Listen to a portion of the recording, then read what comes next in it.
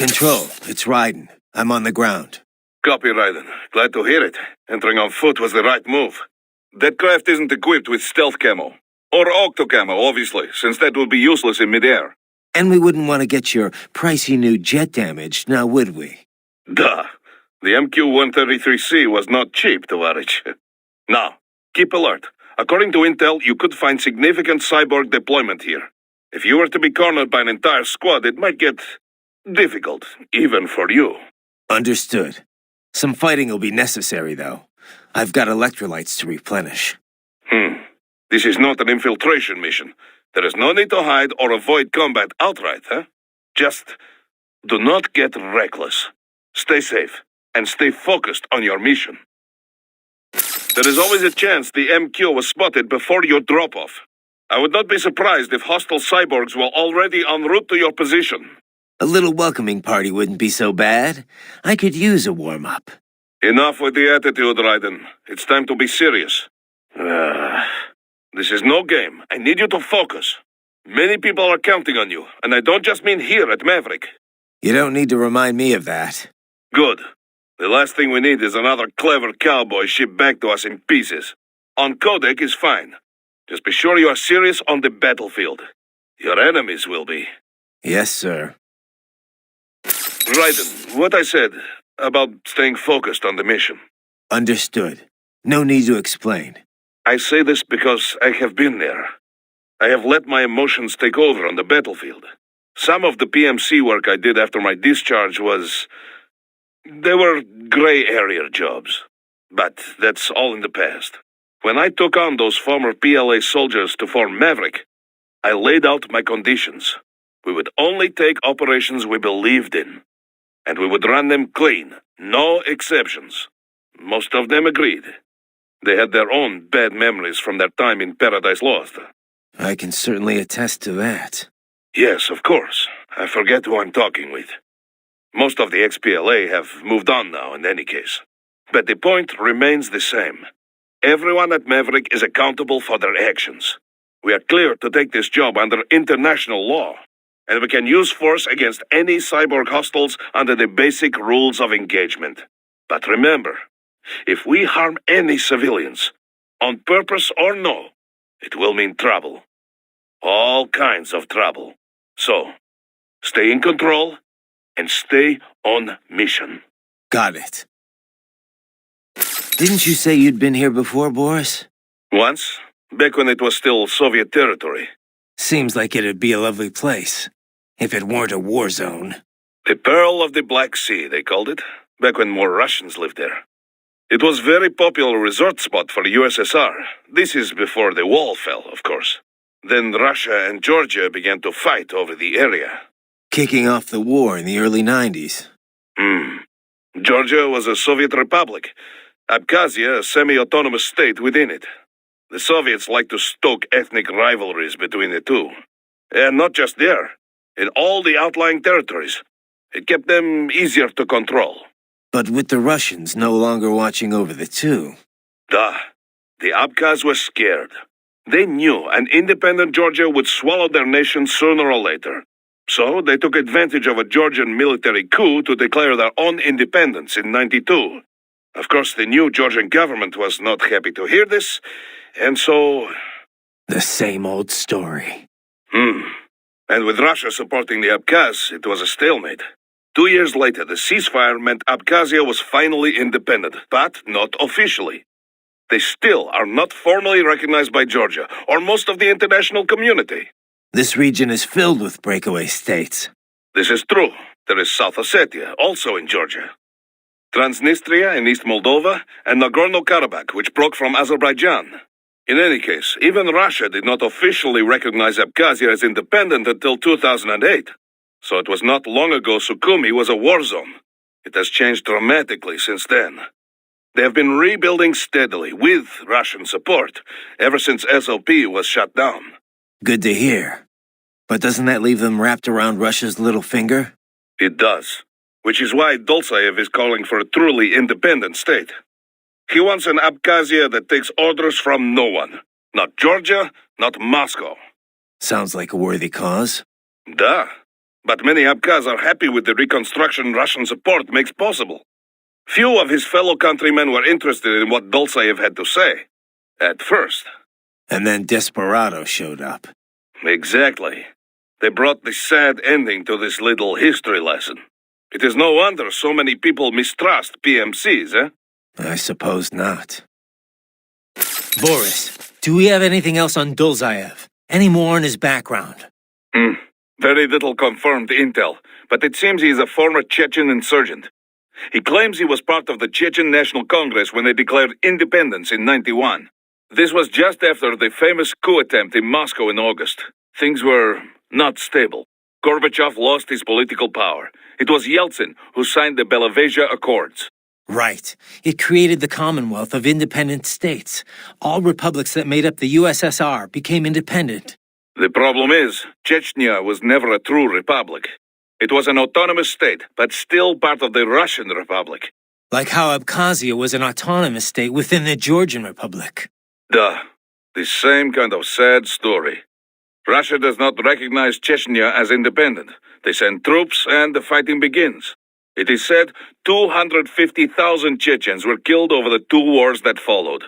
1/4 the entire population. The Chechens were forced to give in, and the war officially ended. But the rebels kept on fighting. Insurgents fled into Caucasus Mountains, formed several factions. They waged guerrilla war on Russia ever since. We think Dolzaev is the leader of just such a rebel group. Sounds like Russia bears some of the blame for radicalizing him and his men. I love my homeland, but she is not perfect. What nation is? Just remember, this could all be smoke. We cannot even confirm Dolzaev is truly ethnic Chechen. Say he is, though.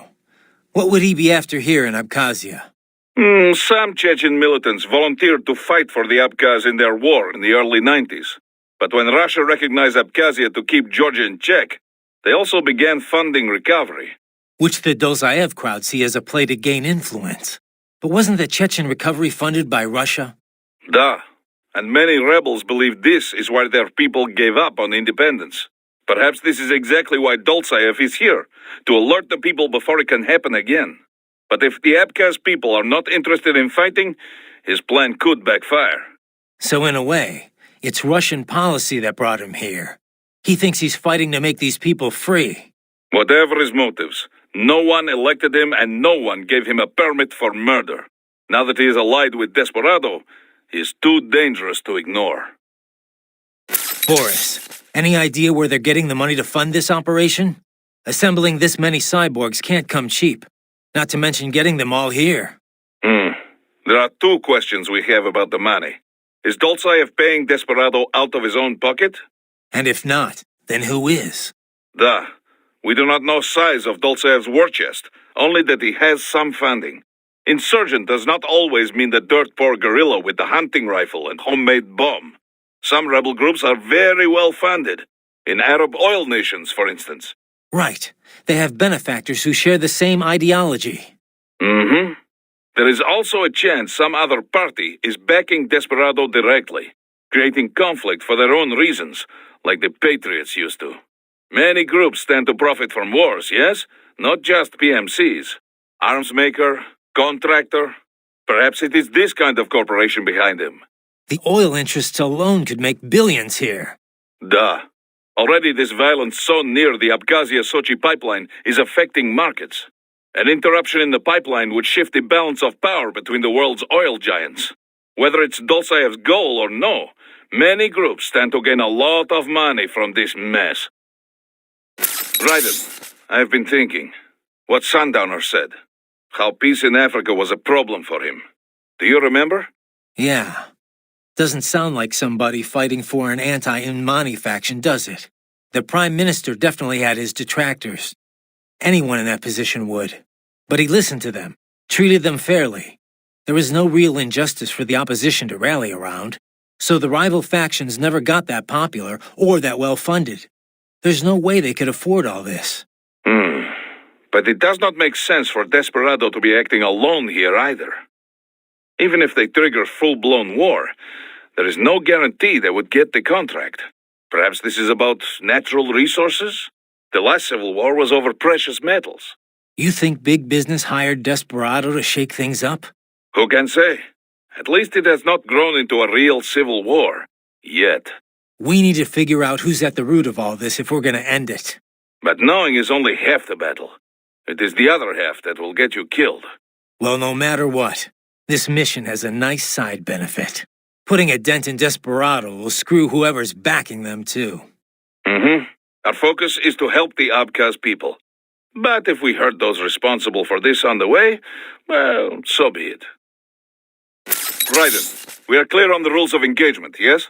Clear enough. I can use deadly force against any hostile elements. Hostile cyborgs, I can strike first. Basically, yes. The actual rules of engagement is more specific. A long list of no's. But you have the idea. You want to recap the highlights for me? No weapons prohibited by international treaty.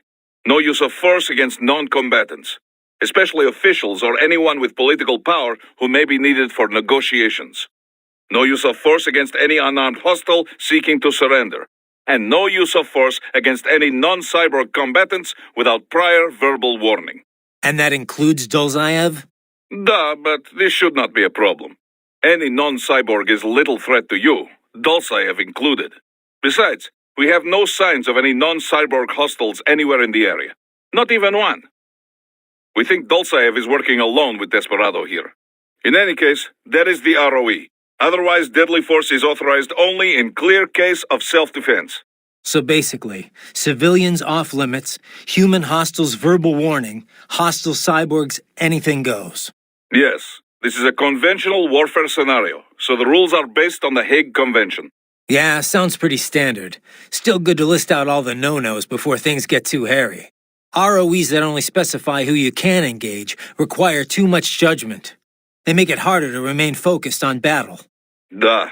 This is why most militaries' ROEs list negatives, not positives. The few that take the other approach, I pity their soldiers the questions they face. Oh, and for our purposes, UGs are considered the same as hostile cyborgs. Copy that.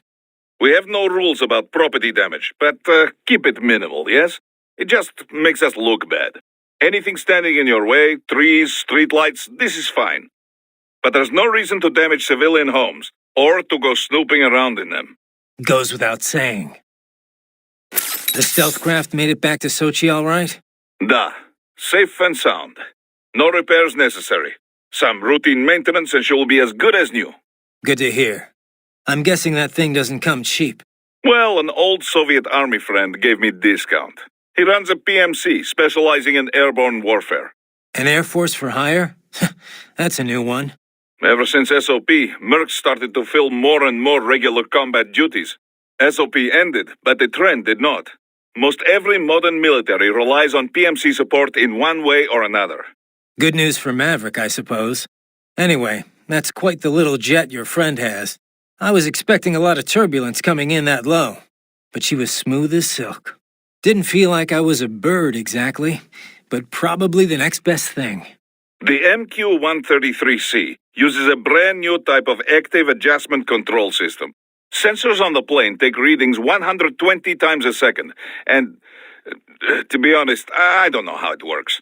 But the crew chief tells me this is what keeps her flying so steady. It is all state-of-the-art technology. There are only 3 of them in the entire world. Even the RQ-133 spy plane she is based on is only 2 years old. It is fitted specially for Cyborg, so maybe demand is a bit low now, but I think that will change soon, eh? It's funny. Its guts are all bleeding edge, but from the outside, it looks almost retro. Until recently, stealth aircraft design was focused on radar-absorbing materials and improving aerodynamics. But lately, engineers are trying to use the shape of the craft to do more than improve gas mileage. Maneuverability is a low priority. This kind of plane is not meant for dogfighting, after all. And we can afford all this? I hate to ask, but will we clear a profit on this op? You need not worry about such things. But yes, we should be fine. Where the proper equipment can make or break a mission, we should have the best. That miss with the anti-air missile last month was a painful reminder of this lesson. Ah, yeah. I see what you mean. I didn't think flares could still fool anti-air missiles like that. They, can't. At least not with any modern missile. Recent missiles rely on a dual wavelength, or IIR system, for guidance. Flares wouldn't fool either of them.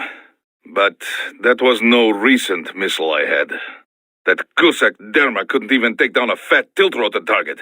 And at close range. Chort возьми. Come on, Boris. We had no intel. No reason to think that we'd be facing anything like that. You budgeted for the tools appropriate to the job. No one blames you. Perhaps. In any case, now we know what we are dealing with. This is still a business, but this time I am stretching the budget as much as possible. Expenses like that aircraft and your new body are all part of this. Both were worth the money. This body's more capable than I could have imagined. I'm glad you feel this way, since it is still company property. Remember, if you quit on us, you either return it or you buy it. Yeah, Boris. I remember the first 5 times you told me. These rifles Desperado's using. Mac 200s, right? Same as Maverick's standard issue. Nice weapon. Not that any gun is much use against a cyborg. The 200 is a thing of beauty. We were one of the first to adopt them 3 years ago. It has minimal muzzle flash and report when firing, and little recoil. Plus, the ejection port near the muzzle makes it good in both left and right hand. Rare for bullpup rifle. Easy maintenance, tough enough to take some dirt without jamming every shot. And it takes standard NATO magazine, so you can find ammo on almost any mission, anywhere in the world. Sounds like somebody's in love. Well, it reminds me of the good old days. Most Soviet gear was trash, yes, but the rifles. The rifles. The best in the world. And it seems I'm not the only one to appreciate them. Apparently not. I see Macs everywhere these days. They've spread all over the world, and so quickly. Still, I am sad to see Desperado using them against us. Well, not much we can do about it now. Such an elegant weapon, waved around Stado Pridurkov. Что вы столи? Okay, Boris, okay. Just calm down. Boris, I got a visual on Dolzaev and Mistral. Looked like they were arguing over something. Mistral's heading up the force at the refinery, correct? We're sure on that? Yes, but I'm not sure how good a commander she is. As a fighter, talented, yes, I know, but... Well, neither one looked very happy. Maybe she'll withdraw. Oh, I doubt that. She may not like him, but she will follow her orders. She is just the leader on the ground here, I think. Someone else is calling the shots behind cover. All right. But what's the end game here? Say I die and we can't stop them. Then what? Are they even capable of forming a real government? Do they think the people here would support Dolzaev? Good question, Tovarich. History shows it is a much easier thing to take a government than to keep it. An unpopular regime can only ignore the will of the people for so long before they rise up. And trying to do all this with PMC soldiers? Difficult. And very, very expensive. Someone else must be bankrolling this for their own reasons. Someone with very deep pockets.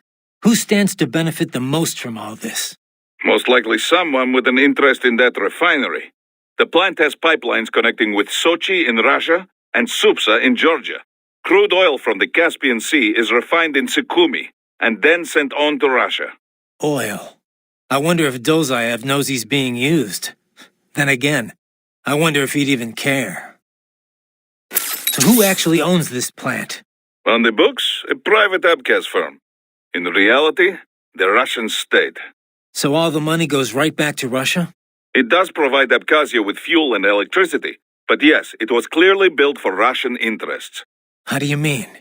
The Caspian Sea is a major source of gas and oil, but these days most of it never passes through Russia. Not since the Baku-Tbilisi-Ceyhan pipeline was built. With it, the oil flows straight to Europe. But that pipeline runs straight through Georgia. Why did the Georgian government allow it? Money, of course, and power. Having a major pipeline run through your land brings plenty of both. The South Ossetia War taught Georgia they could not always rely on the West for support. They began working more with their neighbors in the region to build their own power base. So Georgia stands to gain from this coup? It would seem this way. Any scenario that ends with the refinery no longer under Russian control is good for Georgia. Even if they do not retake Abkhazia outright, they benefit if new regime is more friendly to Georgia. Perhaps this is Dolzeyev's idea, to attract Abkhaz political leaders with a pro-Georgia agenda. And that's why Georgia isn't taking action? I very much doubt Georgian government would be involved in anything so obvious and so reckless. There must be someone else behind all this. And Dolzeyev's just playing along? Why would he?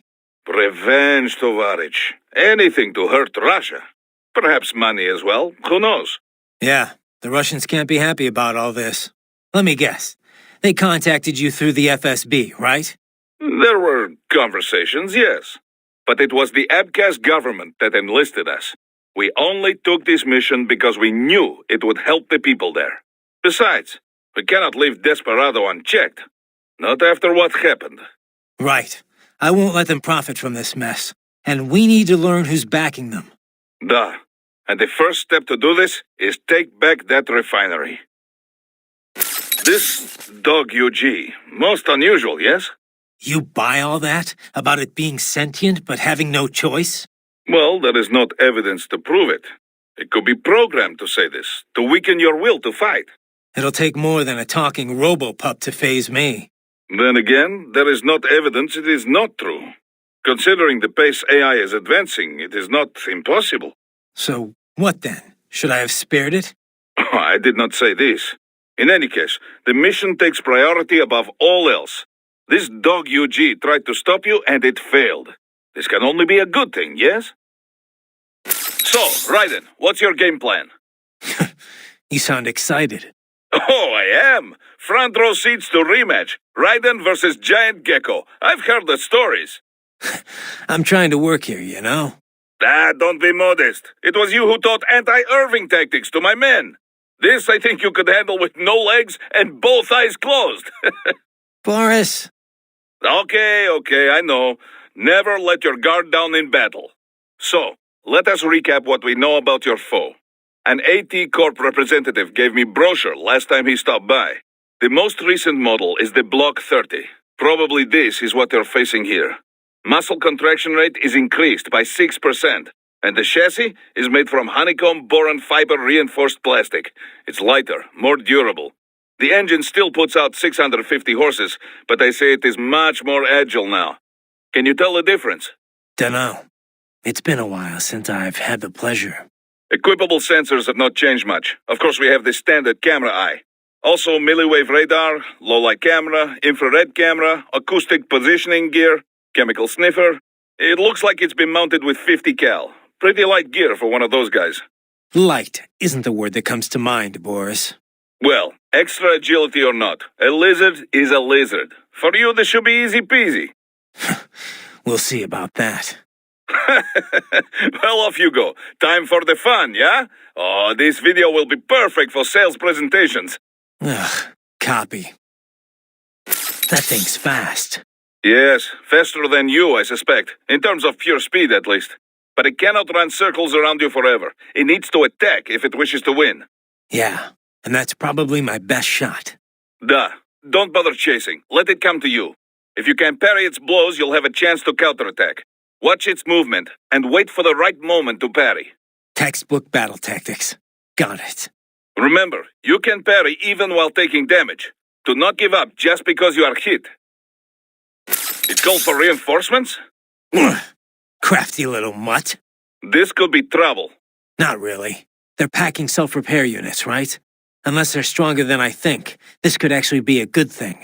Well, hopefully yes, but be careful. Raiden, if you ever get lost, use Augment Mode to check your next objective. By using Augment Mode, you can see enemy positions and the direction in which you should head. Useful for when you cannot find your objective on the Soliton radar. Raiden, you'll need to head inland. But first, make your way through this building. They have erected an electromagnetic barricade. Maybe expecting UG or Cyborg attack, da? There must be some way they use to get around there. Find it. Raiden, let's recap your route. Shoot. First, continue down the road you are on. An abandoned hotel is up ahead. So I get past the gate and into the hotel. Then what? This road ends at the hotel. Enter and you should be able to reach a hill from the roof. That hotel was used by the nomenclatura, high-ranking Communist Party bureaucrats. All destroyed now, of course, but in Soviet days, full of luxury. Anyway, you should be able to reach a hill from hotel roof. There are more Soviet ruins past that hill. Get through there and you will reach the rear of the refinery. Head for the hotel roof. Got it. Raiden, what was your strategy for fighting the Geckos? You said to beware the long legs? Yeah, when they're standing straight up, they've got a longer reach than you'd expect. Once it lifts that leg, you better be ready to get the hell out of the way. The hammerhead missiles have an inertia fuse. Cut them before they stop and they will not detonate. And if it's too late to run, try blade mode. The hammerhead will try to keep its distance from you as much as possible. To damage it, you could ninja run to close the range after it launches missiles. Or your own anti-air missiles will be effective too. Are there any nearby? I kinda doubt they just leave him lying around, Boris. Well, you never know with these types, Raiden. They can be careless, and you won't know if you don't look, eh? She can use her weapon to block, but it is made of tripod parts. Even if they are an improved model, I am sure you can cut through them. So keep striking it, even when she blocks. Sooner or later, it must break. Got it. I'll keep hacking away. Yes, and once her weapon is destroyed, her defenses will be down. This will be your chance. Strike, and strike hard. Raiden, if the tripods are in your way, take them out. Just be careful you are not so distracted that she takes you off guard, yes? This weapon of hers has impressive range. She can defend with it, and yet crack like whip to attack. Yeah, it's bizarre. Definitely suits her. It does not work like anything I have seen before. I cannot tell where her attack will land. And even if you manage to parry, it may be hard to counterattack. Yeah, I need to take care of that thing first. When you see it go slack, be ready. If it hits, you have no chance of countering. What do you think Dolzaev and that woman were discussing? Even your ears could not catch it, huh? No. Even enhanced hearing doesn't help when it's too far for sound vibrations to travel. A pity they were outdoors. We could have deployed laser surveillance unit if they were inside, near window. Yeah, maybe if conditions were perfect. I'd have to be lined up just right to get the beam directly in front of the glass. And there's the problem of noise, too. Duh, true enough. Anyway, not much point talking about it now. Better I just head over there and wrap this up. Of course, of course. I only wonder because I have no idea what Dolzaev is thinking. The more intel we have, the better. Relax, Boris. Once I take out Miss Trall, the rest will be easy. Let us hope so. Good. That's the back of the refinery. I see a door there, but it probably has an alarm. Can you use the ventilation duct? You mean that huge fan? Just cut off the blades as it spins. Easy, yes? Hey, Boris, about the Soliton radar. I noticed that it doesn't get jammed anymore, even if I get spotted by the enemy. Back in the old days, it'd be useless the second an alarm was triggered. Well, once the Patriots fell, classified technology spread all over the world. This new Soliton radar is one example. By applying a non-linear Schrödinger equation to the Soliton solution, they were able to prevent the jamming that plagued the original models based off the KDV equation. I'm impressed. You know your stuff, Mr. President. Of course, I'm a businessman. You think I could run a profitable PMSC without being up to date on the latest tech? But I wonder, how exactly is the equation different? I mean, I'm no expert on how the KDV equation was implemented in the first place, but I'd love to know how the Schrödinger equation fits into all this. Raiden, on battlefield, most important thing is how to use equipment, not theory behind it. The mission is #1 priority. So do not worry your head about equations and such things. Just concentrate on using the equipment to your advantage, da? In other words, you have absolutely no idea, do you? The mission, Raiden. Focus on the mission. Hey, Boris, I know this probably isn't the best time for this, but... No problem. Ask me anything. My goal is to have open company, da? Hiding nothing from its employees. Right, well, there were a few big proposals we had in the works, right? What do you mean? You know, my doing tactical drills with the Brazilian Special Ops Force in Rio. Playing the bad guys in that South African anti-terror police training program. On-site security consulting for the Swiss. Yes, we were working on a few things, weren't we? Well, I thought so, but they're not in Maverick's task management database. Well, Raiden, we've had to freeze those proposals. Temporarily, you see? You're putting them on ice? They would be too much distracting for you. We need to focus on current op. That doesn't seem necessary. You're gonna disappoint a lot of prospective clients. Well, yes, but... This is about Imani, isn't it? I should not have tried to hide it. Right. Open company, remember? Well, yes, but we can't afford for you to be too shaken to complete your mission. Boris, I'm fine. I know it's not all my fault, but my client was killed.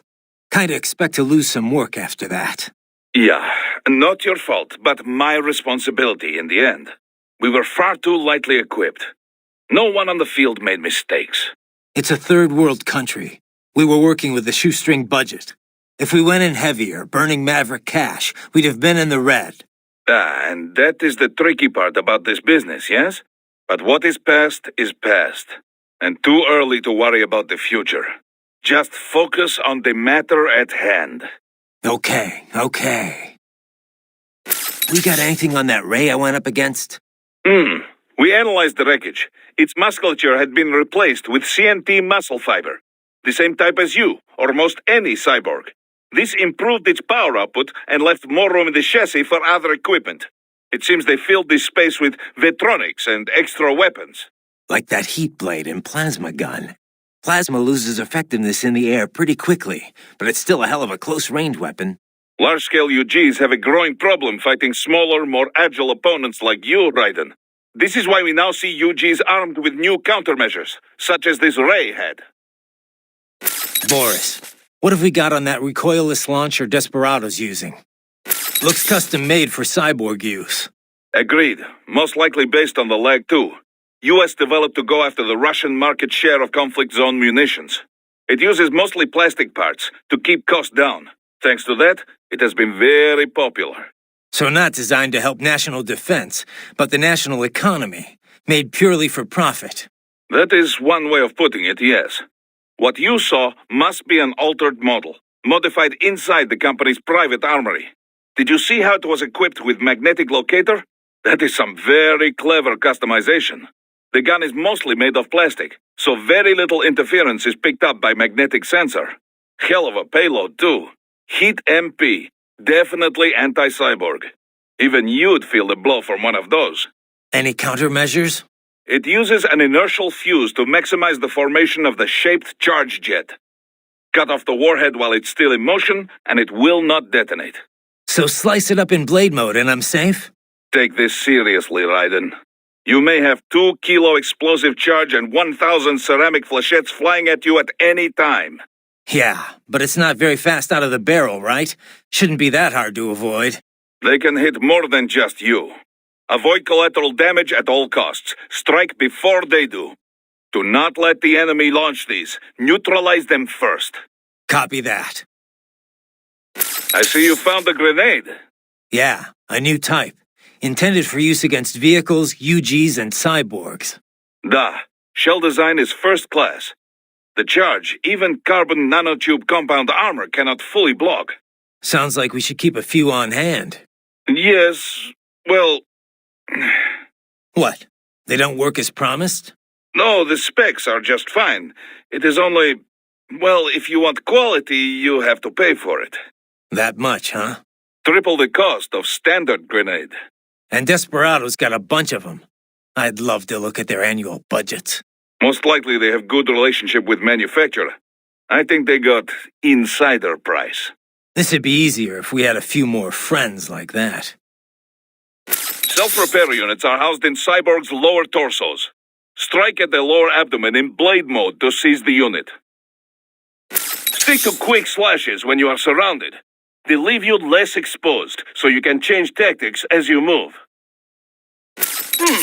You can also string attacks together to keep your enemies off balance, yes? I realize this will not be an easy mission, Raiden. In fact, if it was not for your applied cyborg tech, it would be suicide. After all, you'll be taking a fortified enemy position all on your own. This is the first time you've tried anything like this, yes? Well, not exactly. Huh. You don't need advice from Boris, is that it? Well, you will hear it anyway. We are moving past the days of small teams handling these kind of terrorist actions. With the rise of cyborg tech, the right individual can do what once seemed impossible. Plus, you attract less attention, have a much smaller footprint. As long as any resistance is human, or those standard-issue cyborg piles of junk, we have the advantage. Right. And that is the key. Keeping advantage at all times. We must maintain total combat superiority. From the choices you make on the field to the intel and support we provide as backup. We must work closely together to stay aware of all... Basically, stay in touch and stay on your toes. Duh. This is correct. I got it already, Boris. You worry too much. Says the man who lost an arm and an eye his last time out. Nah, no one expected to face cyborgs on that op. What little security we had should have been overkill. I admit we were not ready. None of Nmani's rivals should have been able to afford that kind of muscle.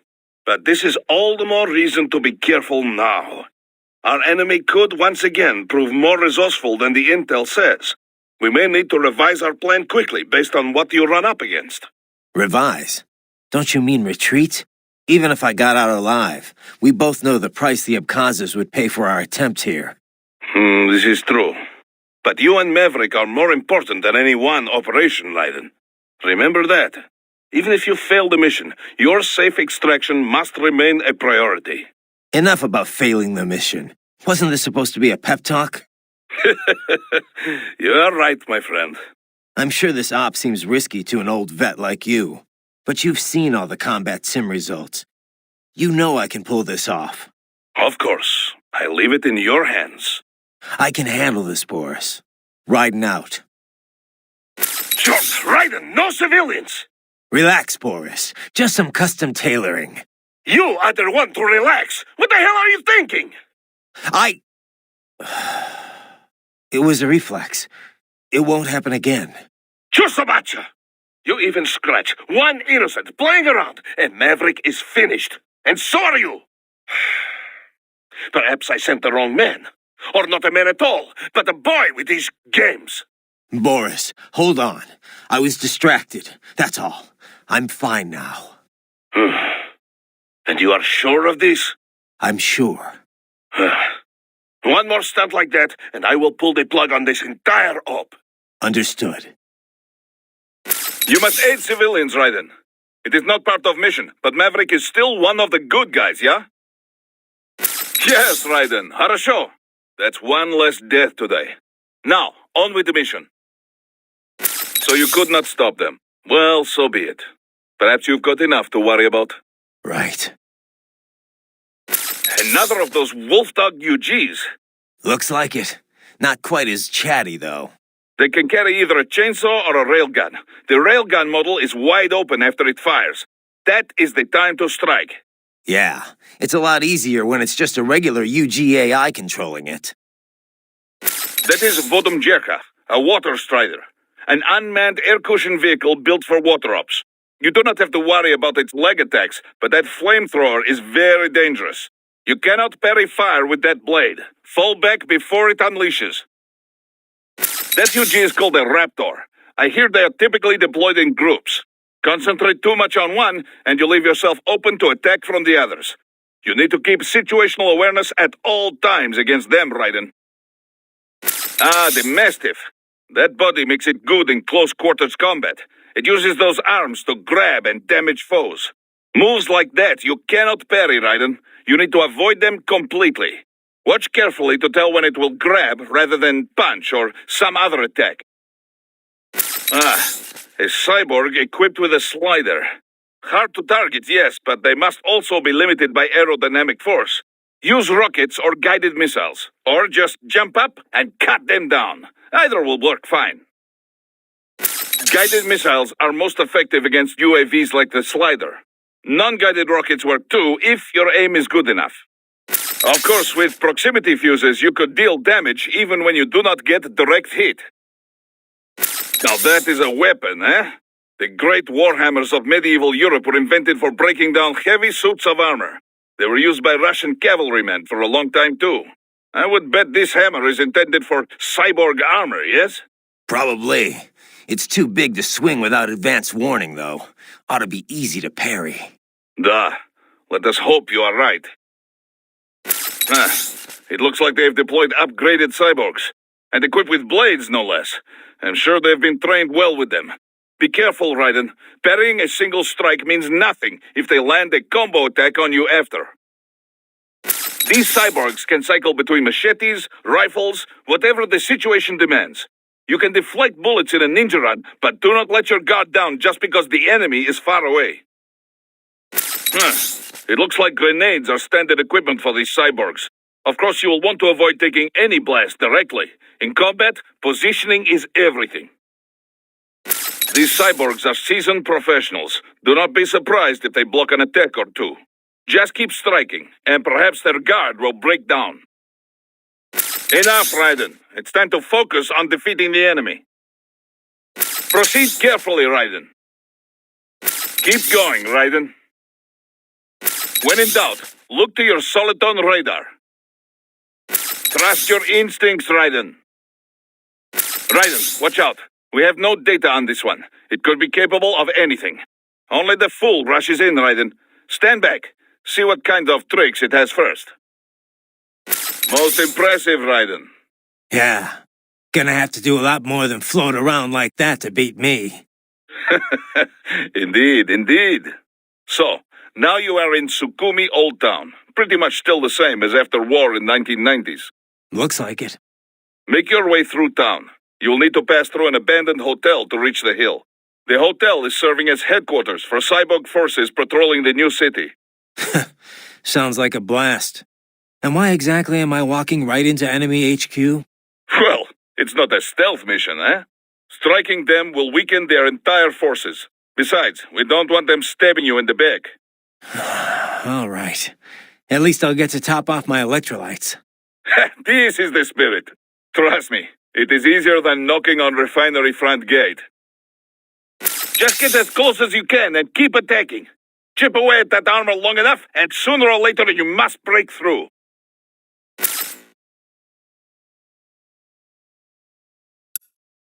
Looks like a war zone out here. The palace cleared out quick when Dolzaev's men showed up. The streets got pretty hot after that. We're definitely gonna see a few civilian casualties here. Luckily, it looks like most of them got out of the city before things got bad. They've basically got control of the entire town, and are using the refinery as their HQ. And that's why we're hitting the plant. Keep in mind, those cyborgs are contractors. For most of these guys, this is just a job. In theory, once you eliminate their commanding officer, they should scatter pretty quickly. We've confirmed 3 key captains in Desperado. Their code names are all wind-themed. The captain presiding over this coup is called Mistral. Cyborg? Yep. All 3 have got custom-made bodies. Collectively, they're known as the Winds of Destruction. The what? They all have action figures, too? You're one to talk, Mr. Lightning Bolt. Who told you?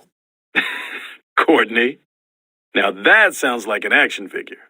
I didn't choose it, trust me. Yeah, well, to be honest, I doubt the Winds of Destruction picked their names either. Different cultures use language differently, even ones with a decent command of English. As you can attest, Mr. LB. Sorry, man, but I have to ask. Where did Mr. Lightning Bolt come from anyway? Ugh, seriously? All right. Well, I told you where I got Raiden from, right?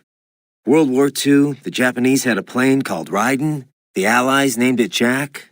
Yeah, I remember. And my real name's Jack. So yeah, they codenamed me Raiden. They being the Patriots. Mm-hmm. Never really suited me. But it's better than... Jack just reminds me too much of the past. I hear you. Someone once told me, you can find your own name and your own future. After that, I dropped Jack for good. Right. And this lightning bolt business? Well, The Ry part of Raiden means thunder, and Den is electric. So Raiden is basically lightning bolt. Mm-hmm. Anyway, I was explaining that to Inmani, and he just busted out laughing. So he called you that as a joke? He was basically just giving you shit. Yeah, he actually had a pretty good sense of humor. He was one of the most charismatic men I'd ever met.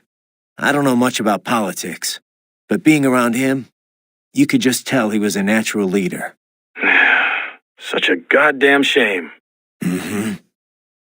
I won't let it happen again. Desperado ends here. Comic book villains and all. Yeah.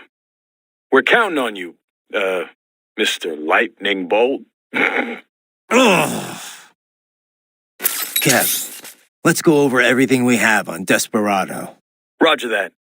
Let's see here. Desperado Enforcement, LLC. Registered in the U.S., Delaware. Makes sense. The U.S. doesn't regulate PMCs too closely.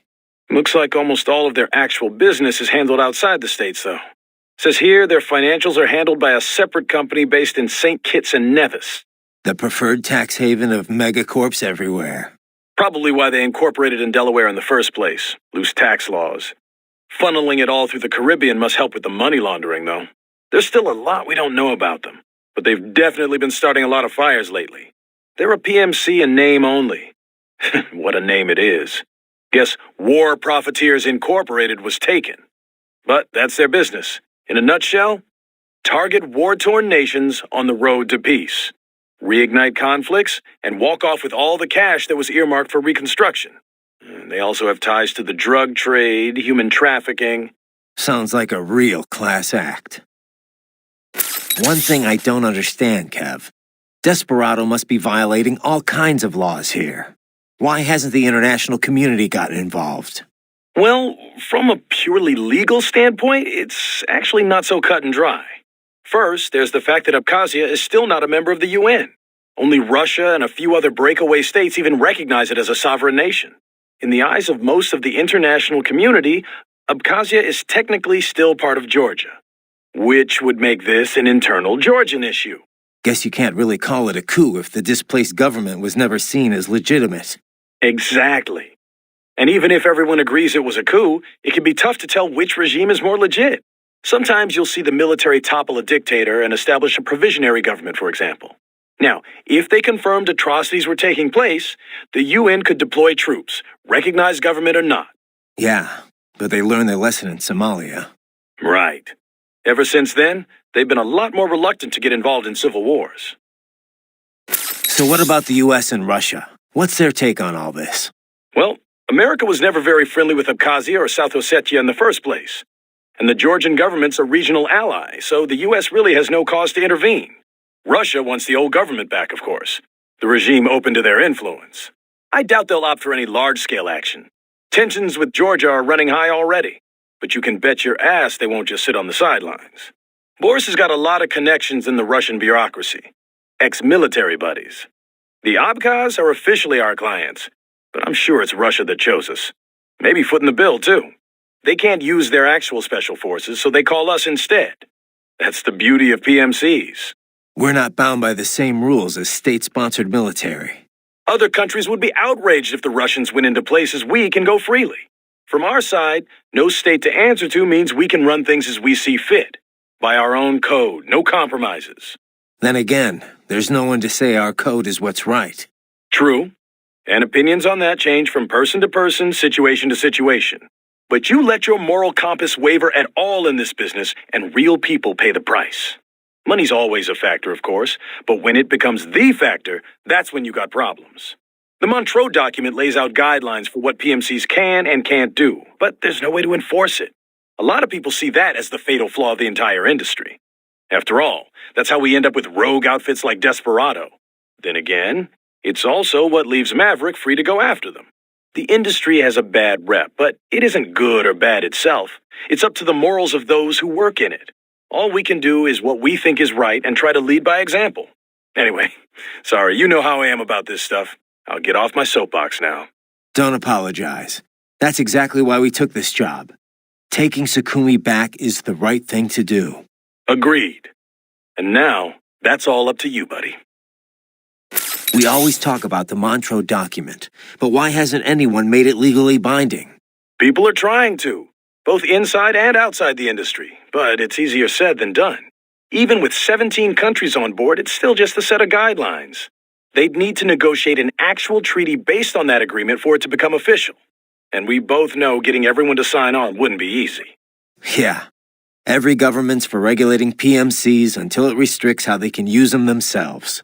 It gets complicated when you try to put it all in exact legal terms, too. A treaty would need to distinguish a PMC's home nation, the one it's active in, and the one that contracted it. Then you have the industry itself, which isn't exactly thrilled at the prospect of greater regulation. There's just so many different parties involved, and everyone's got their own motivations. So yeah, long story short, we're a long way from getting anything legally binding anytime soon. Sorry I asked. Where the hell did Desperado get all these cyborgs anyway, Kev? Hard to say. They're not as rare as they once were, but still. Of all registered PMC troops, we're still talking what, 3% have enhancements? Maybe 5% tops. Mostly career military who got hurt on the battlefield one way or another. Getting their arms or legs back lets them keep earning a living. But most able-bodied soldiers are still reluctant to sacrifice their own healthy body parts. Plus, the surgery is highly specialized. Expensive as hell. Not to mention maintenance costs after that. Unless insurance is footing the bill, most guys couldn't afford enhancements even if they wanted to. Maverick's got some cyborgs. What's their story? They all wounded in action? Mostly. I heard a few saved up and paid for it themselves, but just a few. There is this one crazy blonde guy, though. I heard he asked for a full body conversion. The Patriots didn't leave me much of a body to begin with. I just had Herr Doctor finish what they started. You know I'm just giving you shit, man. Anyway, yeah. Looking at the numbers, cyborg soldiers are still a pretty small minority. Not really surprising when only contractors in developed countries are offered insurance. Third world soldiers get hurt out on the field, and that's all she wrote. They can't work as a merc anymore. Most times, they can't really work at all. Well, Desperado's up to something, 'cause cyborgs are definitely not in the minority here. I've heard of some PMCs covering the cost of the surgery for their disabled. The mercs get their career back, sure, but the PMCs aren't exactly running a charity. These guys have to work to pay it off until the company at least breaks even on them. Any cyborg breaks his contract early would probably be in debt for the rest of his life. You think that's Desperado's MO? I can't prove it, but sure as hell wouldn't surprise me. So what kind of deal does Maverick offer its contractors? Oh yeah, I forgot you're full-time too. You never contracted with us? Nope. Boris invited me on board the first time we talked about it. We've known each other since Area 51. Didn't have any reason to turn him down, so yeah, never really considered the contract route. Right. Well, it's actually pretty rare for guys on the ground like you to be full-timers. Most of Maverick soldiers are contractors, just like with any other PMC. It just makes sense. After all, it's never the same job twice in this business. Each mission has its own requirements. Force size, skill set, all that crap. So generally, we contract out on a per-mission basis, or a fixed schedule for longer jobs. A lot of U.S. companies are doing it that way lately, not just PMCs. Besides, a good contractor can earn more than most regular full-time employees. Definitely a hell of a lot more than regular military. And if they want to quit, can they get out of their contract? Yep. Of course, just up and quitting right in the middle of a mission would cause problems. Just like any other job, you know? We'd want some notice to settle on a new end date, but hold up. You're not thinking of leaving us, are you? Just curious. You still busy with all that other work, Kev? You know me, man. Kev of all trades. I got a lot on my plate. Briefing prep, arms procurement, client negotiation, HR, biz dev, accounting, you name it. Lately, though, I've been focusing more on sales and on-site coordination. Oh, and advisor work like this. Never sleep, do you? Things have been better since Courtney joined up, at least. Sounds like Imani was a pretty great leader. Such a goddamn waste. I've run cover for a lot of VIPs, but men like him are a rare breed. He had all these conflicting factors to deal with. Old tribal tensions, business interests, the military. But Inmani got 'em all working together in a stable government, and all without firing a shot. The savior of a nation. No wonder they called him that. He had a gift for sure. But he also put in the hard work. He was big on equality and justice in every aspect of government. He fought for it day in, day out. Inmani single-handedly energized his people. He's a big part of why the country recovered so quickly. True. It was more than new buildings and jobs. The people had hope again. If only we had someone like him back in Liberia. Things would have been different, that's for sure. And it was my job to protect him. Raiden, come on. Inmani wouldn't want me to go after Desperado. Not out of revenge, anyway. But he would want them stopped. And that's exactly what I'm going to do. So Raiden, who was this that told you to find your own name before you stopped going by Jack? The one and only Solid Snake. Hero of Outer Heaven, Zanzibar Land, Shadow Moses. The list goes on. Right. Guy's a legend. I forgot you knew him so well. Yeah, he saved my ass at Big Shell. Not to mention a few times after that. I've lost count. In terms of pure combat ability, he's one of the greatest soldiers I've ever seen. But it's not only that. He knows what's right, and he just gets it done, period. No one can stop him. I've learned a lot from him. He'd kill me if he heard me talking about him like this. Wow. I didn't know you were such a fanboy. I thought you were going to start crying there for a sec. Very funny, Kev. Seriously, though, did Snake know he had a stalker?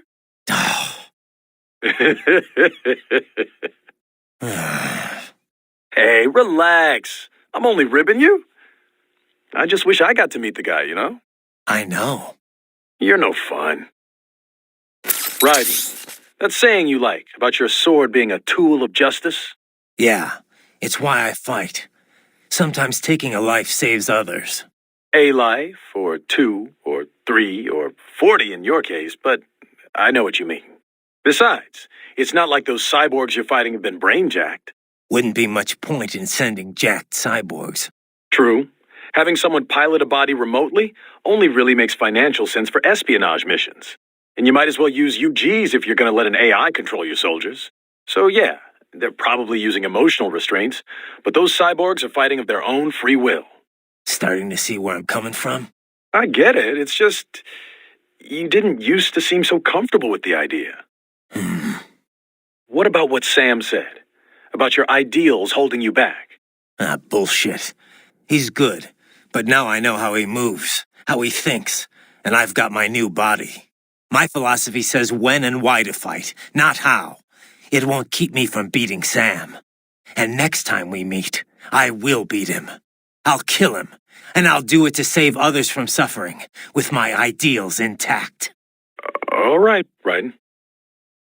Hey, Kev, you have anything on that sword Sam was using? Didn't seem like your garden variety high-frequency blade. It's not. It's a samurai sword. The real deal. 16th century make, handed down in his family ever since.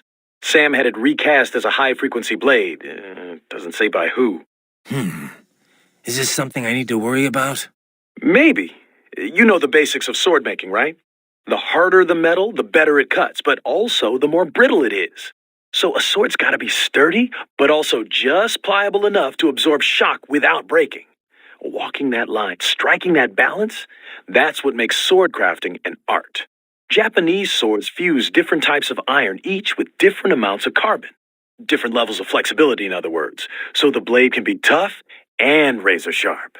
And that gets multiplied when the sword gets the HF treatment? Yeah.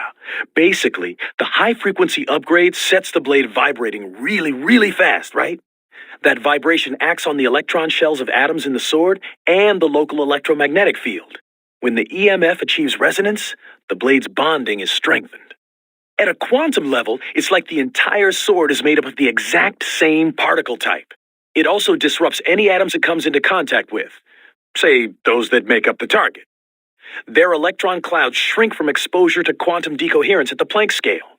In other words, it electrically severs the bonds that keep the target's atoms together. You lost me around the EMF part. And that's the dumbed-down explanation. To be honest, even I don't understand all the details.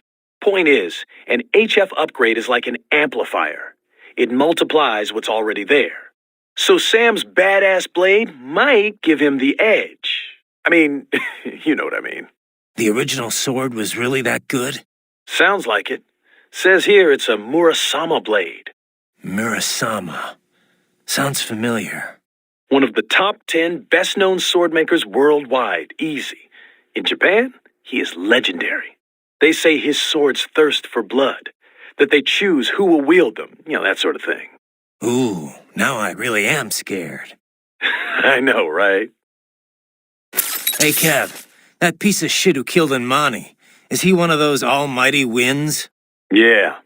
Goes by Sundowner.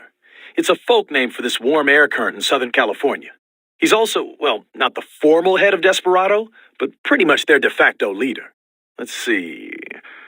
Born in Alabama, family was poor. Solid student, decent grades, but no money for college, so he joined the army.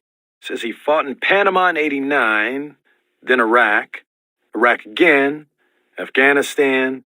In 2008, he drops out of the service and starts doing merc work for various PMCs. He was active all through the SOP years. Built up quite a reputation.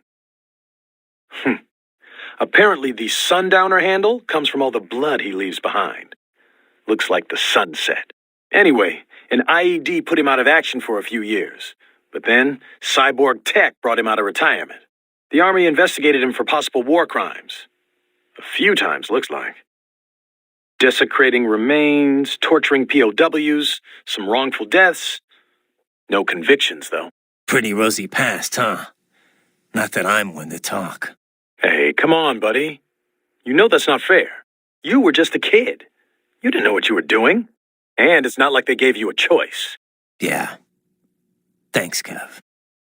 Kev, you dig up anything more on Jetstream Sam? Yeah, actually a bit. Still a lot of missing pieces.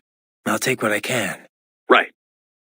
Full name Samuel Rodriguez. Born in Brazil, so I guess that'd be more like Samuel Rodriguez. He's actually not one of the Winds of Destruction. He's not even a Desperado employee. Yeah. Didn't seem like your typical PMC to me.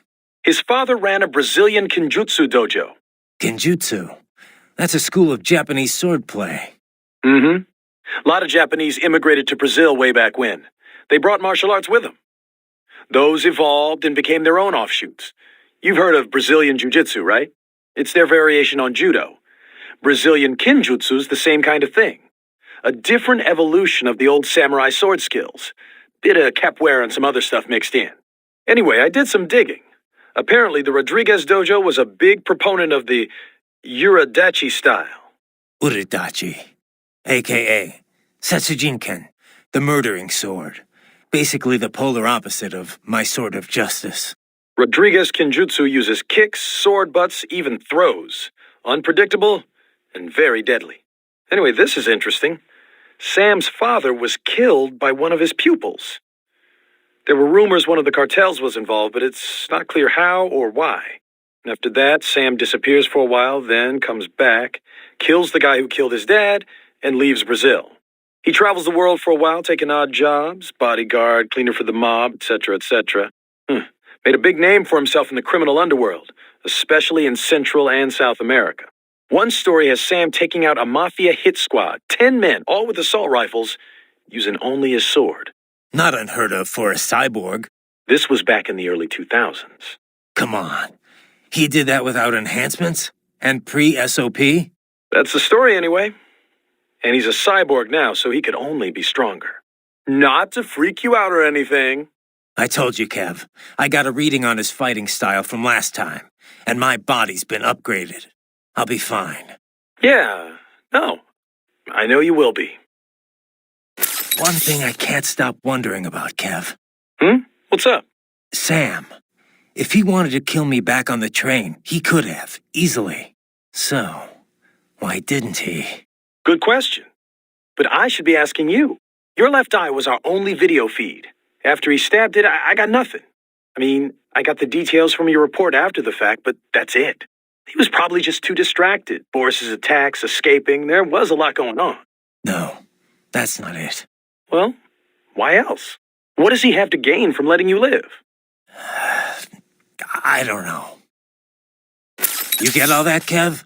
The woman with Dosayev. That's Mistral? Yep, the only female member of the Winds of Destruction. The name is from a cold, dry regional wind in France that blows from the Alps down to the Mediterranean. She French? Yep. Born in Algeria, though. It was a French colony until they declared independence in the early 60s. Haha, but you already knew that. Yeah. They were the last French colony in Africa. You know your history. Plenty of French colonial families still live there. Billets noirs, they're called. I've heard the term. The main character in that Camus novel, The Stranger, was one. You also find a lot of Algerians who've immigrated to France, although they put a stop to that a while ago. Yeah. A lot of European countries seem to be clamping down on immigration lately. Mistral joined the Foreign Legion to get her citizenship. A woman legionnaire? And not the first. There was one that served in the North Africa campaign during World War II. Anyway, Mistral's been doing PMC work ever since her Legion discharge. We're not sure why she went cyborg. She's officially leading the force at the refinery, but she is also a combatant. I don't have anything on her combat style, but do not underestimate her. The Winds of Destruction are trained killers, all of them. They didn't let her in because of her looks. I don't need a reminder. I won't let my guard down. Yeah, but, speaking of her looks, she's got, well, a couple of, huge... Look, just don't get distracted, okay? Sounds like you should take your own advice there, Kev. So, Kev, what exactly goes on here anyway? I mean, obviously refining oil, but what else involved with that? How careful do I need to be? Skip that week in science class, huh? All right, how much do you know already? Just the basics. They take crude and refine it into gas and stuff. Other usable fuels, right? Well, yeah, and stuff. Kerosene, liquefied petroleum gas, naphtha, jet fuel. Naphtha? The raw material for ethylene, which is then the raw material for polyethylene and other plastics. Crude oil's used for a lot more than just fuel, you know. These days, it's the core component of just about every chemical product. Okay. Crude contains a lot of molecular hydrocarbons and impurities. The refinery distills and extracts these hydrocarbons at their different boiling points. Once the impurities are removed, what's left can be used to make gasoline and so on. Right. So, pretty much exactly what I said in the first place. Oh, well, if you know all this already, I guess we're done here. I could use a bit more detail on... All right, cool then. Kevin out. Hey, so, Kev, buddy, about the refinery. Can I get a quick breakdown of the facilities? Copy that. I suppose you should at least know a few basics for the mission. So, like I was saying, the refining process is based around distillation. The tallest building on site is the distillation tower. All the crude oil runs through there first, where it's distilled at different boiling ranges. Lighter components with low boiling points are removed at the top of the tower, heavier ones at the base. The heaviest fuel oil then has the lighter oils and naphtha that distillation didn't remove taken out. Fluid catalytic cracking is what they call it. Other than that, let's see. There's equipment to remove sulfur, a cooling tower to dispose of all the water used. Oh, and the flare stack to eliminate gas waste. You see that thing with flame shooting out the top? That's the stack. It's burning the gas off?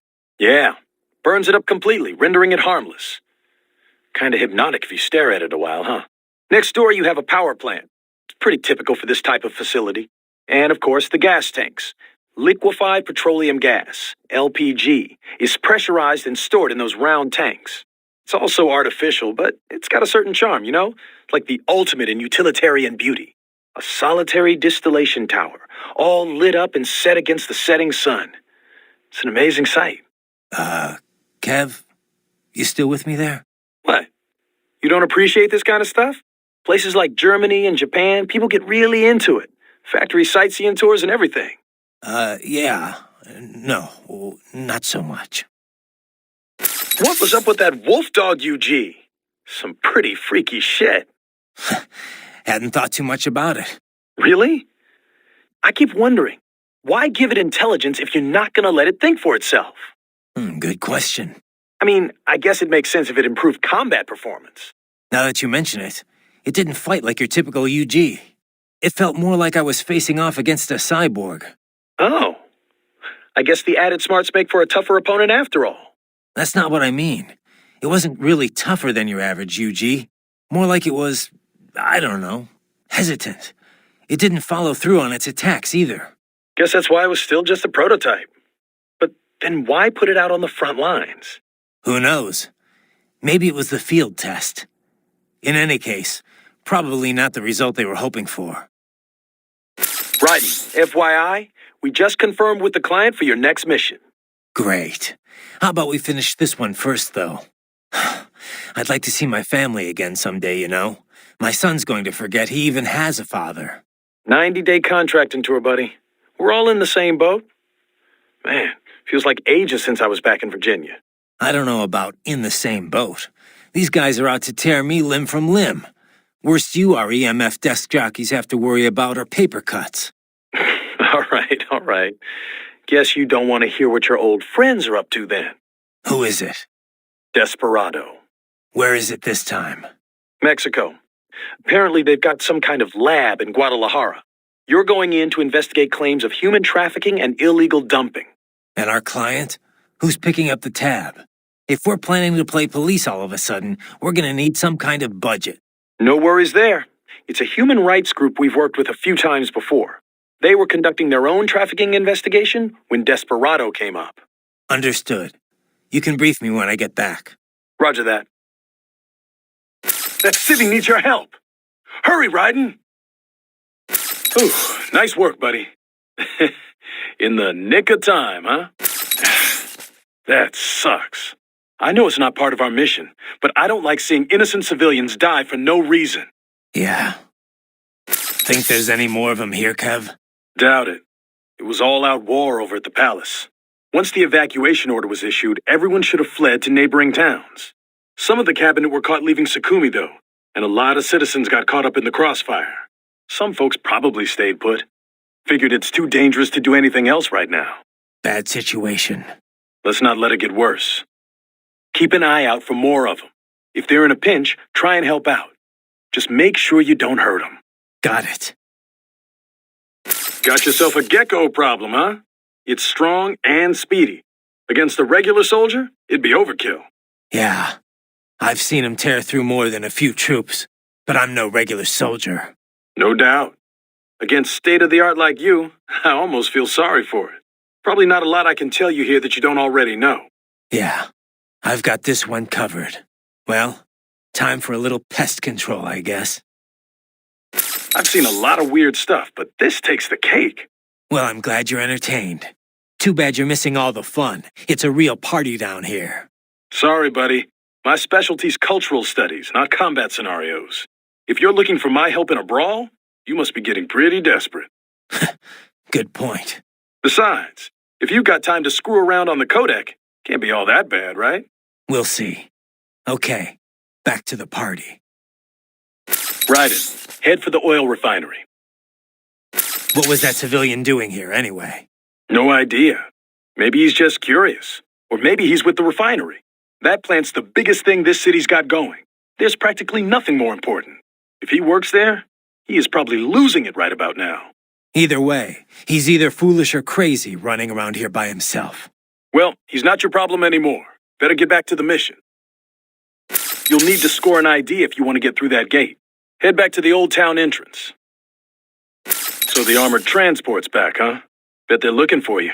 And they've probably got your ID in there, too. Ryder, you all right? That is one freaky lady. Yikes. Aw, come on, Kev. Maybe she just needs to meet the right guy. I could slip her your number. That's okay, man. I'm good. Besides, shouldn't you be worried about saving your own ass at the moment? Well, yeah. Just thinking about how I'm gonna handle this. If you're looking for advice, try hitting up Boris. Doctor might have some info, too. From the UG and Cyborg angle. That's a pretty weird hilt Sam had on his blade. It had some kind of explosive charge built in. Helped him unsheath quicker. A cheap trick if you ask me. Maybe it was, but he did cut your arm off. Besides, if you get down to it, just being a cyborg's not exactly fighting fair, is it? Maybe not. But I'm not saying any and all science isn't fair. It's weird how the blade pointed downward, too. I thought samurai swords always pointed up. It could be to help him unsheath it faster. Maybe it's part of the original Uradachi style, or something Rodriguez invented over in Brazil. An underhanded blade for an underhanded fighting style, huh? I like it. Sorry, buddy. I got nothing right now. Maybe try asking Doctor or Boris. Take care of that enemy first, Raiden. Don't panic, Raiden. Keep cool, stay focused. Just keep going, buddy. Check that goal point on your Soliton radar. So, it's your move, buddy. Raiden, what the hell, man? This is your idea of a good time? Stripping dudes in public? I didn't know you were into that. Right. Sorry. It was an accident. Hey, I'm not here to judge. But next time, find someone consenting and do it on your own damn time.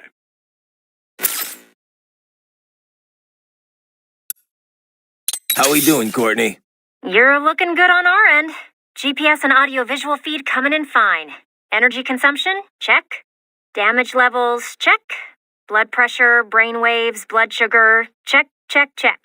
All this monitoring equipment, I got a better view than if I was standing right next to you. Anyway, I'll be saving all your data automatically anytime something important happens in the field. But contact me anytime you want a manual save. Copy that. Good to hear that hasn't changed with this new body. Yep, the basic system's exactly the same. So, did you want to save? And save complete. Simple, huh? Roger that. Let me know if you change your mind. Copy. And glad to hear you're okay after Africa. That ambush was no joke. Tell me about it. 3 armored vehicles should have been plenty for that job. And it would have been against any typical guerrilla force. I keep asking myself, where would an anti-Imani faction get the cash to hire cyborgs? It just doesn't add up. Maybe there's some intel I missed. A lead I should have followed up on. Maybe if I reacted faster or coordinated better. I don't know. You can't think that way, Courtney. Not in this business. You did everything you could. Put it behind you and move on. You're right. Thanks. Raiden, you need to save? Roger that. Save complete. No? What's up?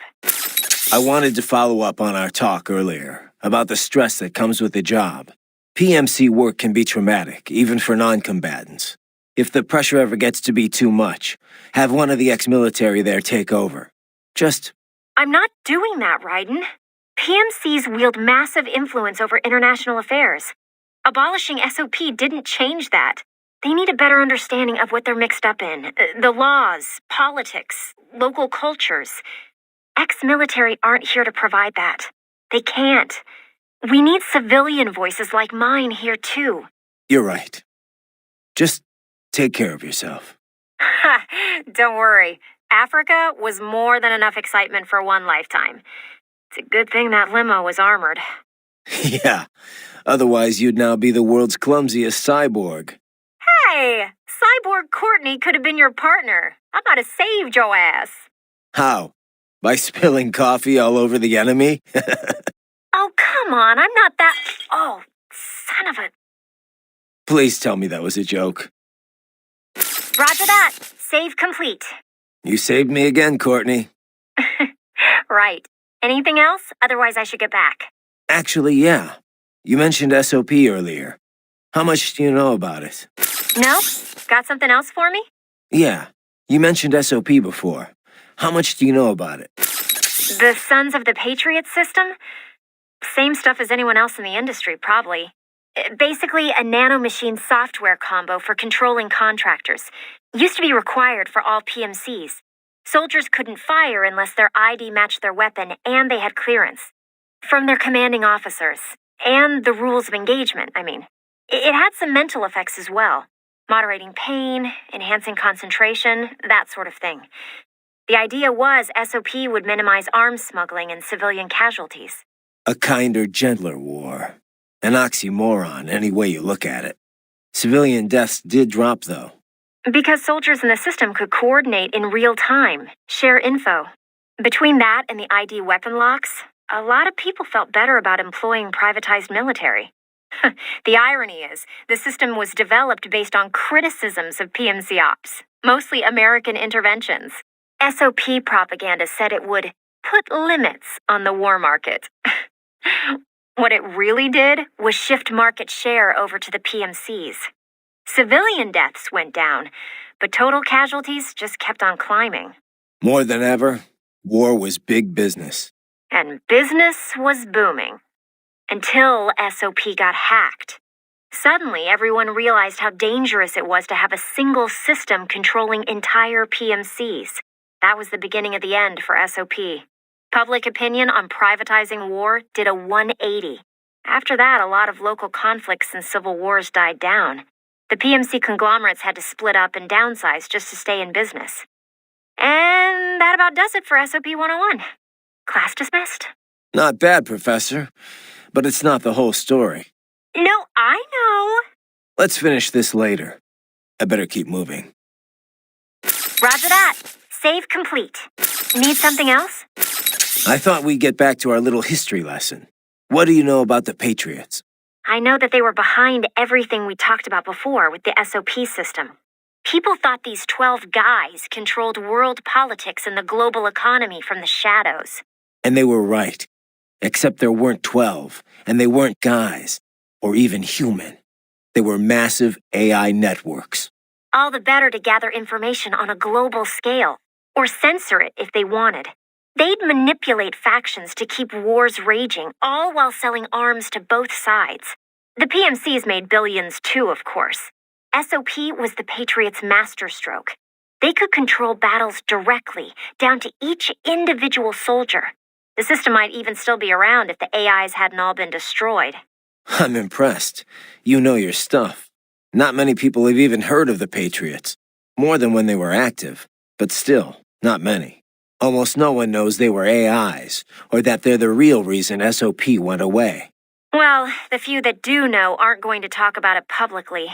Even the world leaders. Especially the world leaders. The people would panic, assuming anyone believed them, which they wouldn't. You can find speculation on the net if you look hard enough. Some of them get pretty close to the truth, but the stories never made it into the mainstream. Just another conspiracy theory. I'm not surprised. It's a little hard to believe, you know? It just sounds crazy. When Kevin briefed me about all this in orientation, I thought it was some kind of BS detecting test. Roger that. Keep up the good work. All right, then. Hey, Raiden, let me ask you something. The Patriots. Why would AIs do all of that? I can see why people would want all the money, but AIs? What did they stand to gain from it all? Who knows?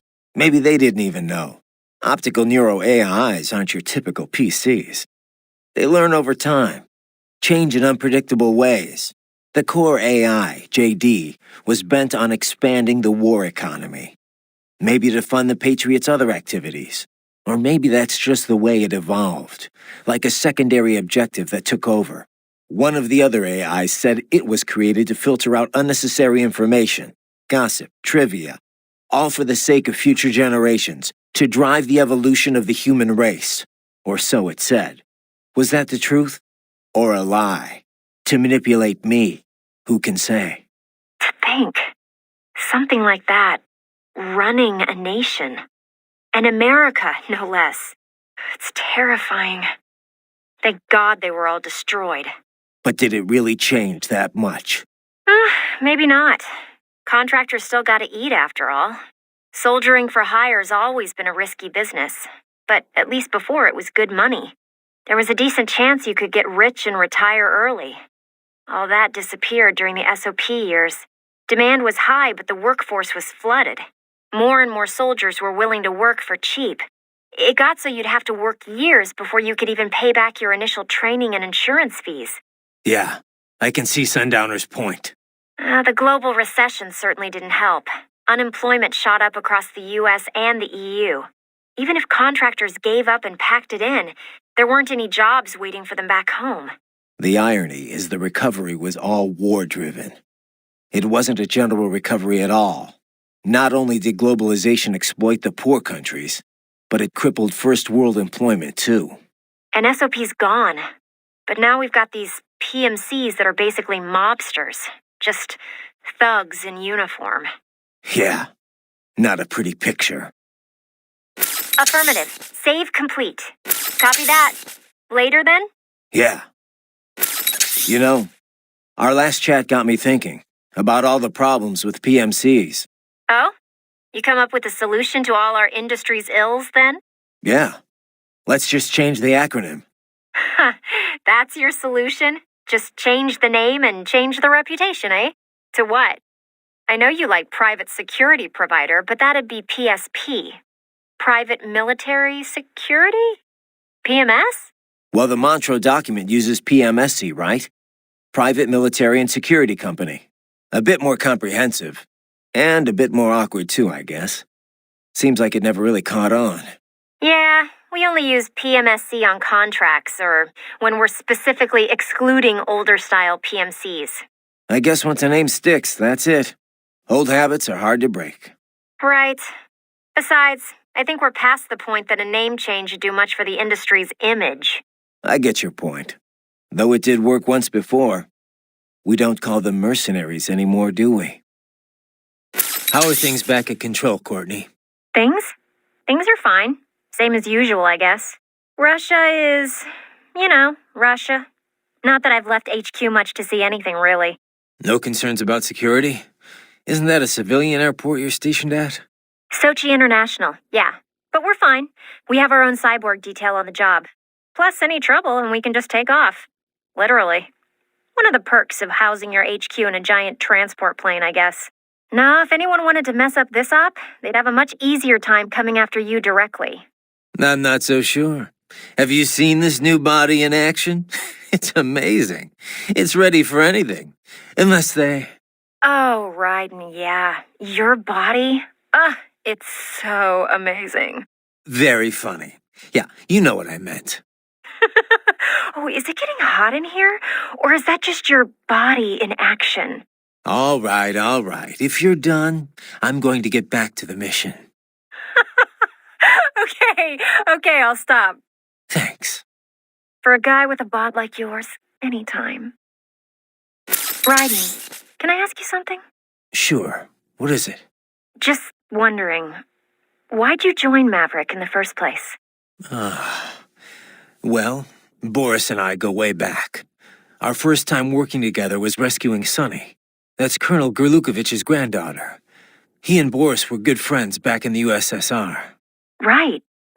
The Patriots were holding her? Yeah. I was mainly working with the PLA, but Boris was a huge help. His Russian military connections paid off big time. All his covert op experience, too. He wasn't working pro bono, of course, but he went above and beyond the call. The Patriots were a threat to everyone, not just America. He got that.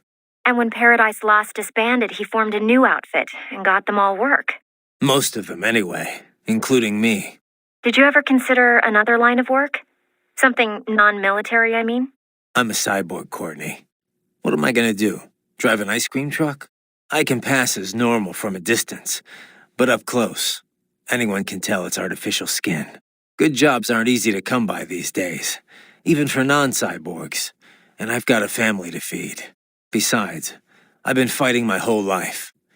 It's just who I am. Sorry, I didn't mean to pry. It's fine, Courtney. No worries. So, Courtney, you've heard my story. What about you? How'd you end up at Maverick? Me? Well, it's funny. I was a business major, actually. Thought I'd go for an MBA.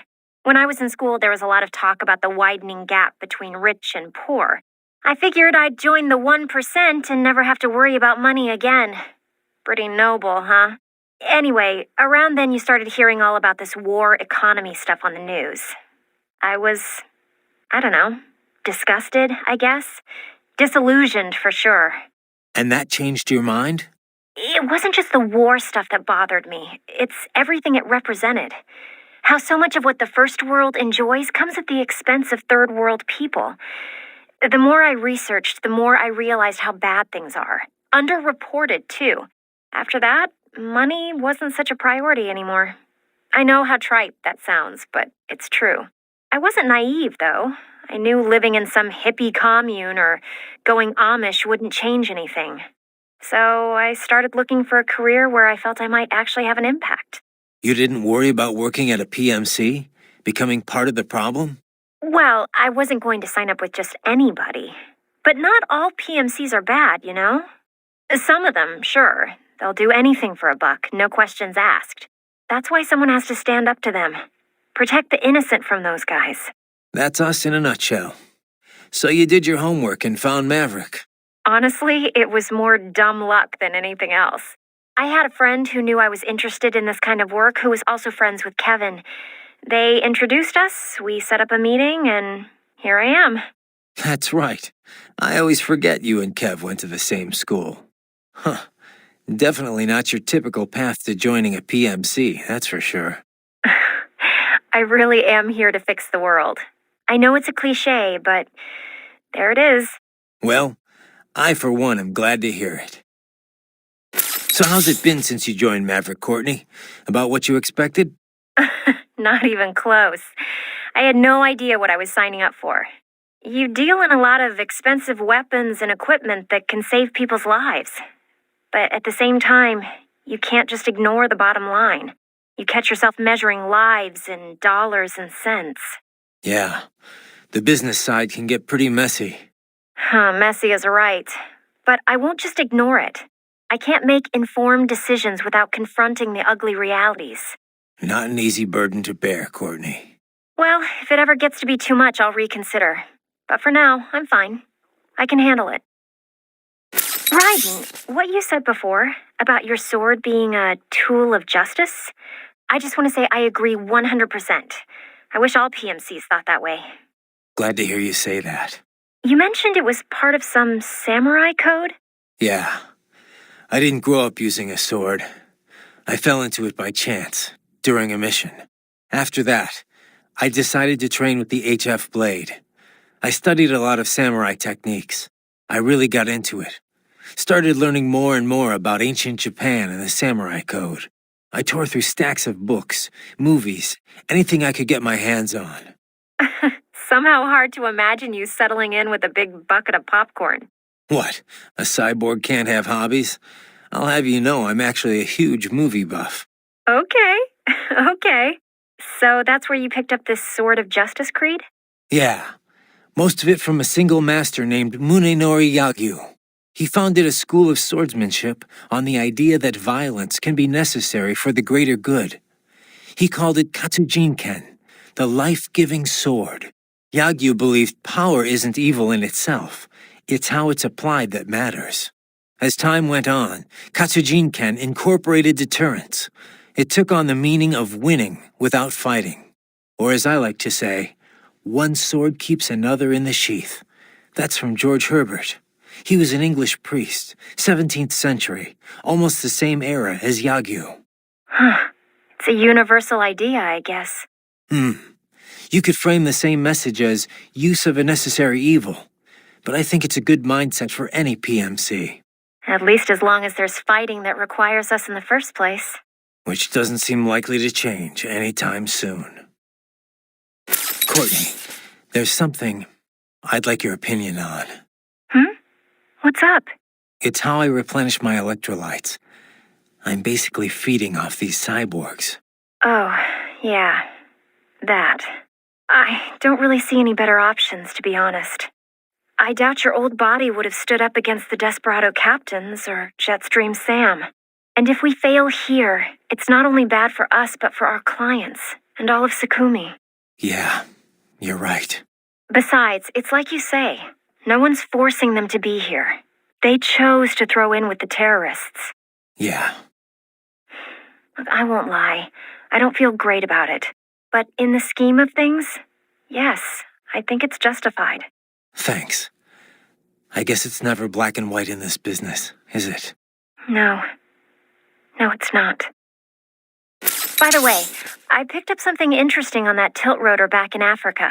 Desperado's getaway vehicle? What do you got? I traced its registration. It comes up as a, get this, mail transport, a Somali civilian helicopter. Not even the right type of aircraft. So the registration is fake. Well, par for the course for Desperado, I guess. I wonder why they bothered with the tilt rotor in the first place. Why not? They can take off and land without an airstrip, virtually anywhere. Hover, too. Meanwhile, they have the speed and range of a fixed-wing plane, or close to it. And they're quiet. You don't get all that BVI noise from the blades like with a normal copter. Aren't they more accident-prone, though? They were. Used to call them widowmakers. The rotor tech is really complex. There've been a lot of mishaps over the years, but each one's helped perfect the design. These days, they're as safe as any other aircraft, helicopter or fixed-wing. Most of VTOL's bad rep is left over from the thrust-vectoring jets of the past. Ah, no wonder you know all this. Says here you took down a Harrier once. Wait, by yourself? Well, I did have a rocket launcher. Wasn't so tough while it was in hover mode. I bet you're just being modest. Must have been a pretty crazy op you were on. You don't know the half of it. By the way, Raiden, we're not picking up any EXIF codes here either. They're all unaffiliated. Makes sense. We're enemies. Desperado's EXIF code won't match ours, and vice versa. How much do you know about how EXIF works? Not much. Just that it comes up as a positive match for friendlies and unaffiliated for anyone else.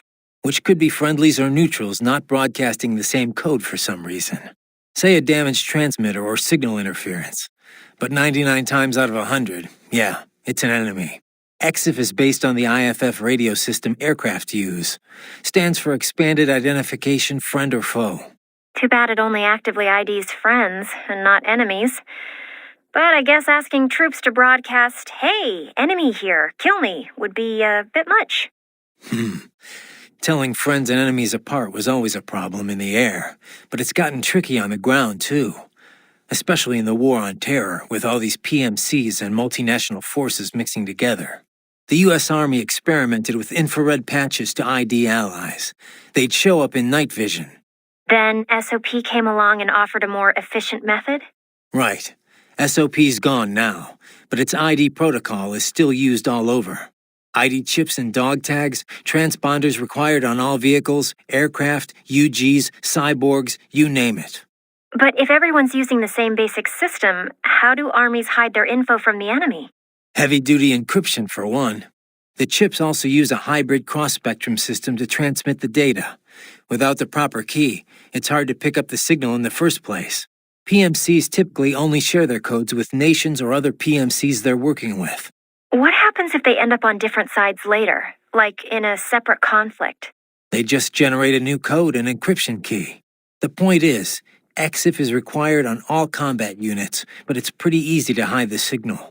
And 99 times out of 100, unaffiliated means it's a hostile? Right. Just like with IFF and aircraft. You're a quick study, Courtney. Nice history lesson, Teach. Now, if you're done, I think you have a nation to save. Just a little on-the-job training, Kev. Riding out. Did you catch all that with Dosaev and Mistral? Yeah, I was monitoring the whole time. Dolzaev's not really what I expected. I've seen his file, plenty of photos, but I guess I expected someone more, I don't know, threatening? Didn't seem too friendly to me. No, I mean, you hear terrorist, you think of some cold, calculating professional. Dolzaev looks more like some guy off the street. Cold, calculating professional types don't usually bother with terrorism. It's too risky. Most terrorists are ordinary people, radicalized one way or another. Yeah, I guess so. Of course, that doesn't make what they do any easier to forgive. What about Miss Tra? What'd you think? Well, she's certainly attractive. Probably an artificial face, though. I'm guessing most of her is artificial. Roger that.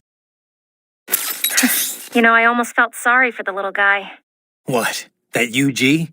Why? Because it couldn't disobey its orders? Yeah, that, and I don't know, it didn't seem especially interested in fighting you somehow. But was it really thinking on its own? Maybe it was all just an act. Get me to second-guess myself. You could be right. It's just, it didn't seem like just another UG to me. Maybe it's because I'm such a dog lover. That was no cuddly puppy, Courtney. It was a wolf, and a nasty one at that. No, I know. You're right. I didn't mean to sound critical. Whatever it was, it attacked you. You had no other choice. Didn't have much freedom myself, did I? What's up? Okay, save complete. Don't let your guard down, okay? No? Did you need anything else? No, guess not. Just wanted to hear the sound of your voice. Oh, save it for your wife, Raiden. All right. Raiden, good luck out there. You okay, Raiden? Save complete. Be careful, Raiden. No? Okay, just be careful, all right? All right. Be careful out there, okay? Raiden, you okay? All right, save complete. Please be careful, Raiden. You sure? All right, well, be careful. Okay. You just watch yourself out there. Got it? Come on, save him! He's gonna get killed! Raiden, did you... Yeah. Good thing I got here when I did. I'm, impressed, Raiden. Thanks. Now if you'll excuse me. Huh? Oh, right. The mission. Did they... Life signs are nil. Guess I was too late. Copy that. Back to the mission, I guess. Be careful out there, Raiden. I know you're used to these things, but nothing's more dangerous than letting your guard down. Don't have to tell me twice. Underestimating your enemy's the best way to get yourself killed. I can't give you much advice here, but just take it slow and do it right, okay? You want me to save just in case? All right, you're all backed up. But be careful anyway, huh? No? Well, I guess you'd know better than me. Still, be careful. Everything okay, Raiden? Yeah, it's a fascinating foe, but I'm not gonna cut it any slack. We're dealing with terrorists here. And AI or not, it's still aiding and abetting them. Yeah. Be careful, though. You might want to save your data first. Okay, all set. Good luck. No? Well, watch yourself out there. So Mistral's from Algeria. Have you ever been? No, you? Once, for a consulting job. Pretty short trip, though. I hear it's pretty safe there now, compared to how things were at the start of this decade. Yeah, I was able to slip a little sightseeing in. Pretty nice spot for a vacation. Kind of hot, though. 80% of it's the Saharan desert, and wow, it was just like you'd imagine. So much sand. You could easily imagine camel caravans trekking beneath the early evening moon. It was like something from another world. Yeah? I thought only a sixth of the Sahara was sandy like that. The French carried out a bunch of nuclear tests there too, I remember. But once you reach the Mediterranean coast, it's a totally different place. All these white-walled buildings framed against intense blue sea. It's a really stark contrast. Were you in Algiers? I know that the capital looks a lot like that. Yep. The local cuisine's totally French-influenced. I'll never forget this one lunch near my hotel. A baguette sandwich and a café au lait. Simple and simply unforgettable. Oh, there were a bunch of sweet shops in town, too. High-quality European candy, but so cheap. Sounds like you ate your way across the country. Well, food's an important part of local culture, you know. Oh, and speaking of which, the seafood. I didn't expect to see Mediterranean fish in African cuisine, but it was also fresh and flavorful. They'd fry up small fish whole, then drizzle them with lemon juice. I could have eaten that all day. Sounds like a lot of calories. I tried to stay active, you know.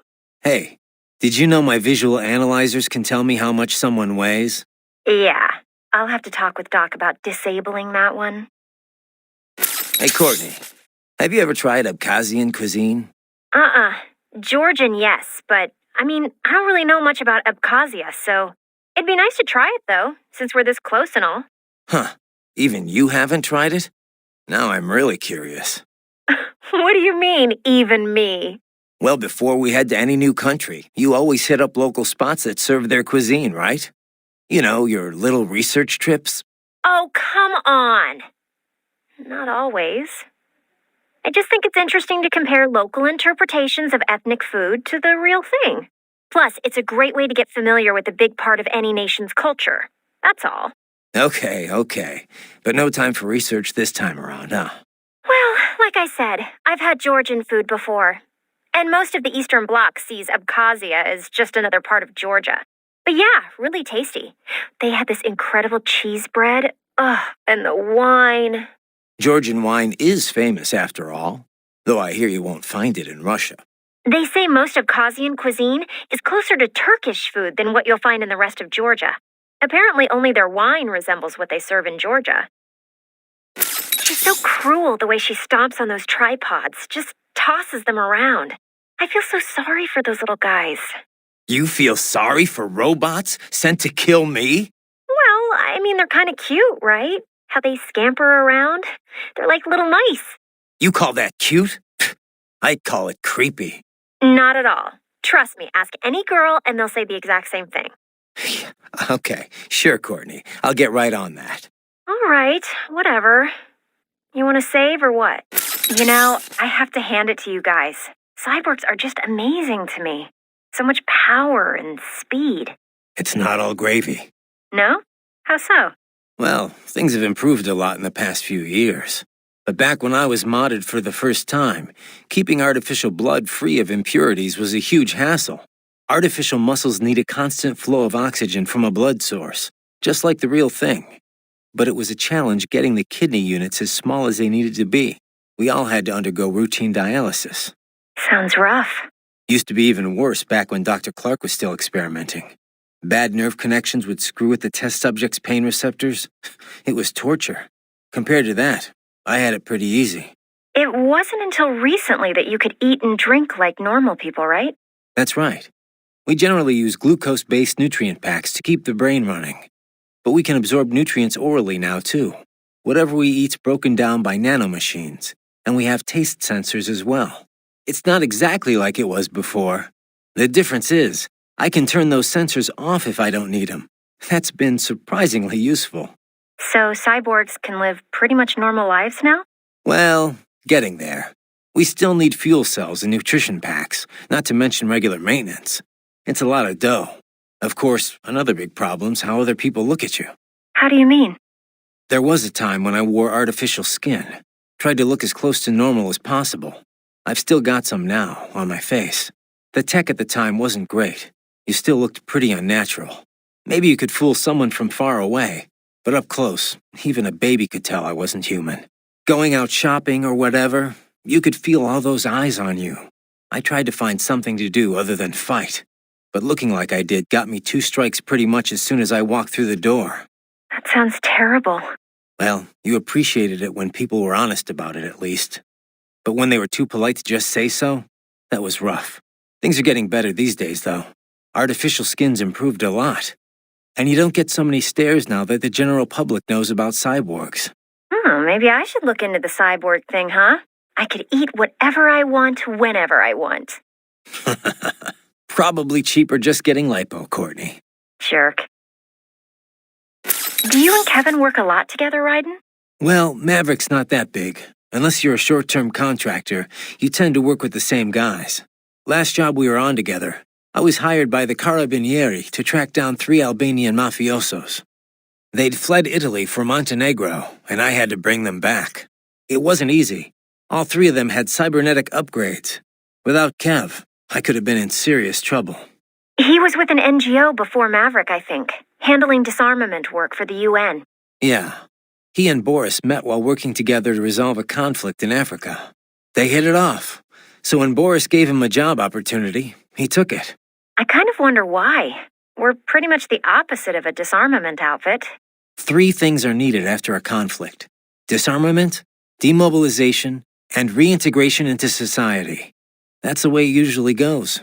I guess Kevin felt like the process was getting to be a joke. Even if the UN taps the group that caused the conflict for post-war cleanup, there's no way of ensuring their sincere cooperation. there's always a chance they'll underreport the number of soldiers they've got on hand. That, or they only disarm the useless parts of their force. The ones with outdated weapons and gear. Yeah. Meanwhile, they can hide their standing force, the one with all the up-to-date weaponry, from the UN. Afghanistan saw a lot of that, since the wars were all waged by rival military cliques. Anyway, Kev saw that happening on a daily basis in Africa. Guess he just wanted a job where he had a firmer grasp on what was going on. And then along comes Boris. Kev had to think it over for a while, sure. But, well, here we all are. PMCs are going to need more people like him. And me too, I guess. You know, civilian viewpoints. Couldn't agree more. Raiden, what the hell do you call that? It was a... Sick, Raiden. I call it sick. You can save your own damn data. Good luck.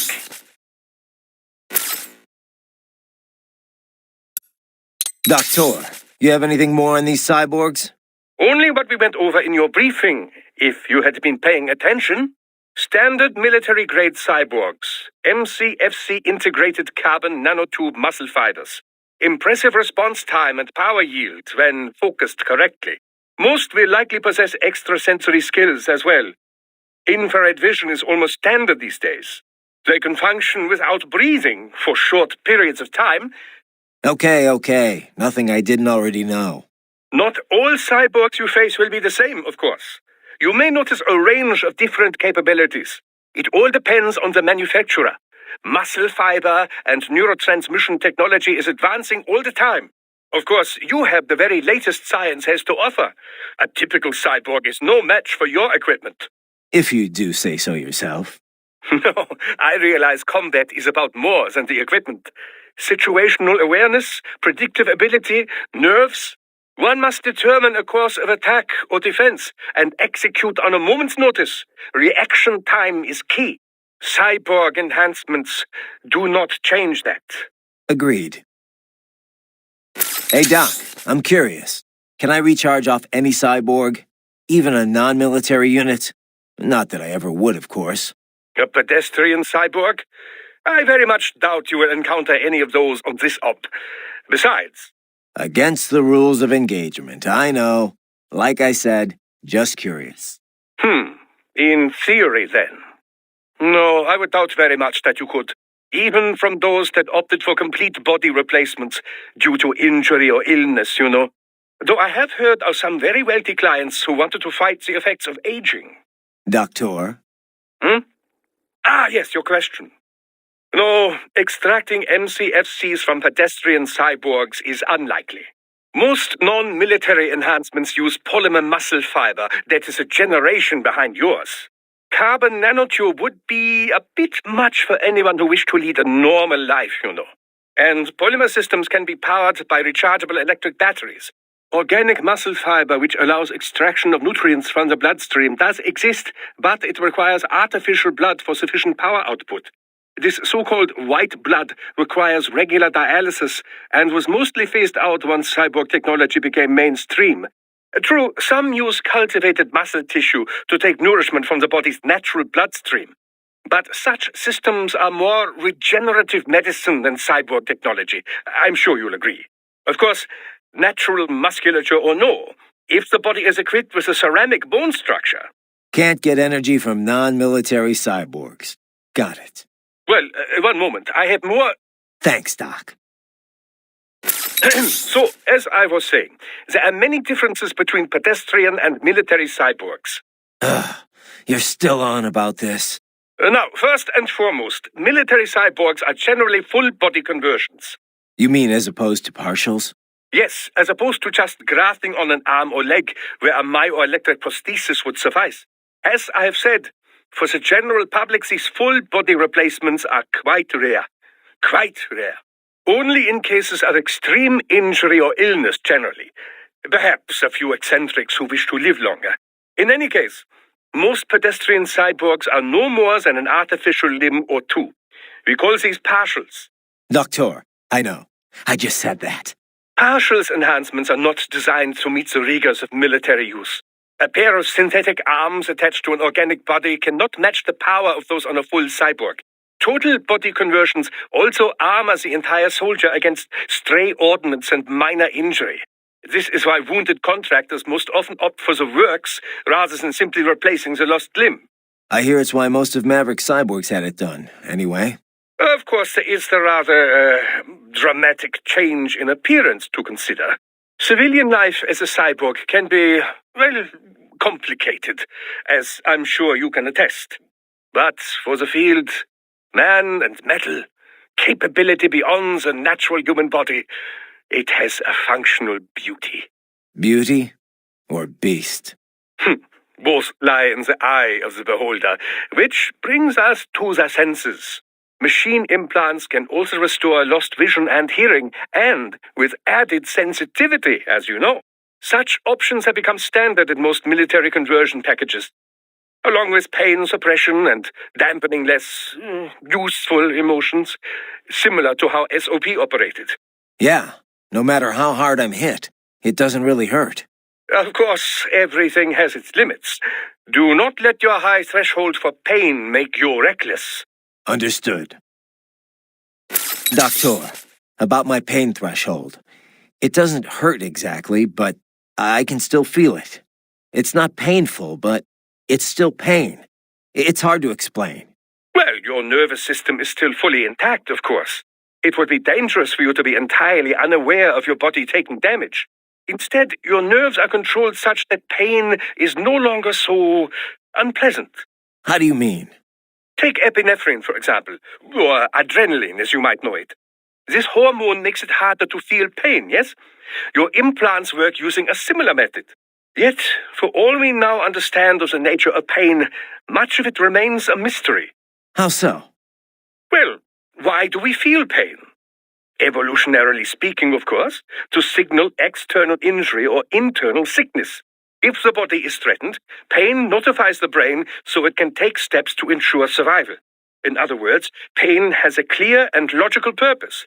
But in certain cases, pain can drive more unconstructive behavior. In situations where fight and flight are both still options, one might simply break down crying or drop to the ground and begin writhing about. This would appear only to diminish one's chance of survival, not increase it, yes? Maybe there's some other factor at play. Well, the most common theory would link pain with the societal nature of humanity. If no friends are close by, then experiencing pain might indeed reduce your likelihood of survival. But if allies are near, these expressions of pain serve as a plea for help. Thus, you are more likely to live. Fear of pain might also discourage one from entering a dangerous situation in the first place. Whatever the reasons, the data clearly shows that survival rates rise directly with sensitivity to pain. The converse is also proven. Those less able to feel or express pain have a lesser chance of survival. So, mankind has evolved as a social animal, and in the process, pain has become more pronounced, more visceral. A little pain never hurt anyone, huh?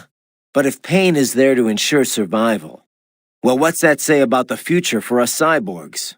As a transhumanist, I do not believe all evolution must follow the exact method Darwin posited. Cyborg technology is still survival of the fittest, after all. Just in a new form. You should be proud of what your body has become. It is the culmination of great achievements in science. Me?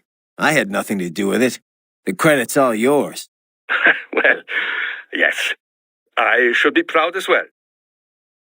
Bryden, something I meant to ask in our last chat. Did you consider opting for emotion restraints? I can understand one might be leery of the procedure, but it is all perfectly reversible, I assure you. You could implement them for a mission and then do away with them as soon as it was over. I'll pass, thanks. To be honest, I have a problem with the whole concept. And what is that? Decisions are about more than just logic. Lose your emotions, and you risk not being able to relate to how normal people see right and wrong. Your conscience could end up different, warped, or who knows, maybe gone altogether. Boris agrees. That's why no Maverick cyborgs are allowed to use emotion restraints. An understandable perspective. There is some data to support your belief. MRI scans have isolated the brain activity associated with choosing between good and bad. Mostly in the dorsolateral prefrontal and central orbitofrontal cortexes, to be precise. But this entire area of the brain is known to process emotion, not logical thought. It would seem to support the idea that emotion indeed plays a role in values-based decisions. Well, there you go. But another argument can be made, that it is emotion that sparks human conflict in the first place. All the great wars, all the great atrocities, would they have happened if not for emotional decisions? Maybe not. But we can't just ignore the world view of most of the planet. We don't exist in a vacuum here. To most of the world, a PMC operating on its own guidelines would be like a terrorist organization. They'd say we used brute force to impose our strange values on others. And they'd be right. Yes, well, you have a point. Abuse of emotion restraints has become a hot topic. Suppressing fear tends to boost aggression, which has led to cases of excessive violence. True, achieving the right balance is difficult. But on the other hand, it makes it possible to intentionally make people more aggressive. Even a child can become a bomb just waiting to explode. Yes, it is very likely that Desperado is employing just such a technique. Doctor, about my fuel cells, the electrolytes. Do all military cyborgs use the same type? I'm not going to run across anyone, incompatible with me, am I? An excellent question. Your fuel cells, like any other, operate much in the same way as a typical battery. They do not need replacing after a single use, of course, and they do not require recharging. They do, however, require a fuel source. That much I know already. Yes, well, there are several different types of fuel cells.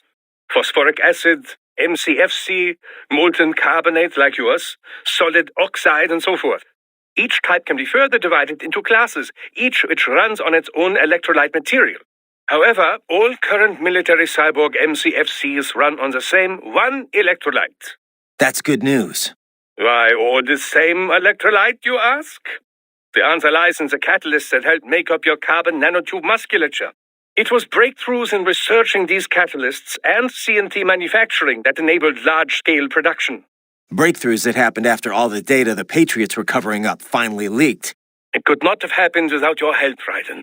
Science owes you a great debt. And I do as well.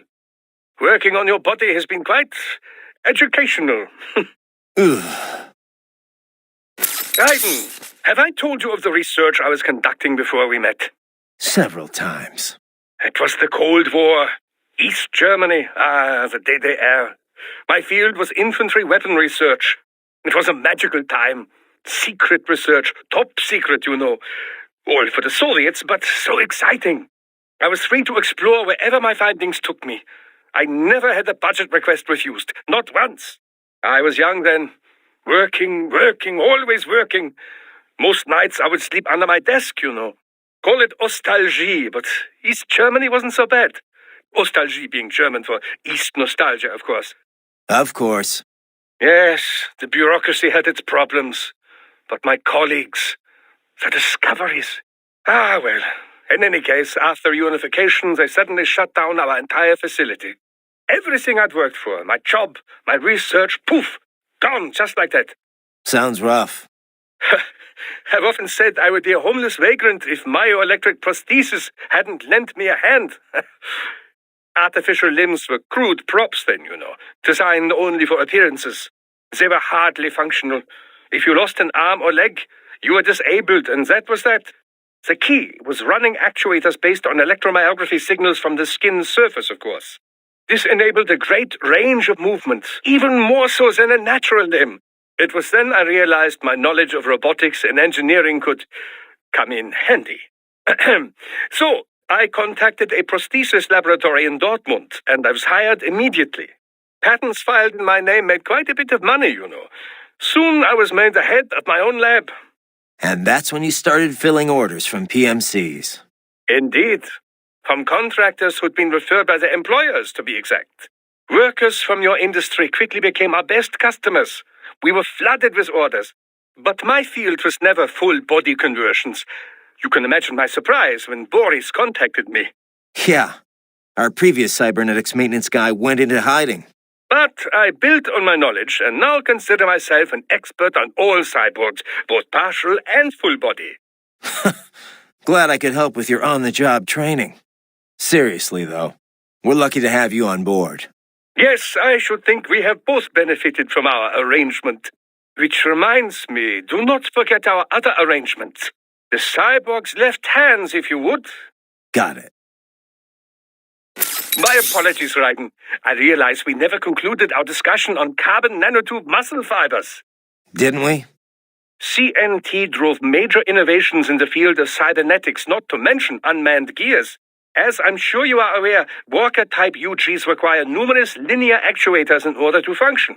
Previously, organic polymers or cultivated muscle cells were used to that purpose.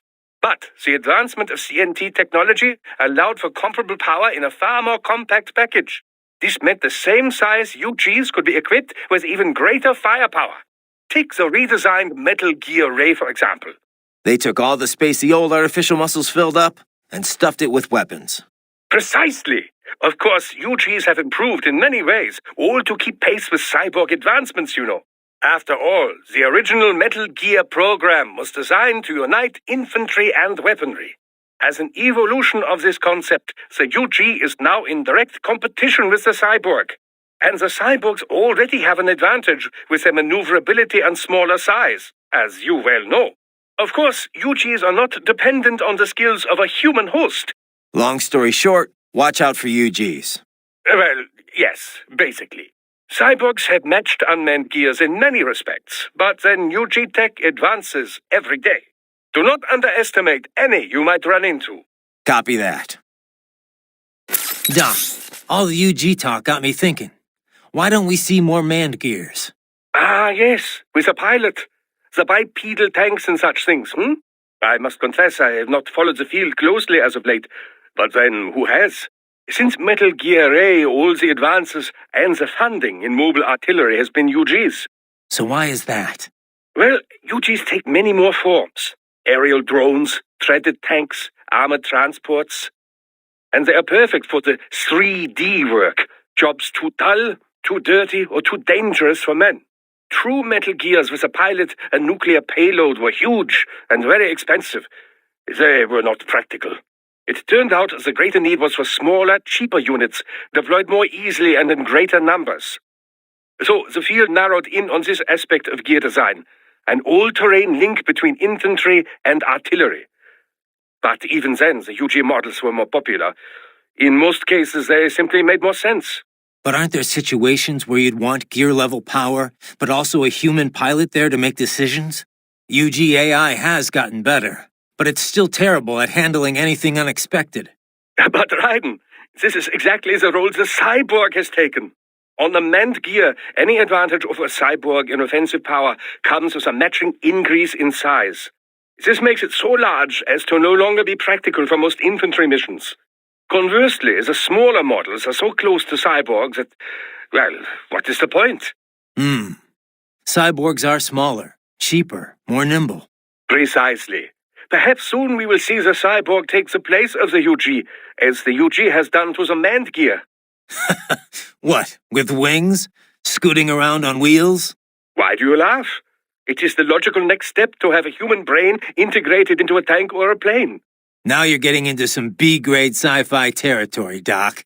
Oh, but it is all quite possible, I assure you. Just consider the possibilities. A humanoid friend for everyday life, yes, but the brainstem can be easily extracted and inserted into whatever chassis best suits the mission. So, yes, I suppose the paradigm could be flipped on its head. As UGs become smaller and smarter, they could begin to fill the cyborg's role. They will come to resemble them more and more in form and function, no doubt. I suppose at some point they would no longer be UGs, but androids. Glorious! Hey, Doc. Kev mentioned a lot of the high-ranking military were brain-jacked. Can you give me any more on that? Well, it is not my area of expertise, but I have working knowledge of such matters, yes. Much of it is similar to cybernetics, you know. Makes sense. A cyborg's frame is reading signals directly from the brain. Indeed. Brainjacking employs nanomachines to stop these signals from reaching a normal body. The pilot can then substitute their own signals and control the victim. They can govern all motor movement, but not the victim's thoughts. It is not mind control. More like a puppet. The subject will not move on their own. The pilot must send control signals. You can't just implant an idea like a hypnotist. Precisely. You must manipulate them directly. Now, there are several methods for doing this. The pilot can act out the desired behavior and send the resulting electric impulses in real time. For example, the master raises his right hand, the victim does the same. The master says, Arschgeige, and the victim does as well. Yeah, I get the idea, Doc. Another method is to set an AI in control as a victim. Less convincing, but less labor-intensive. The AI can access the subject's memory center, at least, to recognize acquaintances and the like. But anyone looks really closely, and the gig is up. Mm-hmm. Mimicking behavior from surface memories is difficult, you know. Quite difficult. AIs are still very poor at replicating more subtle cues, such as the manner of speaking. As a result, often the victim can barely pass as a human, much less any certain individual. With the current tech, a passing acquaintance might be fooled, but not a close friend. Not for long. Good. The idea of AIs controlling people is bad enough. At least I'll be able to tell if it happens to someone I know. So, Doc, if brainjacking can access someone's memory, can't we basically see everything in their past? Well, that would depend on precisely what you mean by see their past. The brain does not store every single detail the senses take in, you know. It records highlights, further simplified into a highly symbolic form, all to lighten the amount of data. We know how the brain reacts to what it was previously aware of. We can even gauge the emotion provoked. But reproducing memories? No. I've seen little progress in research to this area. But say we directly linked my brainstem with the nanomachines of a brainjacking victim. Couldn't I read their memories? There have been attempts at such things, but it is not so simple, you know. The connections between successive memories make up one's identity. If you disturb that, for example, say we remove all memories you have of being yourself and replace them with my own. Yeah. You would feel you was a great Dr. Wilhelm Vogt. You would behave very similar to how I do. However, what if instead you kept your own memories and we added mine to them? You would feel you are both Raiden and Wilhelm Vogt. Suddenly your memories would not lead one to the next. You would be confused, disoriented, without a sense of which man you were, and thus how you should behave. So, you see, the very concept is not practical for most military applications. In trying to read an enemy's mind, you would, in a sense, become that enemy.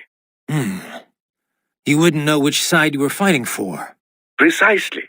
Cyborg memories are completely different, of course.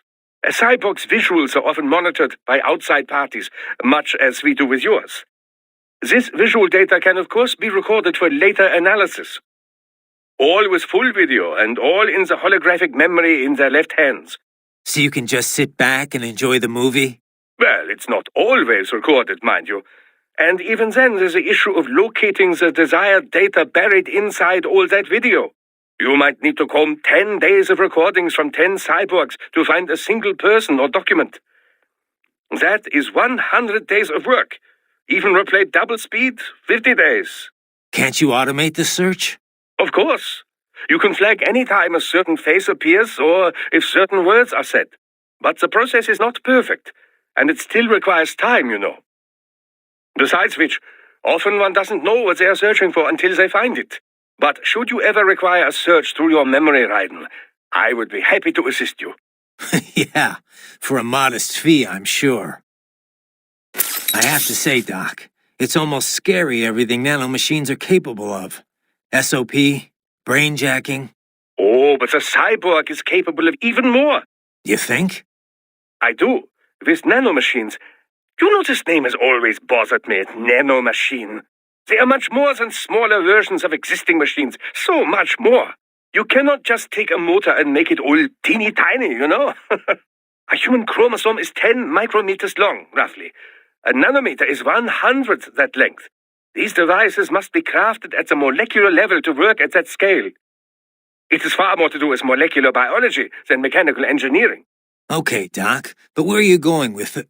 It is, however, now possible to create proteins that simulate viral functions, effectively fooling natural human cells into taking on a wide range of less conventional characteristics, boosting strength or resilience or even regenerative ability.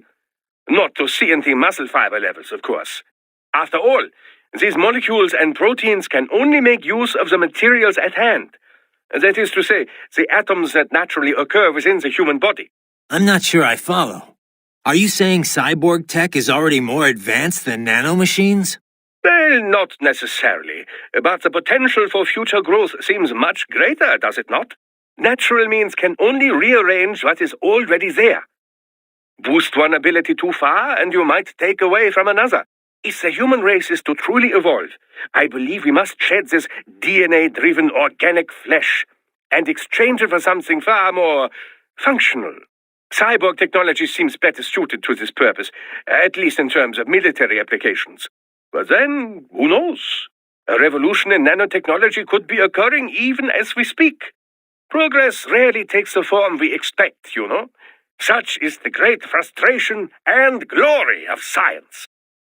Raiden, are you fully versed in the features of your AR display? It can serve many functions, you know. Do I hear un lecture coming on? A lecture? No, of course not. I'm hardly an expert. Of course, I know the first practical application of the technology was for aircraft HUDs. Then head-mounted displays, HMDs. The data could be seen even as the viewer moved their head. As the technology improved, it was integrated into retinal imaging, contact lenses. Soon it became standard issue not just for pilots, but infantry soldiers as well. Of course, with cyborgs such as yourself, the data can be fed directly to the optic nerve. No lecture, huh? Anyway, there's more to my augmented reality than just upgraded HMD tech. Of course there is, Dummkopf. You did not let me finish. Oh, you weren't finished? AR is a much broader concept. It is more a design concept than a particular imaging methodology. It encompasses HUDs, HMDs, any and all manner of visual real-time data overlay. Though recently, some reserve the AR label for virtual objects the subject can both see and touch. For example, your codec menu and zoom slider. Such objects do not exist anywhere in the real world, not even as images. They are fed directly to your optic nerve, so only you can see them. Yet, when you interact with them, sensory feedback is delivered to the nerves in your fingers. It gives you the sense of touching a thing that does not exist.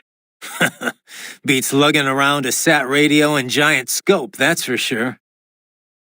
There is another school of thought on precisely what constitutes AR. Seriously, more of this? It defines AR as anything which obscures the boundary between reality and that experienced by the viewer. Well, how would that be different from VR? Well, for example, let's say that you and I are having a nice chat face to face. Suddenly, I disappear, poof, and in my place appears a ravishing, nubile young woman. Is the girl the projected image or the reality? Perhaps I was the AR. How would you know? The accent might be a clue. Such things can be controlled with a simple hack of your auditory nerves. Well, that's comforting. So how is this different from VR again? Well, I suppose, strictly speaking, it is rather similar. Both are a method for completely fooling the senses, rather than simply augmenting them. Although, technically it would be MR, mixed reality, since there are some real elements involved. Yes, of course, that would be the distinction and the correct term. In any case, the advance of MR technology leads to many interesting philosophical questions. What happens when appearances cease to have meaning? It is no longer see it to believe it, after all. It could make for a great advance in cyborg acceptance, you know. They could project a perfectly normal human body to be seen by anyone who can perceive MR. I don't know. Sounds like it might cause more problems than it'd solve to me. Raiden, shall we review the capabilities of your new body? Copy that. Go ahead, Doc. As we discussed, you've been outfitted with two revolutionary new abilities. Fuel electrolyte absorption and self-repair from seized nanopaste. Precisely. First, electrolyte absorption. This is simplicity itself. As your HF blade is linked directly to your fuel cells, simply cut into any source of electrolytes. Say, a hostile cyborg made up of CNT muscle fiber. And your fuel cells will recharge on their own. Rather elegant, wouldn't you say? I would indeed. It's been great so far. But the repair process is a bit more involved. A bit more messy, you might say. Most military cyborg models store a cache of biotic self-repair nanopaste in their lower abdomen. So I need to slice them open and use Zandatsu to extract it. Cut and take, in other words. Correct. Once extracted, you need only to crush this unit in your hand to absorb the repairing agent inside. Keep in mind, it is extremely delicate. If the unit should hit the ground, some paste will surely leak out. It will still repair your body, but less so than if you can retrieve it directly before your foe falls over. Basically, harvest their organs before their body can even hit the ground. Rather gruesome, I realize. But then you Americans enjoy a bit of gore, don't you? I may be a citizen, but I've never really thought of myself as American. Oh? Well, yes, I suppose I could understand that given your history. But what then? Surely you don't identify as a Liberian. I don't identify with anyone. No nation. No ethnic group. I'm my own man. Anyway, I seem to recall those gory torture porn movies were pretty popular in Germany, too. Indeed. These splatter films are big in Germany, Russia, Japan, everywhere. Well, everywhere except regions afflicted by actual warfare. It all has to do with taming our fears, you know? Huh? The desire to feel fear, to taste death, but from a safe distance. These films allow the viewer to delude themselves into thinking they have overcome their fears. This... Okay, Doc, I got the gist. Let's save the full psych lecture for some other time, though, huh? So these self-repair units and the other cyborgs, they mean they can heal themselves at any time? Indeed. It is typically a slow process, not much faster than a regular human body heals a wound. And you didn't think it was a good idea to give me one of these things? Certainly not. We removed all extraneous options in your case to maximize power and speed, you know. Healing wounds is extraneous? Your ability to absorb the nanopaste agent is far more efficient, Raiden. With it, your wounds heal almost instantly. I know, but... And a standard repair unit, once depleted, is nothing but an empty shell inside you. Dead weight.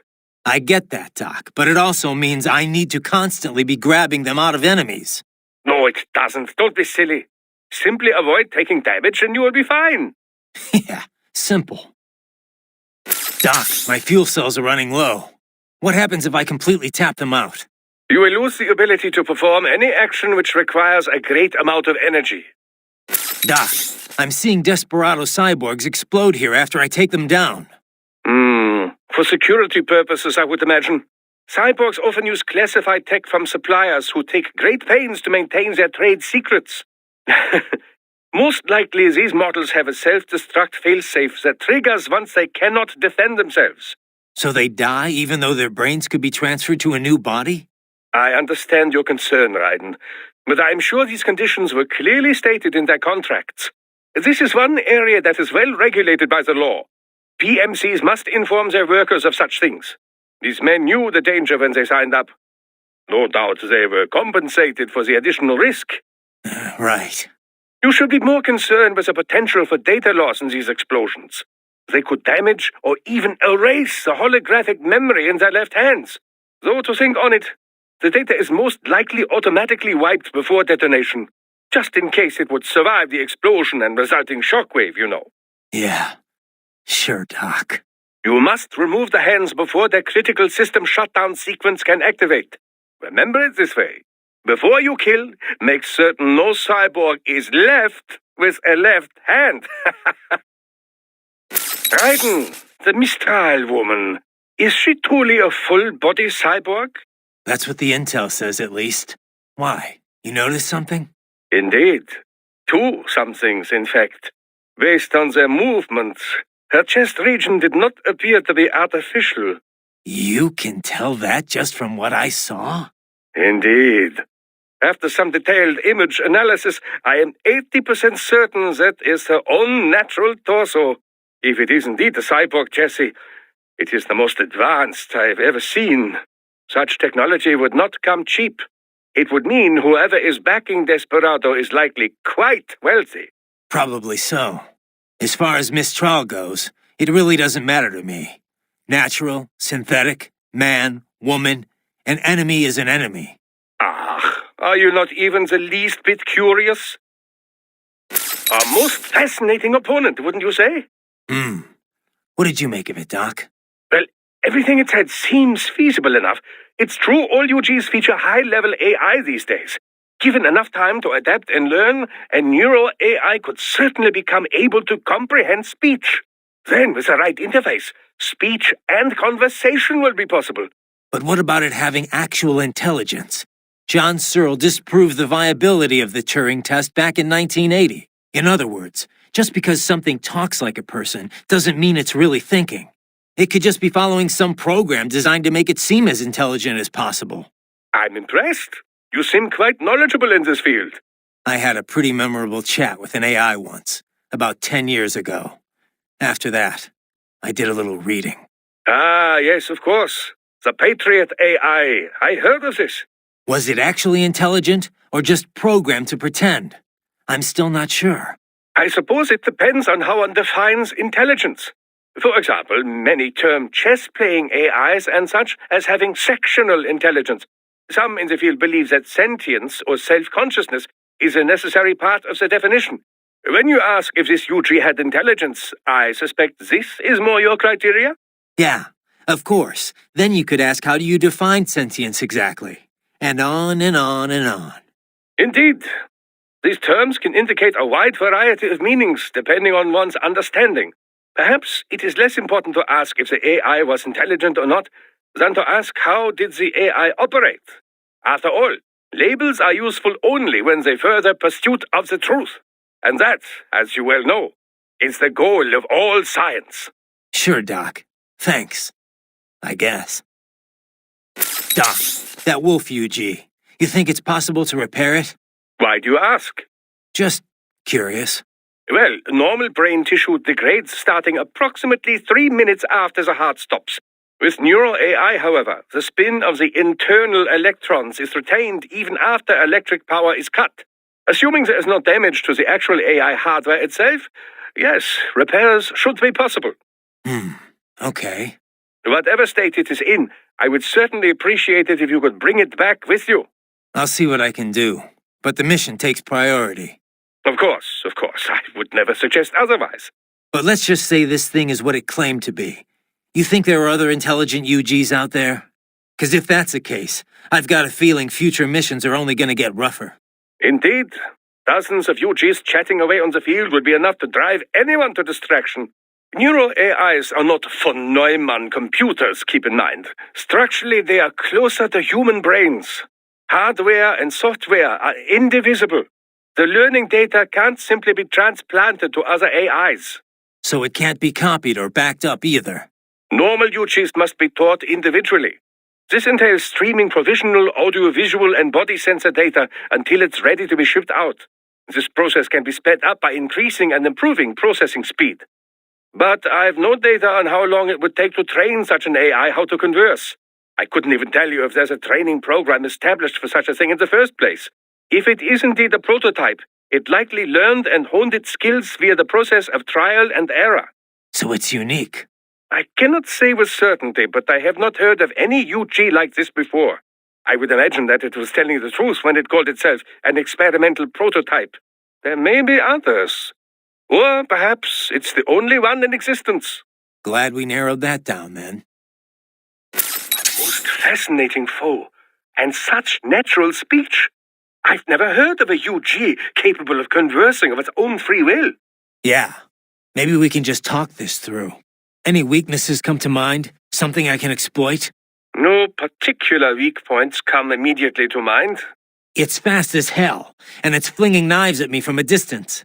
Indeed, I'm not sure your body can match its speed. And if you can't dodge the knives, then your best bet is to deflect them. Try entering blade mode. I'll give it a try. The enemy cyborg's ID information is embedded into the memories in their left hands. Most likely that's what the gate is scanning for. Depending on your ID, you would only have clearance for certain gates. Convenient. No more fumbling around with a pocket full of card keys. But you must cut off a left hand before it explodes, or else the ID will be erased. And then it's back to square one. How is your eye, Raiden? Great. My sight's perfectly balanced between both eyes. I think my vision's improved, actually. Quite right, quite right. Your eye patch houses an artificial compound eye unit. The unit contains over 200 million solid-state image sensors, each with its own individual lens. 200 megapixels, huh? Doesn't sound like all that much. More than sufficient for the application. A human's optic nerve has only about 1 million fibers, you know. Were we to add more sensors, your perceived vision would not improve. There's only so much modern image compression technology can do. Huh. So I shouldn't expect any more dramatic improvements to my eyesight? No, your brain would no longer be able to process any more visual information in real time. Still, compared to previous ACEs, yours has 1.4 times the resolution and a superior compression algorithm. It may only result in a slight perceived change, but it could wind up making the difference during a mission. Regrettably, I have not had enough time to develop a new eyeball unit just yet. Thus, I have cut out the ability to deploy the ACE unit separately and simply installed it on a fixed eye patch. Works for me. If I was using an eye unit, I wouldn't see any better than a regular human.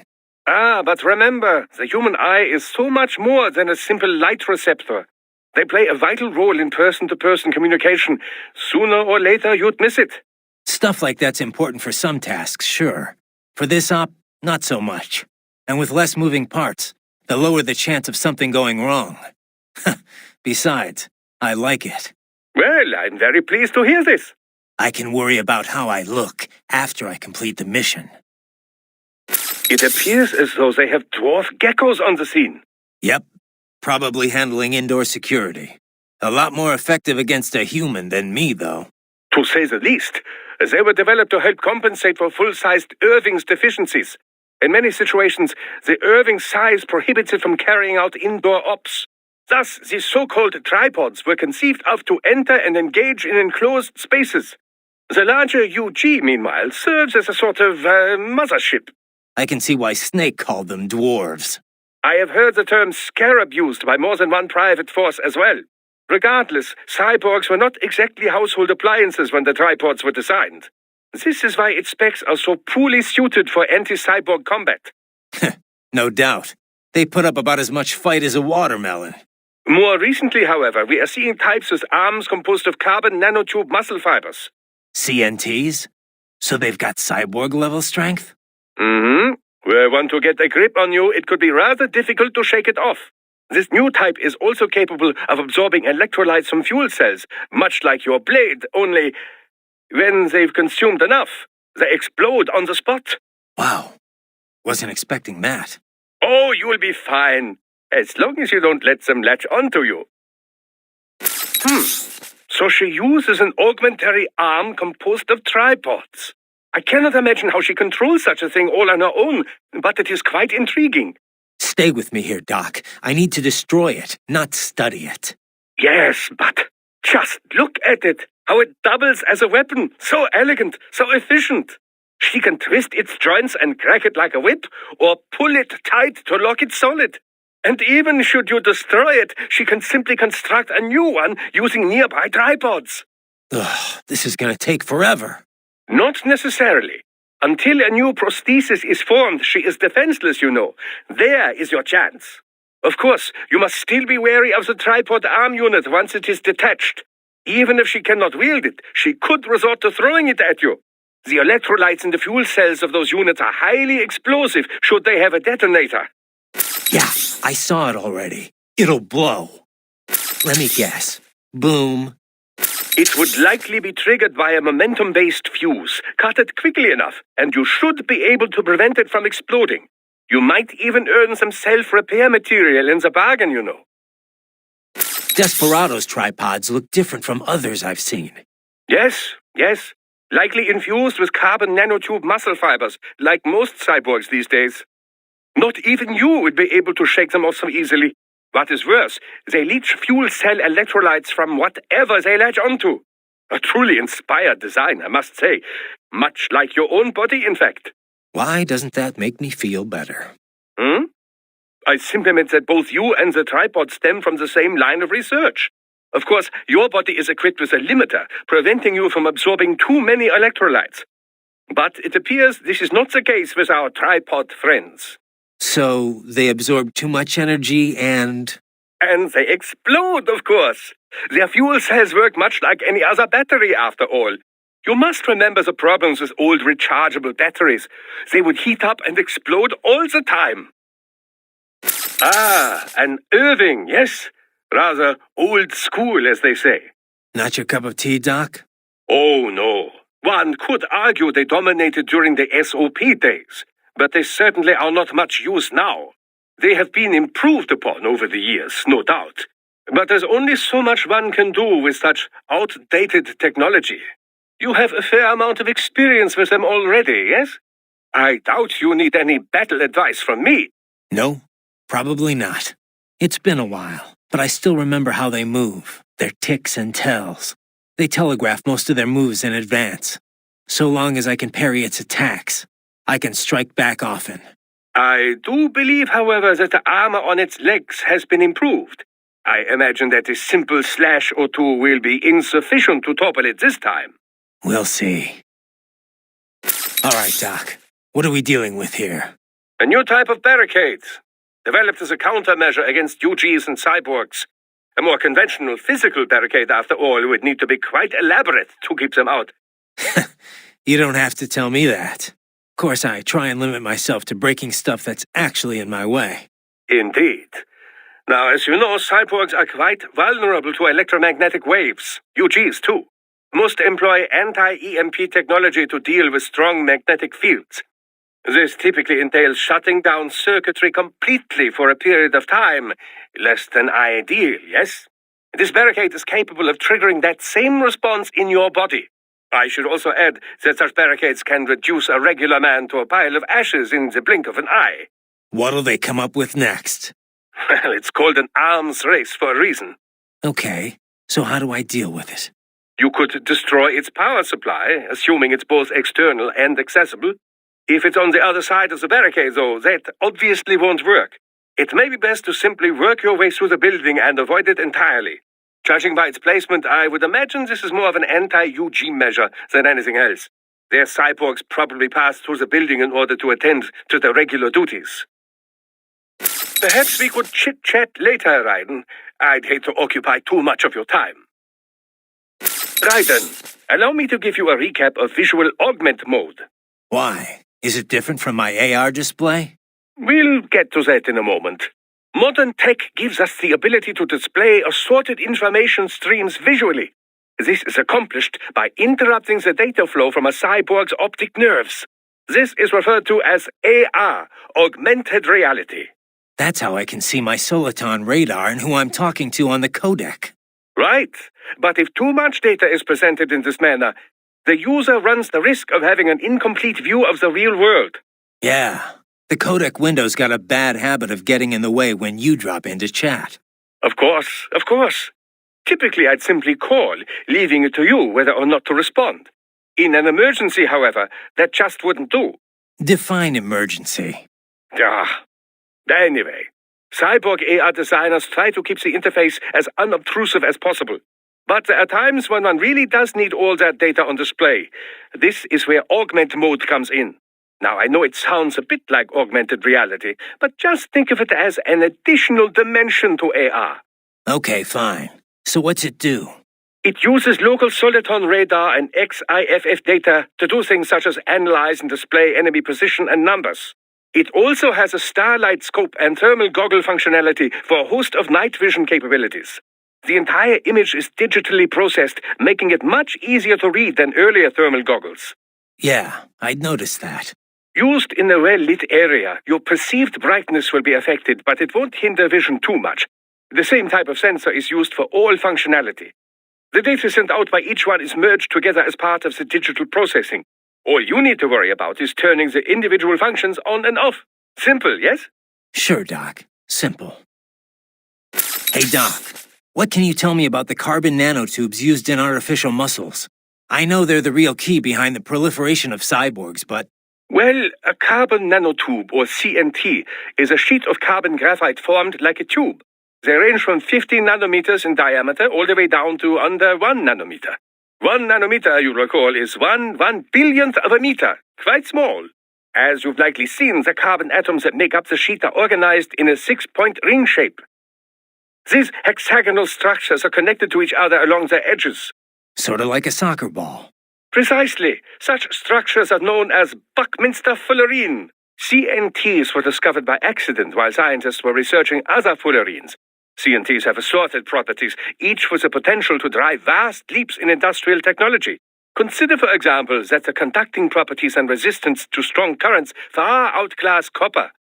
They have great mechanical strength and can be shaped into incredibly thin form factors, all of which can directly contribute to improving integrated circuits. Furthermore, the atomic links in sp2 carbon are the strongest of all types of atoms.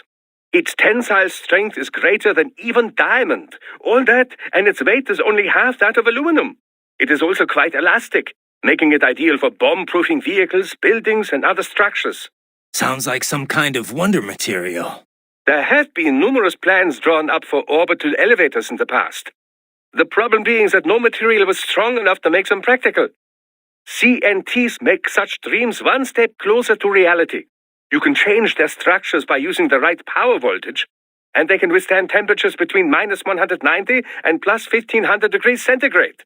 They feature a large surface area and an empty space within the tube. This allows for such things as fuel and catalysts to be stored inside. It's that particular trait which has enabled the development of fuel cell-infused artificial muscles. Straight out of sci-fi, huh? Well, truth is stranger than fiction. Science fiction, even. Scientists are currently expanding upon all of CNT's uses. But it has taken a fair amount of time since their discovery for practical implementations to pop up. Historically, mass manufacture was deemed too difficult, the costs astronomical. Practical manufacturing methods were established in the early 2010s, but the Patriots hushed that up. Indeed. And now that it's out in the wild, we are finally well and truly in the carbon nanotube age. That was a hammerhead, right? I know it's the first canard rotor wingcraft to go into general use. Mm-hmm. Capable of taking off vertically like a helicopter with a fixed wing mode for speedy flight. A jet nozzle on the rotor provides the propulsion that spins the rotor and keeps the craft hovering.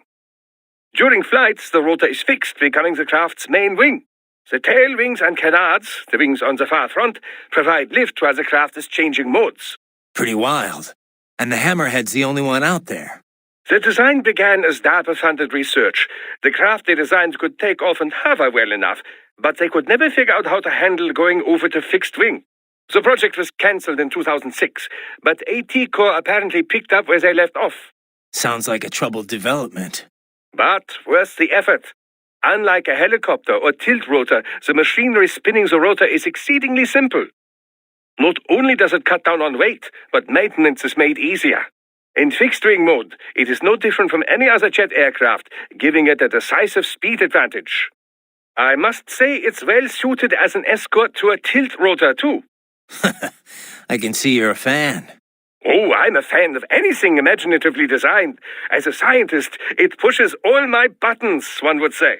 In terms of innovation, it shares a great deal with the Triebflügel, a World War II-era German concept craft. It, too, utilized the tip-jet concept. Doesn't look like it has any business being in the air, though. I'd be kind of nervous riding in one. Oh, but that's just what would make the ride such fun, no? I'm a firm believer in the case for more pie-in-the-sky experimentation like this. We live in an age of UGs, after all. We don't even need test pilots.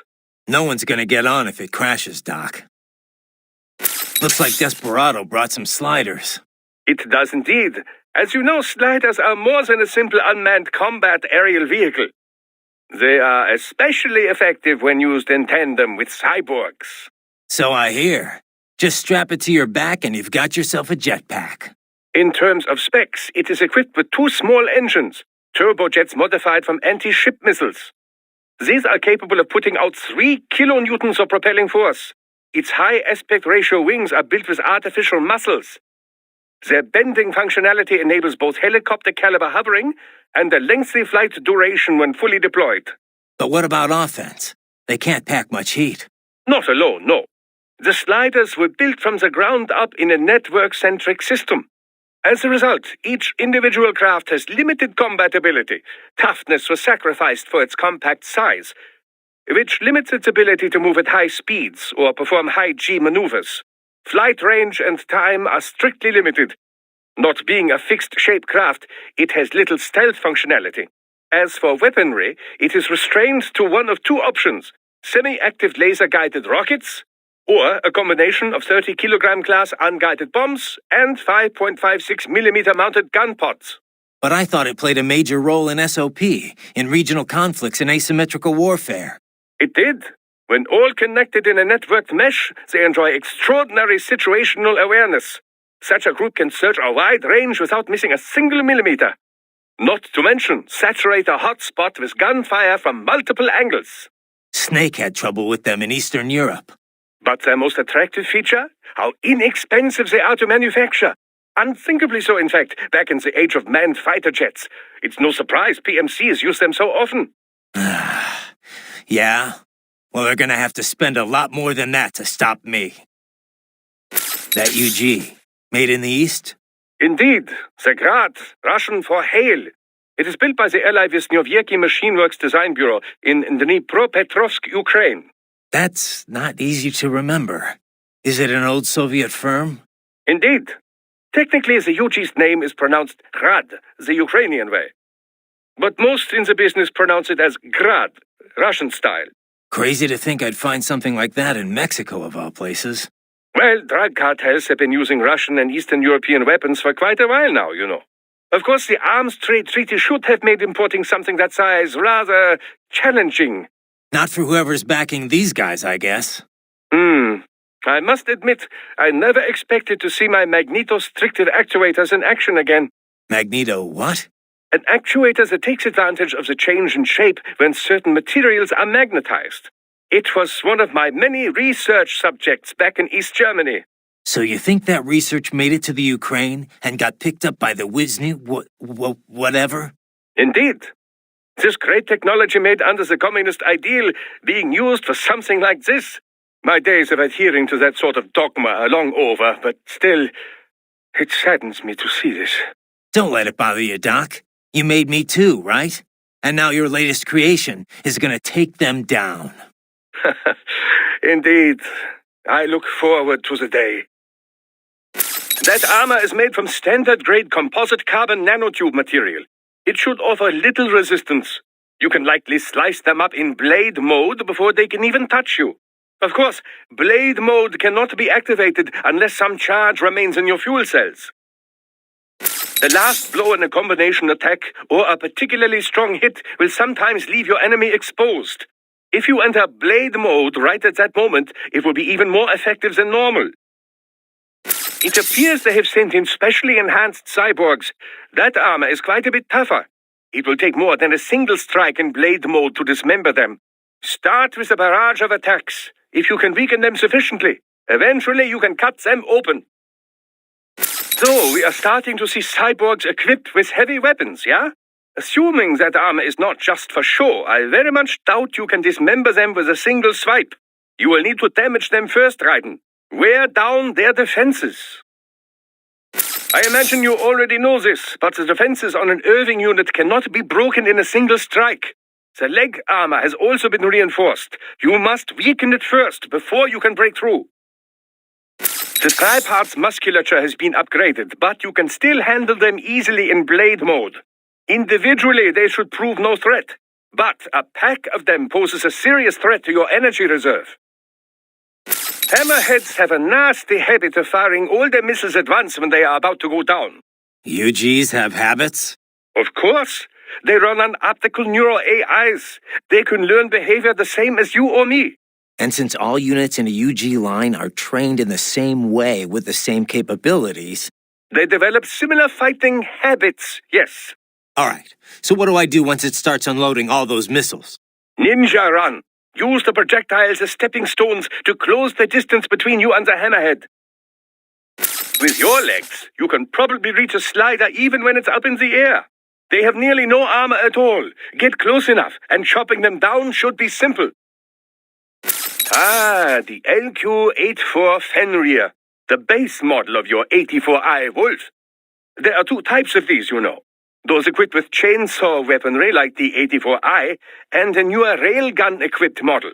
Both are quite agile, especially considering their armor plating. You will need to damage that armor first before you can cleave them in blade mode. Of course, their AI specs are several tiers below the 84i in every way.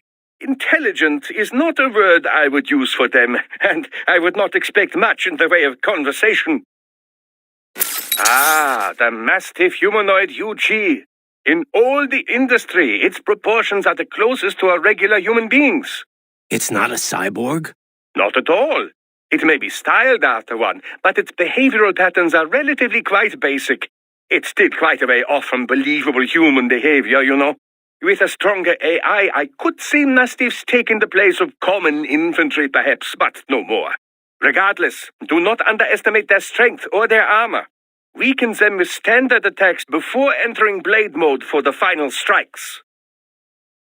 Ah, the Raptor, yeah? A UG designed to operate in groups. Their AI is such that they are aware of and commiserate with their peers. If a raptor they identify as one of their own goes offline, they respond with a sort of primitive anger. Like a wild animal might respond in the natural world. Indeed.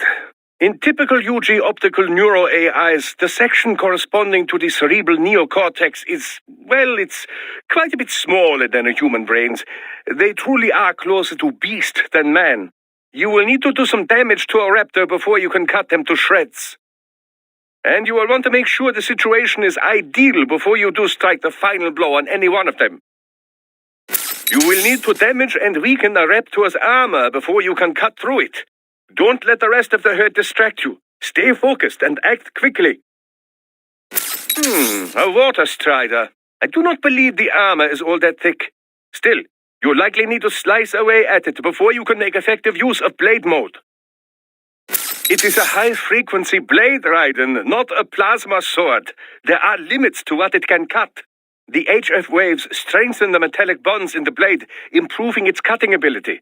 But in terms of pure physics, no blade can, cut it in every situation. Theoretically speaking, an HF blade can damage anything, no matter how tough. But thick ceramic or carbon nanotube armor does not simply split open like butter with a hot knife. You need to chip away at it first, before you can destroy such material. Land a flurry of strikes against the cyborg, and his brain-machine interface may malfunction. This will take him momentarily offline. The same applies to UGs as well. Strike often enough, and their AIs become unable to keep up with the required real-time processing. Make that happen, and you can enjoy a decisive advantage. Assuming you have sufficient power, you could even enter blade mode and finish the fight right there. No matter how strong their armor, getting knocked offline leaves them completely vulnerable. I must admit I am not familiar with the attack patterns here. We'd best observe closely and analyze what we can. Concentrate on the fight now, Raiden. Stay vigilant, Raiden. You must continue along, Raiden. Check your destination on the Soliton radar. So, what is your next move? Doc, my fuel cells are sapped out, but I'm still able to function? Function, yes, but no longer able to perform any action that would require a sizable amount of energy. But even when your gauge reads 0, you retain basic movement. You can walk around and swing your sword. Use this time to absorb more electrolytes from your enemies. Recharge your cells as soon as possible. Roger that. You can deflect both the missiles and main cannon fire in blade mode, Raiden. Keep it as an option if you cannot flee quickly enough. Also, the shaped charges in the missiles use the same nanopaste as cyborg repair units. If you find yourself heavily damaged, you may want to attempt slicing some open.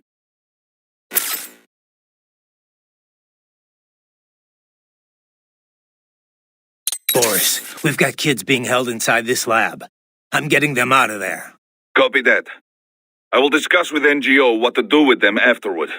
What are you thinking? Well, this is difficult. I imagine these are homeless children, taken from streets. Likely they have no home to return to. But we cannot dump them back on streets. We could look for adoptions in US, but some of these kids may be criminals. Could be drug addicts, HIV positive. Not so easy to find homes. Yeah, wasn't easy for me either. The guys at the relief center were always worried I'd cause problems for my foster family. The alternative is putting them in an institution until they grow up. But this has issues as well. Most are already past capacity. Taking on this many street kids at one time would be impossible. Also, it's a matter of fairness. Is it fair to take in these kids here when millions more are dying? I imagine this is why rescue was not part of our contracted mission. The human rights NGOs, they know they can't rescue them all. They must take a wide view and confront the problem of traffickers, not their victims. Well, we can't just sit here and let them pull kids to pieces. Duh. On this, we agree. For now, rescue the children. We'll worry about the fallout later. Copy that. Raiden, I said earlier this is an infiltration mission. But if it comes to combat when rescuing the children, so be it. If enemy cyborgs attack, you are free to respond with all available force. I figured. Attacking first, that would be a gray area, legally speaking. But I doubt anyone would take us to court over it. Yeah, I doubt it too. Just keep your hands off all non-combatants. That would violate international law, not to mention morals of company. I hear you. How are things back in Abkhazia? Thanks to the full efforts of the workers, power was restored in just 2 days. Pretty impressive. Only the power plant is back online, though. Refinery itself will likely be out of service for months. Fuel sent from Supsa is being used to power the plant for now. Just wish I could have stopped him. Impossible without a sniper. And in our focus on anti-cyborg combat, we were unprepared.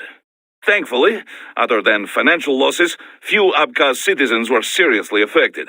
The plant workers had already been evacuated, and most were hired back on to rebuild refinery. We received payment and are not being blamed for the suicide blast. Good to hear.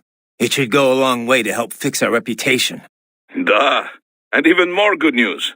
Desperado is down one of its top captains. Let's hope they learned a lesson. We can hope, but it is doubtful. We still do not know who is supporting them. Even if we shut Desperado down entirely, their backers could simply hire some other PMC. Whoever it is, you really think they're interested in the pipeline? Who'd benefit besides the Georgians?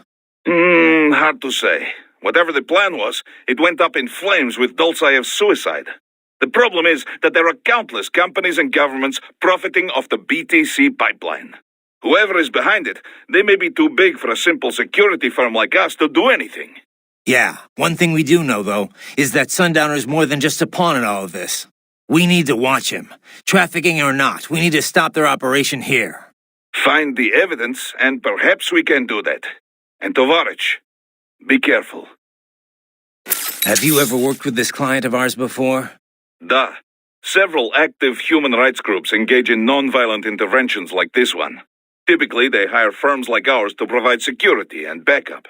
Most serious human rights abuses take place in unstable regions, after all. Legitimate human rights groups, not fakes set up by oil firm or such things, they cannot handle it. Yeah. It's different for private groups working in hostile regions, especially when some of that hostility comes from the local authorities. Indeed. NGOs and security firms play a greater role in peacekeeping, too. You know, DDR business. Disarmament, demobilization, reintegration. Like the UN runs it. Usually, carrying weapons is not permitted for the group involved, for obvious reasons. So outfits like ours run guard duty. If the locals don't like armed peacekeepers, then they pretend to be unarmed observers instead. Duh. It's beneficial for the client if the locals are aware of the firepower backing them, though. I've drank tea with the sort of people my company would normally be pushing back with the butts of our rifles. It's very different from usual. More direct sort of security work, especially at beginning. But I got used to it.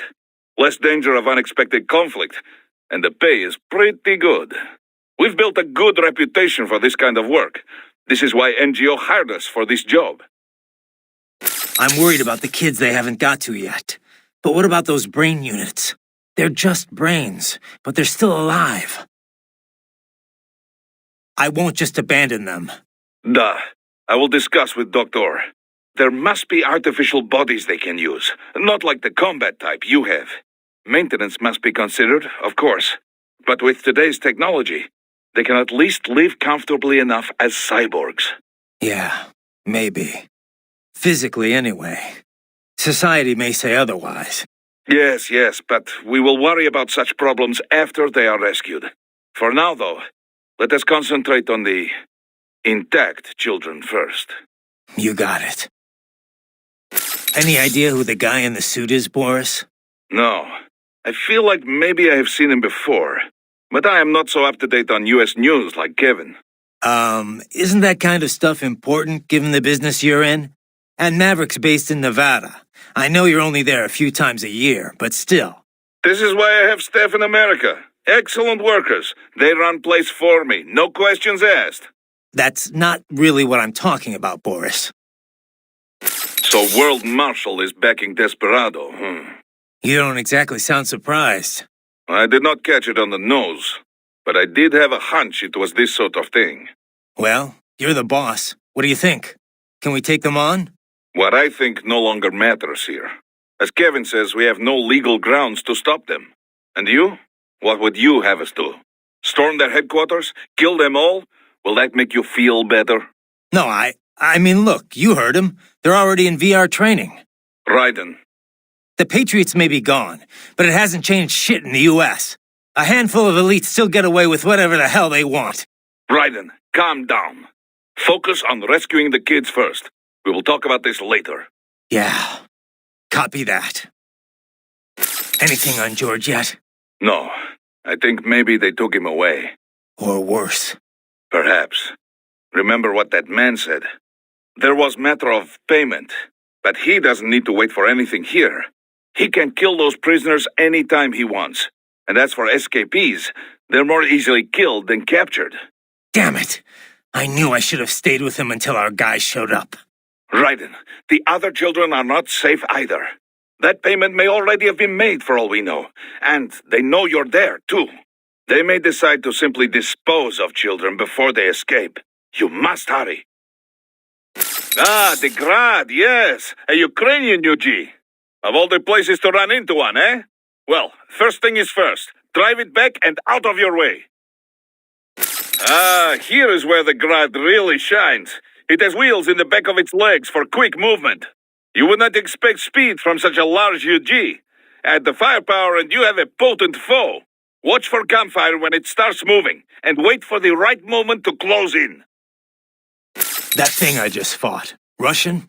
You have a good eye, Raiden. I saw it on some military news site. Article was in Russian, so I didn't get much more.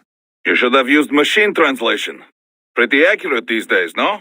Though not so good with the agglutinative languages like Kazakh and Japanese. I'm fine with an overview. I thought a cyborg like you would be more net-savvy than that, but all right.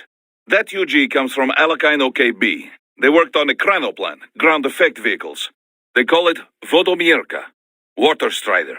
Makes sense. But what's it doing in Mexico? Well, you know, Cold War has been over for 25 years. Not so strange for US PMCs to use Russian weapons now. After ATT was ratified, it became harder to send UGs across borders. But there's always loopholes. Yeah, I'm just wondering what it was made for. I mean, why strap a jet engine on a ground-based UG? Simple. You cyborgs, you have superhuman speed and agility. To counteract that, the options are to overwhelm with firepower or match that maneuverability.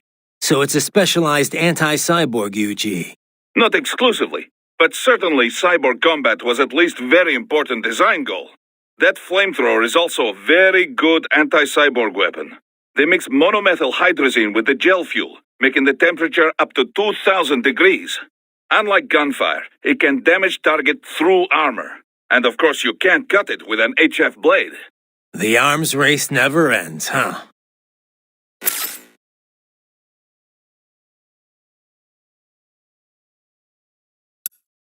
Miss Trowell mentioned someone from her past.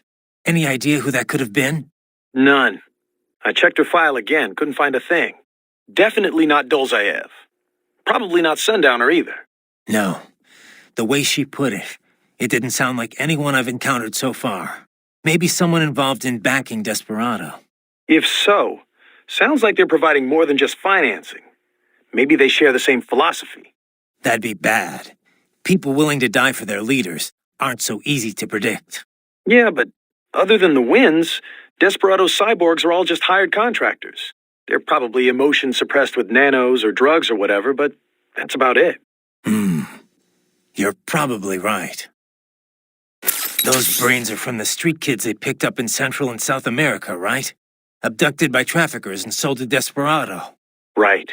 And now it looks like they're selling off their organs. That part of the world's full of homeless kids.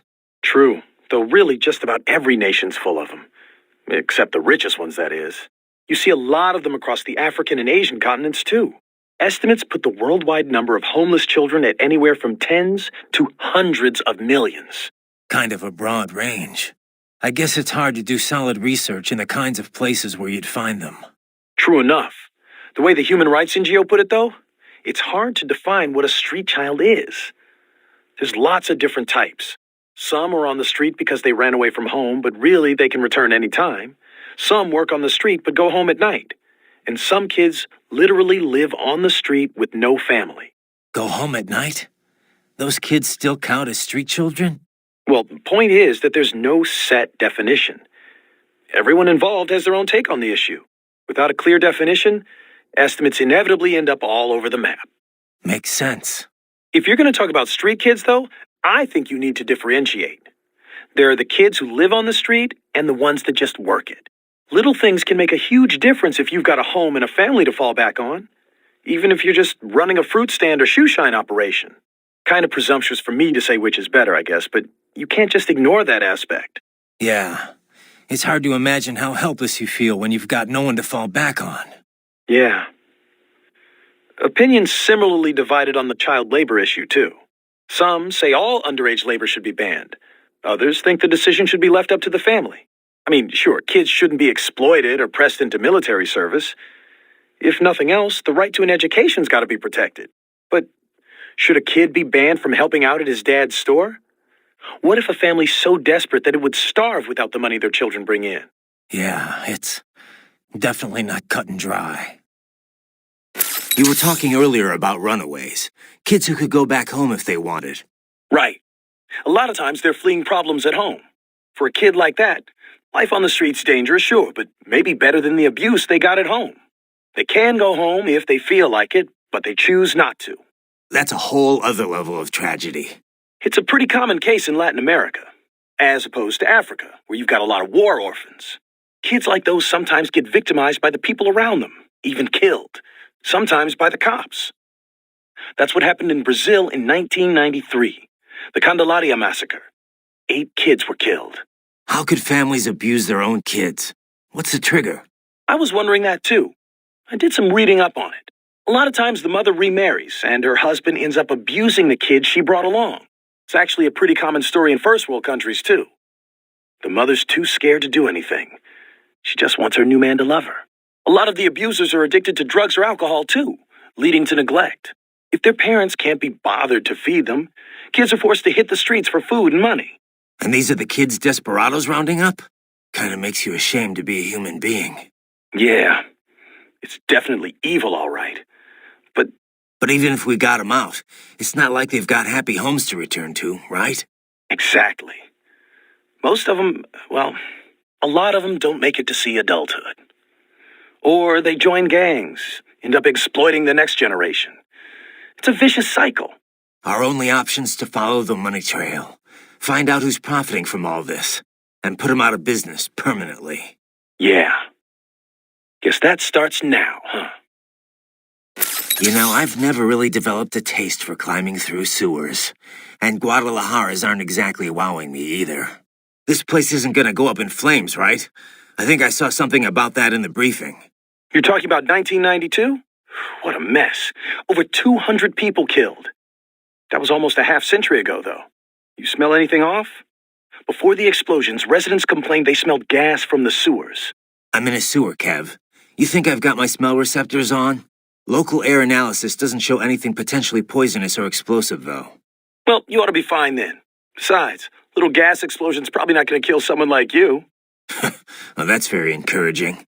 Seriously, though, Guadalajara is not a bad place, at least from what I've seen. Oh, it's not. Second largest city in Mexico, after all. I've actually spent a lot of time down there. It's got a lot of charm. The architecture is a fusion of Latin and old colonial Spanish culture.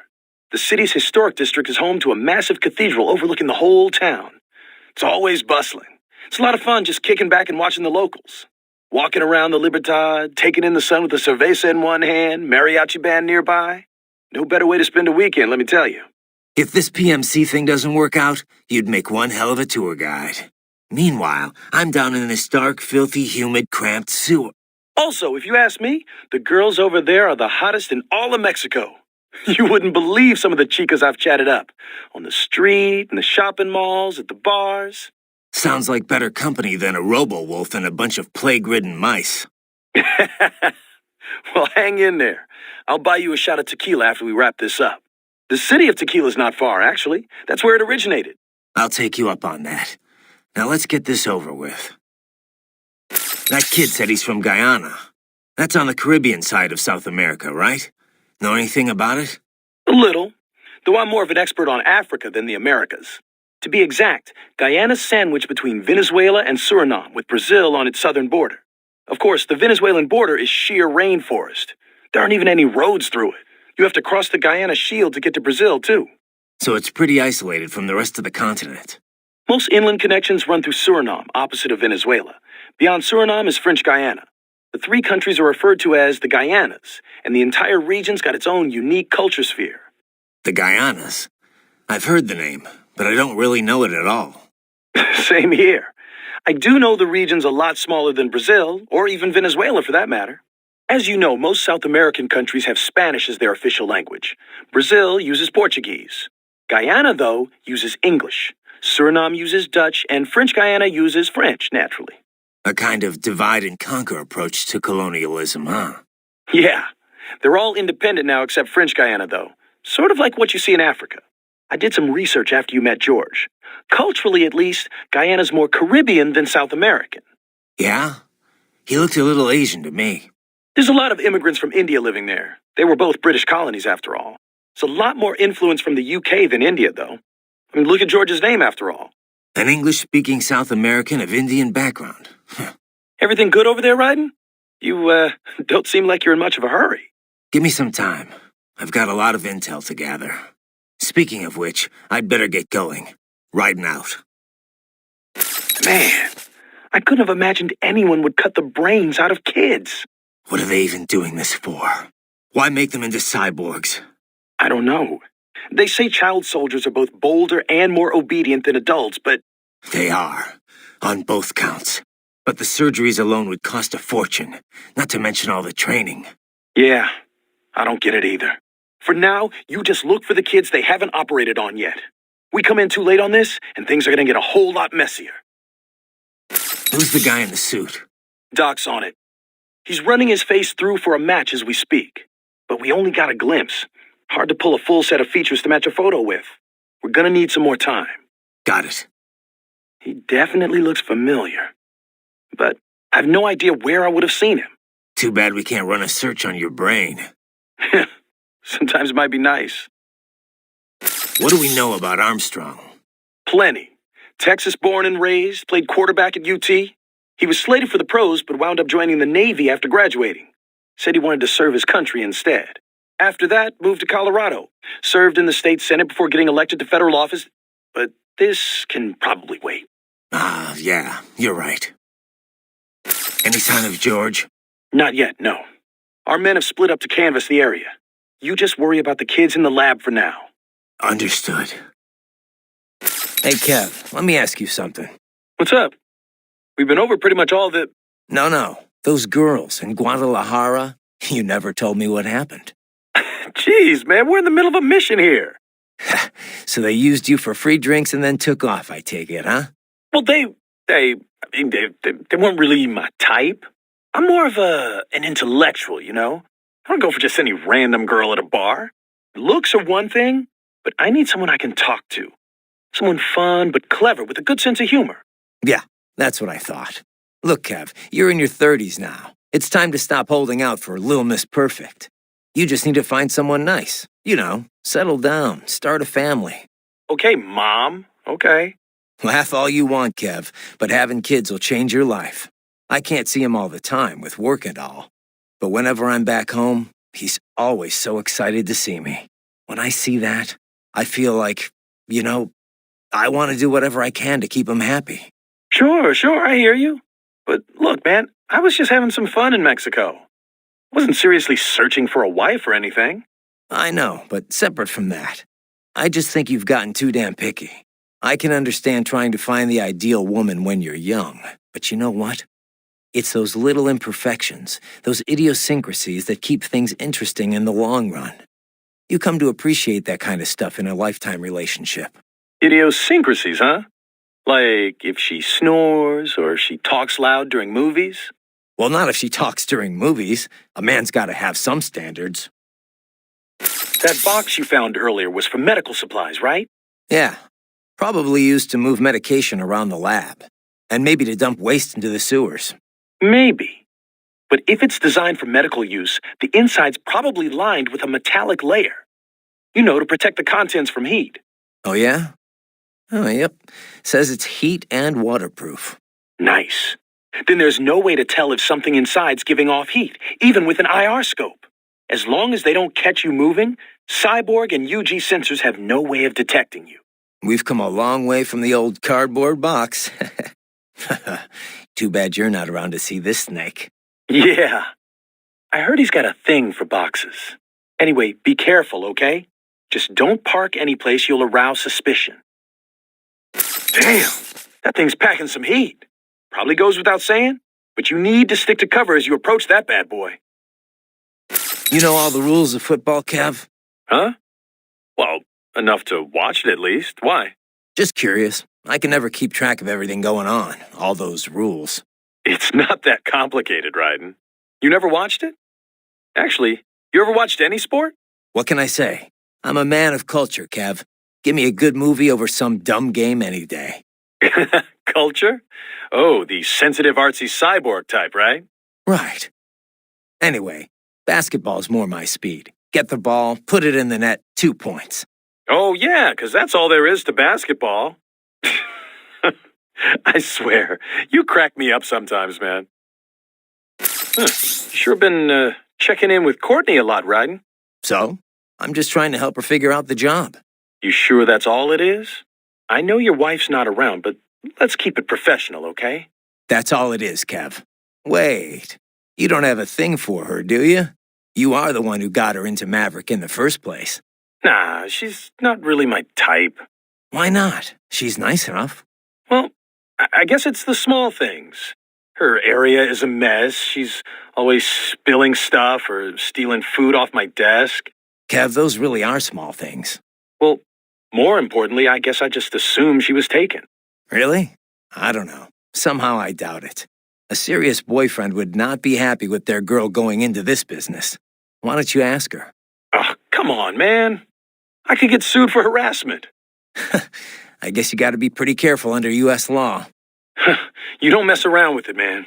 Well, it does make a convenient excuse for you anyway. Listen, why don't you worry less about me and more about your family and the mission, okay? I already told you, Kev. And he cut the codec on me. Nice.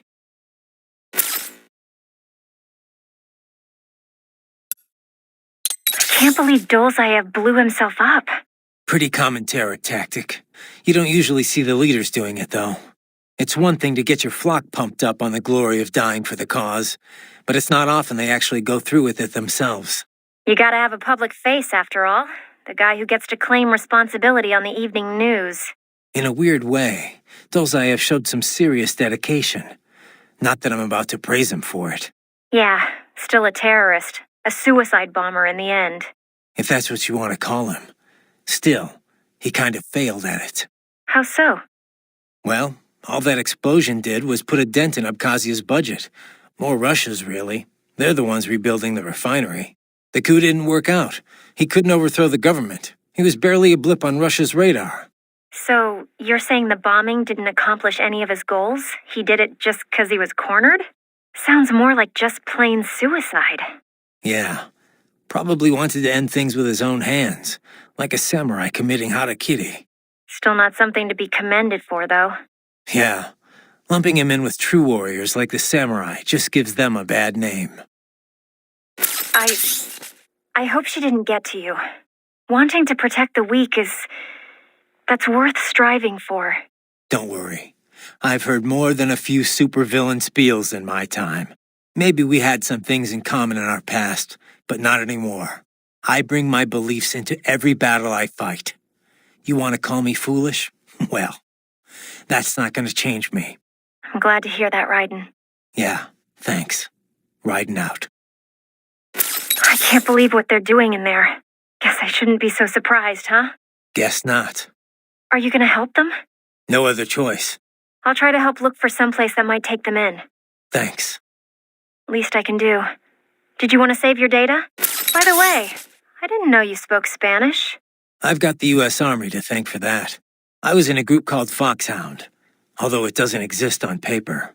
We were isolated from the other soldiers. Day after day of VR training. I heard about that. It's not like it was all VR, though. Special Forces guys need advanced physical and communication skills. I had to do all the basic training and language schoolwork, too. We even trained in the Afghan village set up at Fort Polk. The Afghan village? They built a mock urban area on a base in Louisiana for training purposes. It was a hell of a lot more realistic than the VR training we had back then. Nothing compared to cyborg training, though. Having it jacked right in like that. They say it's so realistic now you can feel your blade cutting through flesh. I can't believe they're extracting children's brains. Can't we do anything? I don't know. That's something I need to discuss with Doc. For now, I gotta worry about the kids they haven't operated on yet. As long as they're held hostage, no way am I gonna be able to get the brains out of here. Yeah, you better hurry. Oh, but maybe you should save first. Know anything about the guy in the suit, Courtney? Not a clue, sorry. I feel like I might have seen him somewhere, but... Yeah, it's a pretty common-looking face. Doc's analyzing all his facial features right now. He should have something for you soon. All right. I've got a few things to do here anyway. Yep. Do you want to save first? World Marshal. I never would have guessed it. I mean, they're huge. They advertise on TV with Hollywood celebs and everything. Yeah, it builds their brand and influences how the mass media treats them. When a company's got nothing to sell and a huge ad campaign to sell it, that's usually a bad sign. But, I don't know, I thought they were like us. I guess I thought they actually prided themselves on following international law, keeping people safe. A lot of their guys aren't even contractors. They help militaries with logistics support, that kind of thing. I mean, I went to college with people who have jobs there. Sorry to hear that. Guess the ad campaign worked on them, huh? So, what now? First, we rescue those kids.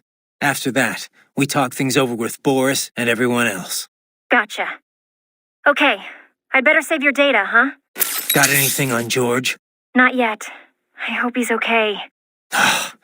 This is my fault. I could have stayed until someone came to pick him up. Come on, who knows what would have happened to the other kids in the meantime? Or even now, for that matter. You're right. They're gonna be in even more danger soon enough. And there's a chance George is still safe. Somewhere. Yeah. I'm sure he's fine. I'd better move. Say, Raiden, where'd you get that hat you were wearing? The sombrero? Well, picked it up at a souvenir store here.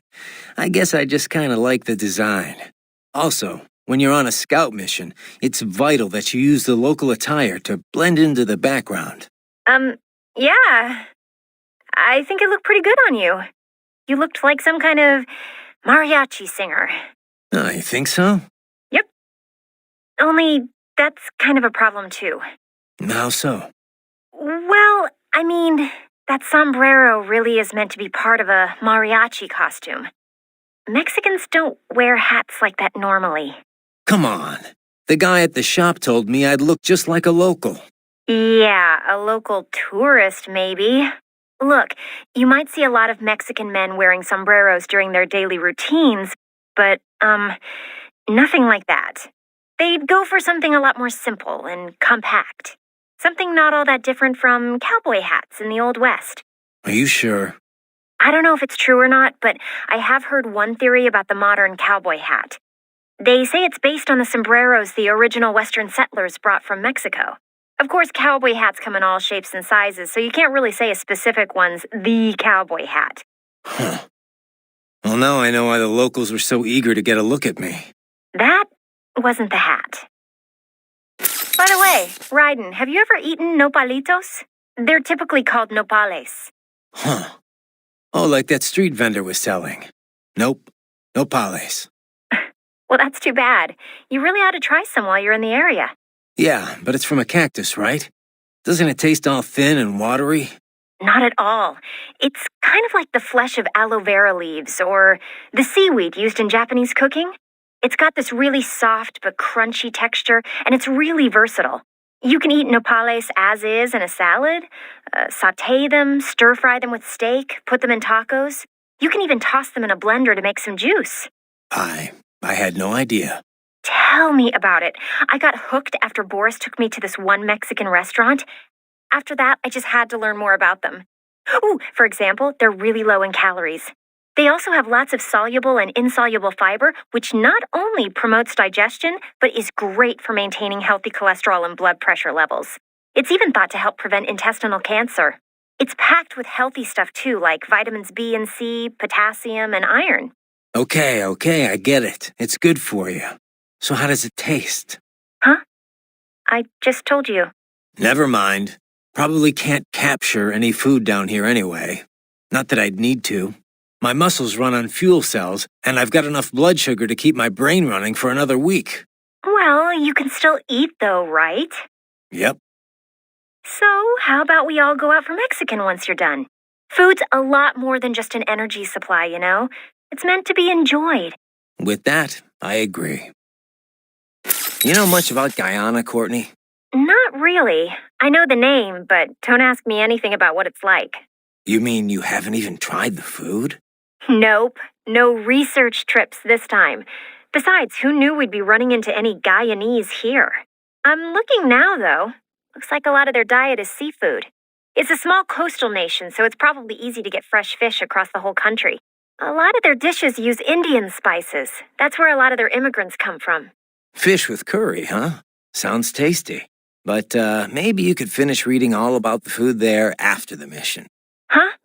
Oh, it just, came up while I was reading up on Guyana in general. Right. Well, let me know if you find anything actually useful. It just popped up in the search results, I swear. Doc, they're VR training those kids' brains. Indeed, much as one might expect. Simply installing someone in a cyborg body does nothing to enhance their neural acuity. True combat efficacy requires the right knowledge and the right operant conditioning. Yeah, but this isn't just normal army training. This is the Sears program. Indeed, the instructor sends data directly into the brain. The experience is almost impossible to discern from real life. No, Doc. I'm not talking about the VR tech. The training program's completely different. It is only VR, Raiden. They are not actually hurt. Well, right. That's because they don't have bodies to get hurt with. But they still feel pain. Without that, it just isn't realistic enough. That, and with this training, you're the one doing the killing. Not just the soldiers, innocent people, POWs, civilians. I see. So that is what the Sears program is. Yeah. Look, I gotta move. Out. So, World Marshal was Desperado's benefactor all along, No wonder they were able to deploy cyborgs in such numbers against you. If they'd already started putting those kids through VR training, is it possible I'm actually fighting some of them here? From the sound of things, the VR program had only just gotten underway. The brain can only process so much stimuli at once. You can speed up VR training for a UG to some extent, but not for a cyborg. I sincerely doubt they could complete a full training program in such a short time. Yeah, most of my training in Liberia was on the field, but it took a few months before I was in any way useful in combat. Indeed. I suppose you'd know more about how child soldiers fight than the rest of us here, Raiden. Yeah, I guess I'd be able to tell if they were children. Kids do fight differently from adults. How is Wolf faring? Hard to say just yet. Seems like he's doing okay. Good, good. I'm so pleased my repairs were effective. He seems happy enough, but I don't know. Can a machine really be happy? Maybe he's just being directed by his programming to behave that way. And what is wrong with that? If something you do for someone else is appreciated, it makes you happy. It's a perfectly normal reaction, one that applies whether you're man or machine, and whether or not you have intelligence. I guess so. When you watch a film, does it not make you happy when good things happen to the heroes in the end? I'm not seeing the connection. Well, those heroes are not really happy. They're just following a script written by someone else. The actors have human intelligence, but the characters themselves do not. It is a facade, an imitation, and yet we still feel an emotional connection. It does not matter that it is make-believe. Now, I certainly don't know whether the AI you encountered in the past was neural or not, but Wolf most certainly is. And with a neural AI, it is not so simple as working off a set computer program. You can define intelligence however you like, but personally I see no reason not to say Wolf has it. It possesses a neural AI structurally similar to the human brain. It has learned enough of the world around it to be capable of human speech. Truly, an astounding artificial intelligence is at work here. One, I suspect, could make for substantial business opportunities given the chance. Think of the possibilities, Raiden. What do you think a truly intelligent AI could do for the world? I'll let you know if I think of anything. Riding out. What do you know about these brain units, Doc? It is a type of canister conceived to transport a cyborg's brain in a physiologically secure state. It's designed for quick, lower-risk implantation. Each one is equipped with a rudimentary environmental control system. So long as power is uninterrupted, the unit can protect the brain from temperature changes and other fluctuations in the local environment. I would imagine they regulate the brain's supply of oxygen and glucose as well. That's what I thought. I've seen these before, but I didn't think there were that many of them out there. Oh, manufacturing's exploded alongside the rise of cyborgs, though they're still made by only one company. The chassis also functions as an impact liner, absorbing impact and preventing organic damage. It's durable against impacts up to 700 G, which would be enough to permanently damage an unprotected brain. Sounds like military spec stuff. Well, it would certainly be expected to withstand gunshots or explosions. But the liner is primarily intended to keep the brain safe in the event of an accident during transport. These canisters are quite functional overall and clearly designed for mass production. Costs, you know. However, human brains come in many sizes. Thus, the unit is on the larger side to compensate for a wide range. This unit cannot be used if, as in your case, the subject wishes to retain his original human visage. The brain must instead be transplanted directly into a precision-fitted skull casing. Such customization, of course, does not come cheap, and does nothing to enhance the cyborg's battle skills. It's an option beyond the reach of most. You've surely noticed your cyborg opponents tend to resemble each other. That is part of the reason. So they're extracting the brains here, then transporting them somewhere else in these things. Into the US, most likely. Brains alone, after all, would not violate the UN Arms Trade Treaty. I imagine these are intended for implant into bodies manufactured in America. This is crazy. Have you located any tripods, Raiden? None around here. They may be clustered near a single spot. A maintenance area, perhaps. Have you checked there? I will now. So you want me to remote pilot this thing? Indeed. Once you physically breached server security, we can take care of the rest from here. It's a strange feeling. It feels like it's really me scurrying around. Well, you have hacked into all its sensors. Of course it should feel this way. Listen, Doc, if my body's ever destroyed, promise you won't stick me in one of these things. Well, I'm in no position to make such promises, you know. Especially not before you find the terminal. All right, I get the idea. Should be no problem. Stealth is my specialty, after all. Doc, the tripods Mistral had, they could leach electrolytes from my fuel cells, right? Can I do the same with the cyborgs here? But why would you want to do this, Raiden? Too much energy and you would most certainly explode. Oh, right. I guess there's that. It took quite an effort to hack into our little friend there, you know. I would take good care of him. That is a Grad, a UG developed in the Ukraine. UG? Looks like a standard pillbox to me. I have seen blueprints for a pillbox able to operate in tandem with infantry forces. I cannot be sure if this is the result, but I do know the Grad is capable of bipedal movement. In pillbox mode, the main cannon is also quite lethal. Approach carefully. Use cover to make your way to it. The Grad's shield does more than simply provide defense, you know. We have reports of a spinner mechanism that enables its use in close-quarters combat. Reports?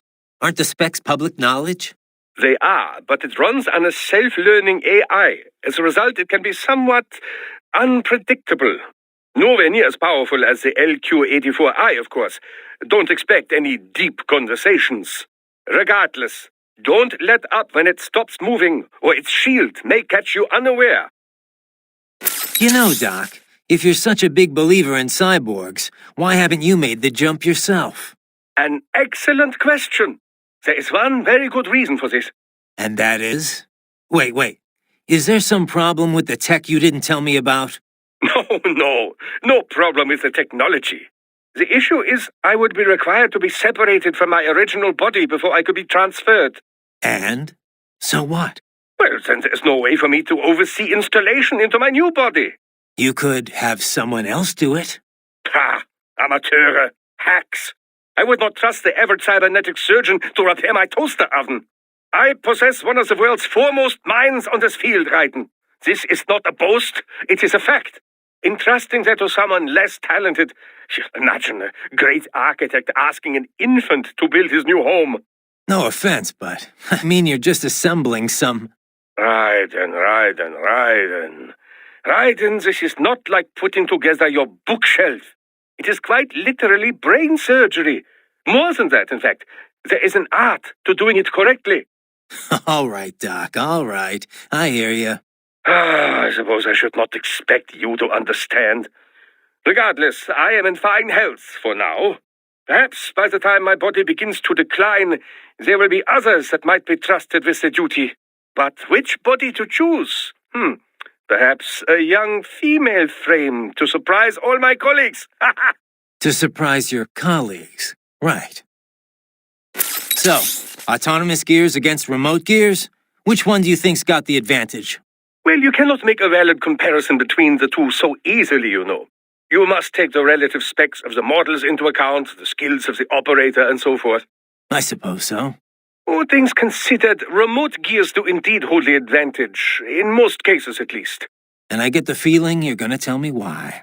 This type of remote weapon can be traced back to Germany, you know. World War II. The Wehrmacht employed a remote-controlled mine called Goliath, with tank-like treads on either side.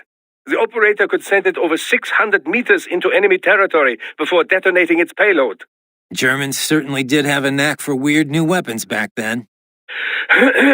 If I may continue. Now, UAVs, unmanned aerial vehicles, began to proliferate in the 90s. They were equipped with cameras, enabling the operator with a much greater degree of control. But it took 20 more years before autonomous craft would gain wide acceptance. Makes sense. The AI wasn't good enough until just recently, right? Correct. Target location and course correction were not a problem, of course. GPS solved all that. But target selection or base defense, these types of objectives require extremely complex AI routines. It was only with the advent of optical neuro-AI that such a thing became possible. Neuro-AI was developed using a completely new paradigm in computer architecture, you know. Not the von Neumann model, which served as a standard up till that point. Neuro-AI was modeled after the human brain. It can learn and mature entirely on its own. Like the Patriot's AI, just on a smaller scale. Indeed. It cannot copy or rewrite data, but the structure does solve several problems quite well. The frame and symbol grounding problems, to be exact. It gives the AI flexibility within unknown states. But such a system still lags behind the average human in speedy decision-making. Also, as they cannot converse, they cannot demand or accept surrender, or avoid such unnecessary conflict. And as you know, such tactics are often the most effective strategy for victory. So yes, the fact that they do not require a human soldier as a pilot is an advantage, purely in terms of resources. But in a hypothetical battle between two identical UGs, the remote gear tops the autonomous model, no question. Got it. I'll keep that in mind. Of course, even the remote gears have some AI these days to handle balance and other minor details. So, the line between remote and autonomous UGs grows less and less distinct every day. Remember now, Raiden, left hands. Recover as many as you can. I got it, Doc. I got it. I'll bring back all the flash memory you can handle. Holographic memory. It's very different from standard semiconductor memory, you know. Yeah. But it's still solid-state storage, right? Well, yes, but they are perhaps more different than they are similar. Holographic memory utilizes the same optical interference that holograms rely upon. Right. That image is used to appear 3D. Traditional media reads and writes bits on a two-dimensional surface in linear fashion. Holographic memory, however, does this in 3 dimensions, using light at different angles. And that gives you what? Speed. It can read over a gigabit of data in a second. And capacity. A 2-inch square cube of lithium niobate crystal can store 4 terabytes of data. It is also highly resilient against data loss caused by damage to any part of its media. This is because the bit information is not localized, but used as an optical diffractor across the medium. For battle data, there is no better type of storage. Beats having a hard drive clacking away inside your arm anyway. Indeed. Spinning media. Hard to imagine we ever put up with such nonsense. So, Doc, what kind of data can you extract from those left hands anyway? Oh, all manner of information. But the short list? Energy consumption, damage level, intracranial and blood pressure, blood sugar, other vitals, GPS history, speed and acceleration data, radio and optical readings, recorded computations from the internal expert battle support system. Doc. Time-stamped readings of distortion and acceleration gauges whenever the body was impacted. Stress is applied to the CNT muscle fibers in all 4 limbs, as well as any localized breakdowns. All right, Doc. Power consumption rates, remaining battery charge, type and amount of weaponry used, codec logs and wavelengths, voice transcripts, encryption methods. Okay, Doc, okay. Sorry I asked. As a field of technology, cyborg warfare is still in its infancy, you know. It is my duty as an engineer to collect and analyze as much data as possible for every conceivable situation. The resulting database will help drive future technology, both modifications and advances. Makes sense. But why the left hand? Why store it all there? Accessibility. A unit can remove it with its own right hand, or it can be recovered if the unit is damaged. I would advise you not to remove your own holographic storage, however, unless absolutely necessary. To facilitate recording of everything you see, hear, and so on, it is tied directly to your cranial nerves. So, each time the storage is connected or disconnected, your hippocampus is stimulated. This can result in memory loss, flashbacks, and all manner of unpleasant effects. Yeah, I have some experience with that. It's a little more than unpleasant. Very well done, Raiden. Oh, thanks, I guess. That raptor may have been smaller than an Irving, but its potential is simply remarkable. Defeating it is a fine demonstration of your body's abilities. I'm quite happy to see it working so well. Well, thanks, Doc. I'm quite happy I'm not dead, too. How did it feel to fight it? Well, an Irving has more strength and firepower. But this guy was a lot harder to keep a beat on. Not that big of a deal, but you definitely don't want to let your guard down around one. Indeed. A combination Irving and tripod force would be a formidable foe in any urban warfare scenario. The only problem is cost. A PMC would have to be well funded indeed to even think about acquiring the necessary numbers to make it work. There are situations where an Irving may be overkill, but tripods cannot provide the necessary force. So the Raptor was built to fill that gap? Indeed. Its basic design is a streamlined, more compact version of the Irving. Furthermore, it uses the same control system as the tripods, which helps keep costs low. It can use standard personnel weaponry as is, and its armor has been componentized. This is to say, the user can expand its defensive capability as needed. It's fit for standard military operations, anti-terror missions, even regular patrol and police duty. A most admirable jack of all trades. Adorable too, wouldn't you say? Not the first word that comes to mind. Ah, yes. My apologies. I can't help but marvel at a well-made machine when I see one. There's no need to be jealous, though. Your body is still quite impressive as well. Yeah, thanks, Doc. Wolf? You're a one-of-a-kind prototype, right? Correct. I was originally conceived as a weapon to replace humans and cyborgs. Conversation and intelligent decision-making were deemed essential to the role. The project was eventually cancelled after 3 years in development. Why? I have intelligence, but I lack a specific quality essential to any combatant. What's that? Brutality. I am not human, thus, I lack the brutality inherent to humanity. I was shut down, then revived, apparently on Sundowner's orders. Sundowner? But what's he want with you? Unknown. A manifestation of his sense of humor, perhaps. As a machine, I am more sensitive to my fellow man than an actual fellow man. This amused him. Guy has an odd sense of humor. So, you were under Mistral's command all this time? I originally took orders from Sundowner, but not for long. As a novelty, I did not last. Mistral saw more potential in me. What'd she see? Unknown. However, she apparently enjoys the company of dogs.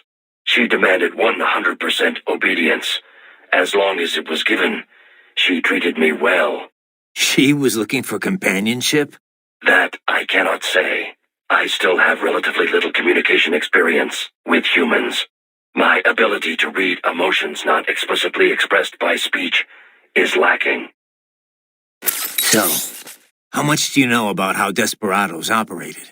I was at the lowest possible tier of information disclosure, beneath standard contractors. As it was explained to me, contractors need at least some information divulged to them.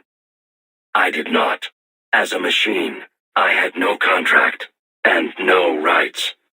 I was kept in the dark. My knowledge is no deeper than what is already generally known throughout the industry. Couldn't you hack into their network or something? You're an AI. Perhaps, if I had free access to a computer. Also, hands. Those are necessary to operate a keyboard. Yeah, but you are a computer. It is not so simple. There are protocol issues. Neuro-AIs are far closer in structure to the human brain than standard von Neumann architecture computers. Well, I would have tried anyway. Did you have contact with anyone besides Mistral? I engaged in tandem field operations with Sam on several occasions. However, he was even more difficult for me to comprehend than Mistral. I bet. Raiden. Ambulatory unmanned gears detected in sewer network. What? Desperados already spotted us? Negative. These UGs are not engaged in proper perimeter security. Even were the lab anticipating our assault, they would not set up patrols down here. It is too far from the lab to be effectively guarded. So what are they doing down here? Judging by their behavior, I believe they are gathering AI behavioral learning data. Meaning? With neuro-AI, there is no delineation between hardware and software. You cannot simply extract the learning data from one AI and insert it into another. In order to prepare a UG's AI for deployment, each must learn its duties on an individual basis. So they're using a Mexican sewer as their training ground? No, it would be impractical to implement on-the-field training for every AI in their force. In most cases, AIs are fed simulated data sets, plus feedback based on their chosen actions. Put another way, they engage in VR training. So then why are they here? I believe they are collecting data to improve upon their VR training code. To build a better VR regimen, they must go out in the field to experiment and gather data. It is probable they are using the sewers to help improve their AI's behavior in enclosed spaces. That's the sort of subcontracting work this lab does? It appears likely. Oh, great. And here I was hoping the worst we'd have to deal with is toxic waste. Unfortunately, not. Let me ask you something. What do you think you're doing here? I mean, why are you working with me? Because I choose to. I owe a debt, and I wish to repay it. A debt, huh? How human of you. I contest that statement. Many humans possess little or no sense of obligation at all. And many are entirely willing to trample their fellow man for personal gain. I know. But is that it? I mean, you're willing to follow me, put yourself at risk just because of that? What do you think of what I'm doing here, for example? A delicate question. I do find it difficult to rationalize your mission to rescue the children. If you wish to save children in need, there are hundreds of millions of others equally in need. Thanks for the support. However, we must still uncover the full extent of Desperado's activities. And as such, it is meaningless to debate best practices without sufficient information. All right, then. No more questions, Your Honor. You ever see the guy in the suit before? I am sorry, no. Nothing in your database? I have no database, Raiden. The symbol grounding capabilities of my neuro-AI allow me to identify faces in only the vaguest of terms. I can judge whether I think I may have seen him before, but I do not have the accuracy of a database. Well, that's ridiculous. You're an AI. An AI modeled after the human brain, and thus as flexible and occasionally vague as any humans. Of this man, however, I have no recollection. I do not believe I have encountered him before. Most likely. Oh, man. Desperado's backer has been identified. What will you do now, Raiden? Will you attempt to destroy World Marshal?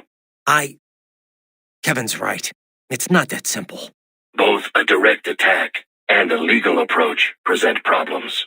Either course will likely lead to additional conflict. We can figure it out later. For now, we're getting those kids out. That remains your intent.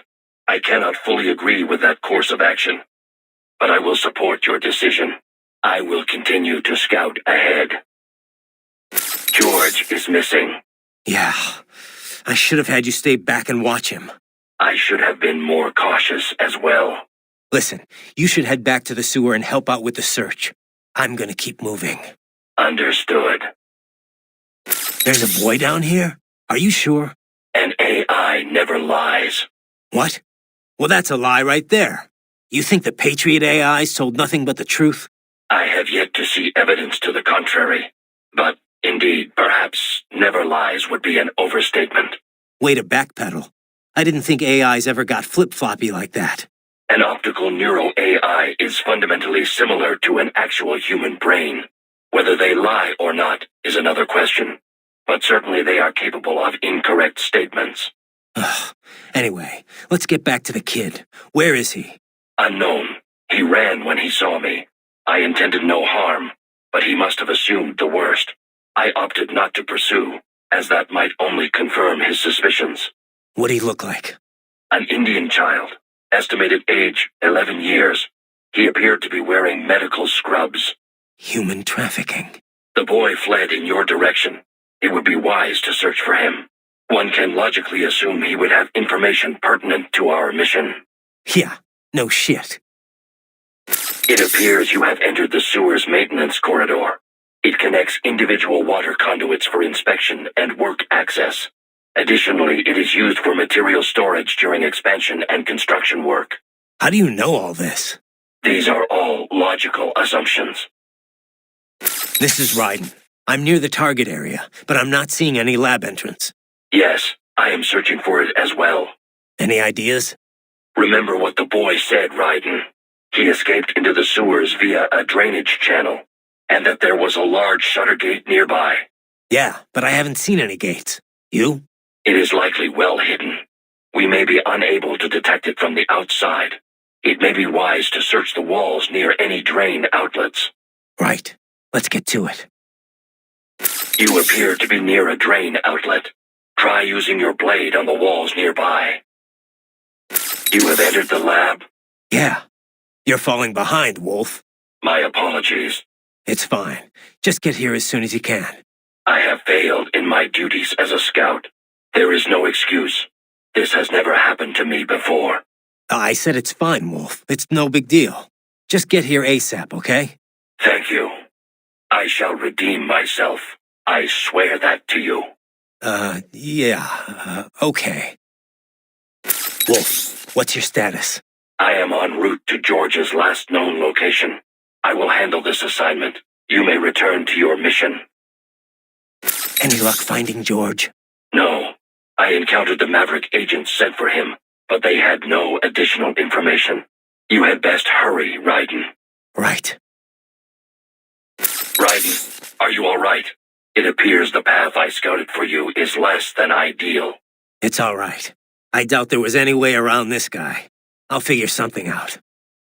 So you said it took 3 years to learn how to speak, right? Given enough time, could any AI be taught that too? I cannot assert that. A neuro-AI is only capable of learning new things, not growing and replenishing its own cells.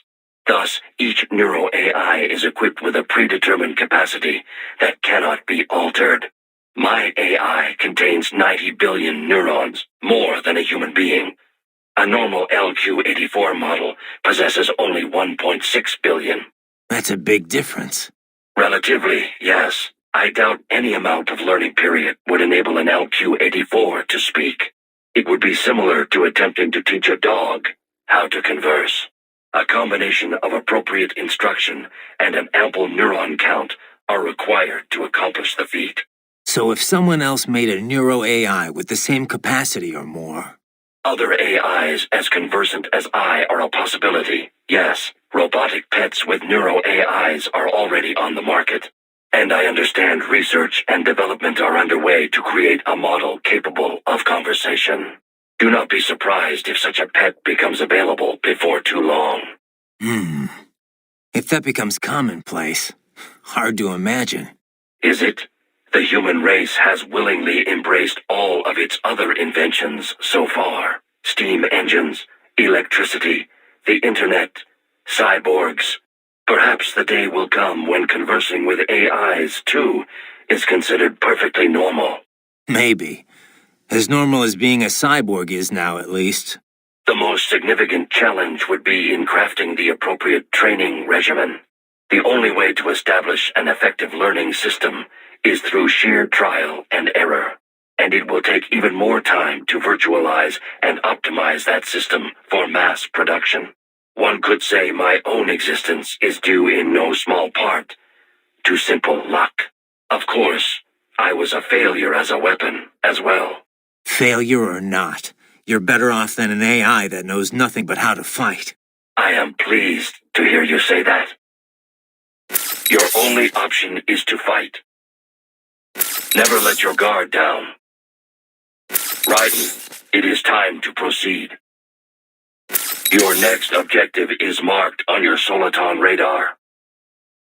You are free to follow whatever course of action you choose. Hey, Wolf, know anyone named Gubayama? Gubayama? No. Perhaps I have heard it before, but... Huh. Well, no big deal. Just thought it might ring a bell. I apologize that I am unable to help. Nah, forget it.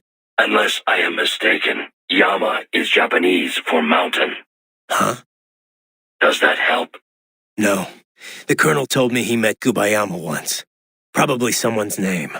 A significant number of sumo wrestlers use the term Yama as part of their ring name. Perhaps this Gubayama is in the sumo business. Makes sense, sure.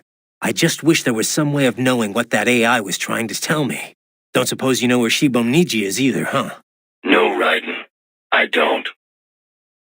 I am afraid I have little to offer you in terms of battle tactics.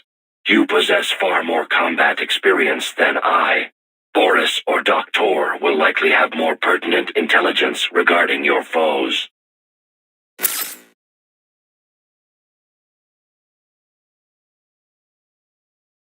Raiden, come in. What is wrong? You knew those cyborgs signed up for this. What's the problem with it now?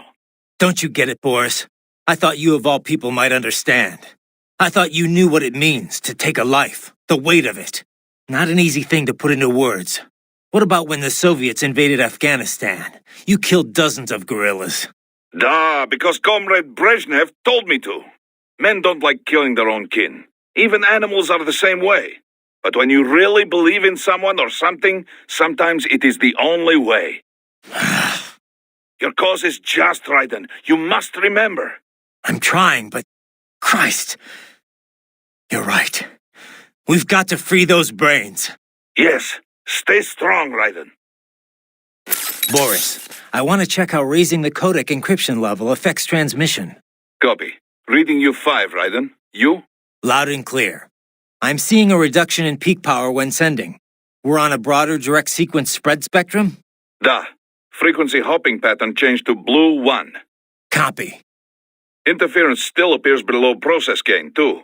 Hell of a system. Worth every dollar. What is your processing load? I pinged HQ data storage with my tactical data line. The increase in latency is below 5%. Хорошо. In that case, it will not affect mission. Our system is just one notch below toughest security available. Denver police cannot see we are even transmitting at all. All our communication is perfectly safe. Copy that. Raiden, watch for Monsoon's magnetic ability. He uses those psi to manipulate almost anything. The larger the object, the harder it will be to avoid. Better to cut them in blade mode. It seems Monsoon cannot keep his body broken apart for long. Raiden, keep attacking. Force him to stay apart. Maybe you can trigger a critical failure. It is your best chance at taking him out. Raiden, he's using red phosphorus grenades. Infrared cannot see through the smoke. It makes him practically invisible. He will use it as cover to attack, but do not panic. Do not run around like a blind mouse. Be patient and focus. Wait for your moment to strike. Monsoon can detach and reconnect his body parts at will, Raiden. He uses it to dodge attacks and to expand his own offense. But if you can parry and counterattack, you should be able to seriously damage him. You must parry his attacks. Boris, you got anything for me? What do you mean? What do I mean? Intel, advice, help. What we always do over the codec. Well, yes, but in this case we had no official prep time. We have the map of Denver, but no briefing notes, no intel on enemy capabilities. I wish I could be of more help, but, well, I have nothing to work with. I'm sorry, Raiden. That's all right. I know you're doing whatever you can. But what about your robot dog friend? He's taking on scouting duty for you, yes? Why not try contacting him? Raiden, what are you doing? You left Maverick for this?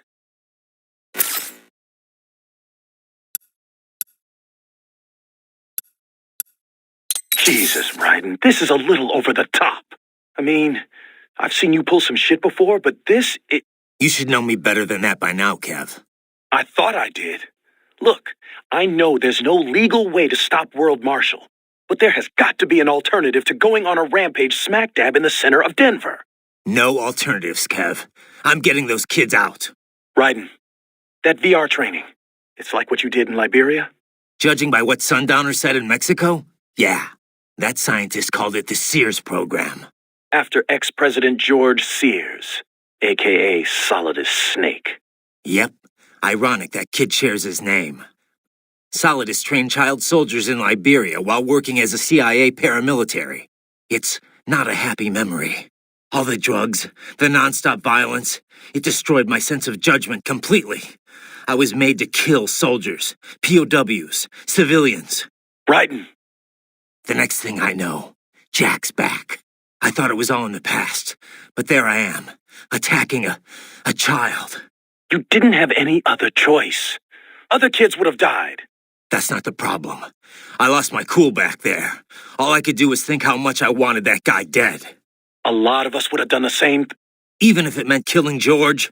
He's not dead, though. Actually, he really digs his new body. Either way, I'm shutting this program down. Maybe they've got it better than me. They don't actually have to kill anyone in reality. But they're still going through the motions, having it pumped straight into their senses, just like real life. All right. Just give me a call if there's anything I can do. Sure. Riding out. So let me get this straight. All law enforcement in Denver's been subcontracted out to World Marshal? Pretty much. It's part of Colorado's small government initiative. When you're tasked with slashing a state's budget, privatizing the police force starts to make sense. Detroit was kind of the pioneer there. Armstrong spearheaded the idea, of course, back when he was still in the state senate. No surprise. But the police force isn't all cyborg, is it? Nah, no way anyone could get funding for that. Most of them are unmodified. New recruits or veterans from the old Denver PD. They handle most of the basic police work, like street patrols and investigations. Most cyborgs are part of the SWAT unit. They're sent out to handle riots, violent crimes, stuff like that. Makes sense. They're given separate roles in the force, too. Some specialize entirely in combat, others handle things like hostage negotiations. Some of the combat specialists are ex-US Army, but a lot of them are from overseas, too. A lot of them undergo the cyborg operation just to get a green card. That kind of thing must go over great with the anti-immigration movement. You know it. A lot of folks wanted a blanket ban on hiring immigrants for the police force. They get a bad rep for those helmets, too. Can't see their faces. They're required to keep their face guards up if they're not actively on a mission, though. Thing is, we're starting to see a wave of violent cyborg crime across America, you know? The way the police see it, they need more cyborgs on the force to deal with that. Hope they have enough cyborgs to deal with me. Bryden? You okay? Yeah, they knew what they signed up for. Maybe life backed them into a corner, but they knew the risks. Exactly. A contractor's always balancing those risks against the money he's making. Those cops are no different. That, and they're actively helping Sundowner and Armstrong with all their shit. Having a bit of regret doesn't make killing kids okay. Yeah, they had to know they were working for the bad guys. Even if they didn't, it doesn't absolve them of all their crimes. Yeah, I know, Kev, but... Bryden? I don't have time to think about this right now. I need to get back to the mission. Roger that. Bryden, how's the mechs? No headaches or anything? No, why do you ask? You're in a high-altitude zone, remember? Oh, right. The Mile High City. Didn't think I'd have to worry about altitude sickness yet, though. You're checking my stats, right? Oxygen density's only 10% off normal. Body's still in the green. Yeah, I'm watching. Just remember, it's definitely gonna feel a little different from sea level. Copy. You know, I didn't realize how big Denver's gotten. It was never exactly small, I know, but it looks like it's really blown up these past few years. It's a good place to live. The tech sector's booming, people are moving in, and unemployment's low too. I always figured Colorado's more about military than anything else. Originally, yeah. Denver, like Colorado in general, is filled with federal agencies and defense contractors. And NORAD and Peterson Air Force Base are just a short drive away, right? Over in Colorado Springs. And then there's all the nuclear facilities, too. Right. I remember hearing about the Rocky Flats plant. Yeah, they manufactured the plutonium triggers that detonate nuclear bombs. It was shut down late last century for illegal pollution offenses. Of course, there's still a ton of military manufacturing activity going on in Colorado. PMCs too, right? Yep. PMCs like World Marshal. They've been on a buying frenzy, gobbling up a whole bunch of smaller outfits. That growth is what's enabled them to expand into the public sector. Their work in private policing has really boosted their profile. I'm not necessarily against small government, but when you mix the public authority with private firms... It never works out, yeah.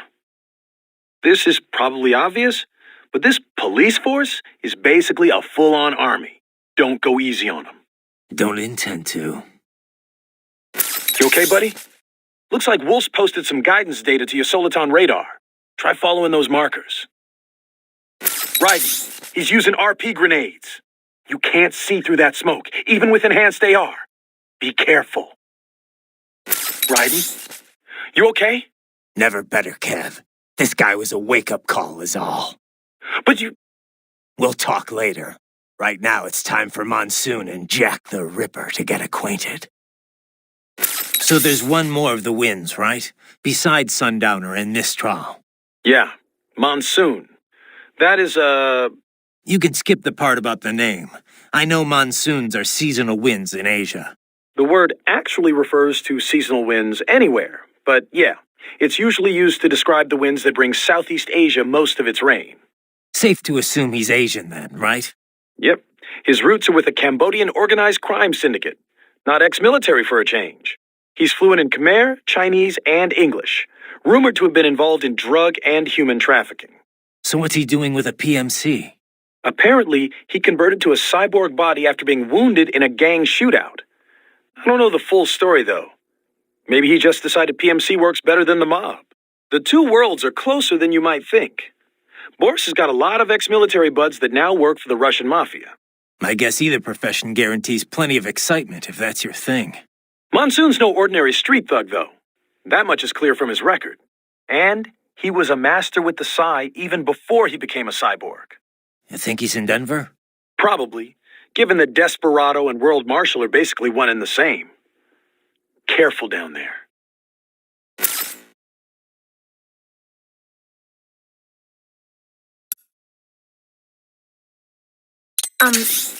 Raiden? Once you get those brains back, what are we gonna do with them? I still gotta discuss that with Doc. He's still got the brains from Mexico, but the human rights group wouldn't take them in. It didn't sound like it was going too smoothly. Yeah, that's what he told me too. I can understand the NGO's position, but these kids, they're completely helpless in all this. I know. We don't have nearly enough cyborg bodies for all of them. And if we want to give them child-sized bodies, they'd have to be almost entirely custom-made. For now, Doc's sending virtual environment data to their brains, just like their VR training. At least that should help cut down on their stress levels. Yeah, but that only works up to a point, doesn't it? Doc said he can't simulate realistic human interaction with the tech we have right now. They must be lonely. And they know lonely.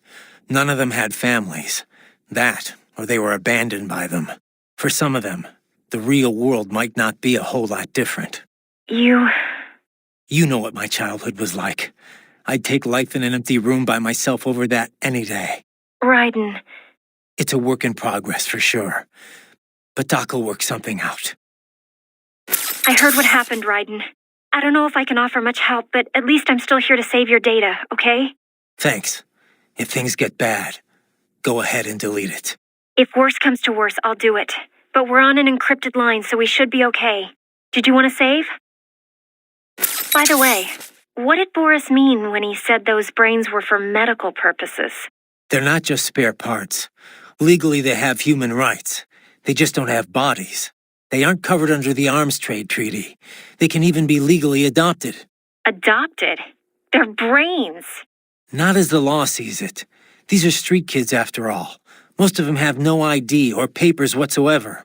Local mobs gather these kids up, declare them for adoption, and then send them off to a U.S. medical facility for treatment. So you're saying Desperado didn't actually buy those kids? Directly, at least? They're not stupid. Just evil.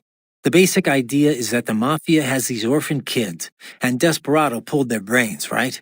Now they need treatment, so the Mafia sends them to the medical facility to get them new bodies. A World Marshal medical facility. One that only exists on paper. Once the brains cross the border, next stop is World Marshal HQ. The plan is to put them into factory bodies and assemble the cyborgs here in Denver. Pretty convoluted process. If there's a silver lining to all this, it's that the first brains only shipped a month ago. Doc confirmed that in the data he's collected. You can speed up the VR training process for AIs, but not with human beings. So it's likely none of the kids have completed training yet. Thank God. That training, though. Sorry, I should get back. We can talk later. So there's really no legal recourse to stop World Marshal here? We couldn't leak that video of Armstrong or something? Boris, Kevin, and I talked this over already. Not gonna work. The media would never show it. I guess not. That's why PMC started advertising so heavily all of a sudden, isn't it? So they could influence the media. Yeah, PMCs don't have anything to sell to regular people, but that's not what those ads were for. It's a part of the aftermath of the Patriots' plan for manipulating the public. Restricting press access, allowing cross-ownership between media conglomerates. A media empire as iron-fisted as any other dictatorship. So much for freedom of speech, huh? Yeah, the Patriots are gone, but their effect still lingers. It's just too good a scheme for the government to get rid of. All right, so we can't go to the news. How about uploading it to some video site? It'd get buried in the noise. People fabricate videos all the time to discredit other groups and companies. But when it's bullshit the public wants to believe, then it spreads like wildfire. If they don't care, it doesn't get noticed, even when it's the truth. Yeah. I guess videos aren't permissible as evidence in court either. Could the kids testify for us? The only thing they know for sure is that they were tricked into coming here. I doubt many have even heard the name World Marshal before.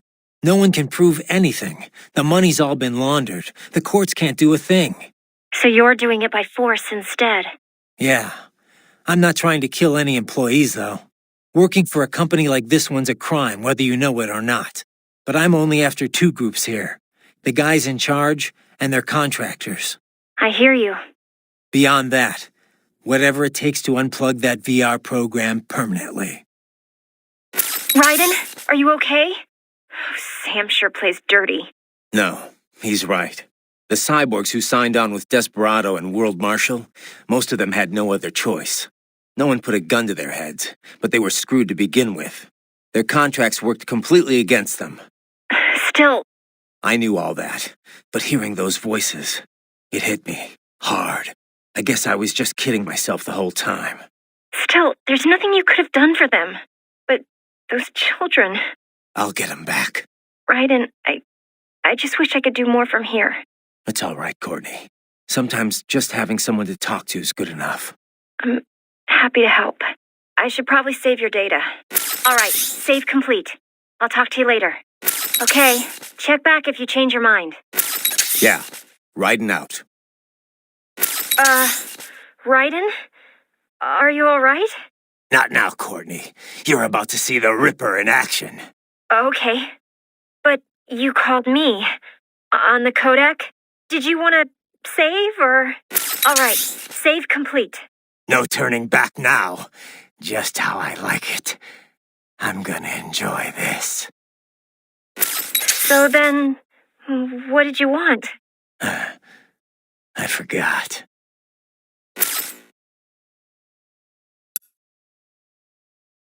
I trust you do not mind my telling George about you, Raiden. Could have done without that, Doc. He didn't need to know I was here. Well, there was no reason to conceal that from him. My intention was not to impugn you. He has a right to know. It's not as if he can simply fly over there and meddle in your affairs. It's throwing off my emotional balance, Doc. Things like that can negatively impact the mission, you know? However do you mean? You did the right thing, did you not? There's nothing to be ashamed of. George has the best body we can give him right now. And the rest of the children are also safe. And quite content, too, I should add. It was your quick decision-making that saved them, Raiden. George's body will require regular maintenance, not to mention a replacement upon reaching adult age. But the expense is more than worth it. You planning on signing him up with a PMC? Because that's the only job we're good for, far as I can tell. Oh, you are quite mistaken there. Just consider it. The power of a machine matched with the nimbleness and creativity of a human. The construction and public works possibilities alone are endless. I saw a news piece on German TV just the other day about a cyborg plumber, in fact. Let's not forget about elder care either. One needs great strength to bathe and care for the bedridden. But it's also very delicate work, if you follow. Not the sort of thing you'd leave to a machine. Sounds great. So long as we don't start replacing the old folks' bodies, too, just because they're old. A valid concern, yes. I recall reading a comic like that once. An old farmer created a cybernetic body to fight evil military scientists and so on. Yeah. But can't George do anything besides physical labor, though? Oh, he has every right to choose another path. If he opts not to take advantage of his body's physical strength, he's free to pursue academia instead. His body provides a completely ideal chemical environment for his brain, after all. I can certainly see how that would prove handy in the realm of higher education. The only problem would be how to cover the costs. The issue of student loan debt in the US is thorny enough already, even for normal students. Yeah. All this stuff's not just George's problem, though. All the other brains I'm gonna rescue will have to deal with it, too. Giving them bodies won't be the end of their problems. It'll be the beginning. Indeed. On a happier note, though, excellent work in bringing George's lower body back. Now he'll very likely be able to produce children in the future. Bravo! So how long can George use that medical body he's in right now? Well, the body's full shelf life has yet to be proven, but with regular maintenance, I would imagine 10 years or more. However, this is also a child's model. It will need to be replaced as he grows mentally and emotionally. But things have come together pretty well overall. Guess that's gonna be a problem, huh? It will. Also, this is the only body of its type I could procure on such short notice. I'm afraid the other brains will have to make do with their VR environment for now. Yeah. It just doesn't feel right that George gets the only body, though. Well, it was you who implored I do something for him, no? I assumed prioritizing him was called for. Yeah, and I appreciate it, Doc. It was a pretty stressful moment. We will have many more brains to watch over before long, I fear. Something I don't entirely mind, I should note. The more research subjects I have, the better. Still, some sort of decision regarding their long-term care shall have to be made soon. It will be some time before we're able to monetize any of this research, after all. As much as I might like to, I can't run this lab on good intentions alone, you know. Yeah. We need to come up with something, and soon, for all our sakes. We should be able to mass-produce child bodies in very short order, at least. By the way, I have a helicopter crew on standby to bring the brains back here should the need arise. I, too, will be departing in a little while. Much appreciated, Doc. Consider it an angel investment. Who knows what sort of new business I may be soon pioneering here. Doc, what did Sam do to them? Well, many cyborg soldiers' emotions are regulated by nanomachine-controlled drug doses and electric stimuli. It sustains the subject's confidence while suppressing fear, anxiety, any emotions detrimental to mission performance, really. I suspect that Desperado also uses it to boost the aggressiveness of their employees. Once, SOP nanomachines were used to control all PMC contractors, not just cyborgs in this way. These days, you can control cyborgs with far more accuracy than ever before. You are connecting directly to their central nervous and control systems, after all. I know all of that, but how could I hear it? Emotions can be suppressed in part purely by chemical interaction. This is done by administering dopamine, using beta blockers, cutting off the reabsorption of serotonin. However, emotions are one way in which the brain reacts to the impulses sent from the nervous system. These impulses come in many forms. For example, external information from visual and oral sensors, or input from the somatosensory system and from one's own consciousness. The changes in intraneural balance, denervation potential, and consciousness that result, these things are what we generally refer to as emotion. In recent years, it has become possible to even alter one's consciousness via the right electrical stimuli. However, retaining full balance with this method still proves difficult. The latest research I've seen has been most enlightening. A suppressed set of emotions creates a closed feedback loop within the subject's consciousness. The cut-off consciousness generates its own emotion on some level based on outside stimuli. But there is no way to actually output this emotion. The cut-off consciousness? Well, in an intense combat situation, have you ever felt as if what you are experiencing wasn't real? That you are viewing your own actions from some external vantage point? Yeah, that does happen sometimes. Most likely, the sensation is rather close to that. The consciousness is inherently separate from the decision-making parts of the brain. Experiments using functional MRI imaging have revealed much about the decision-making process. For example, did you know that the brain has already come to a conclusion 7 seconds before the decision is consciously made? In any case, while attending the Tucson conference, I heard about the most fascinating experiment.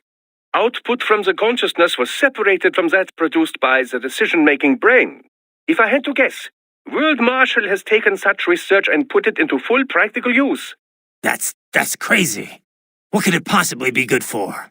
Well, judging by your current state, I'd say it has proven to be quite a useful psychological weapon.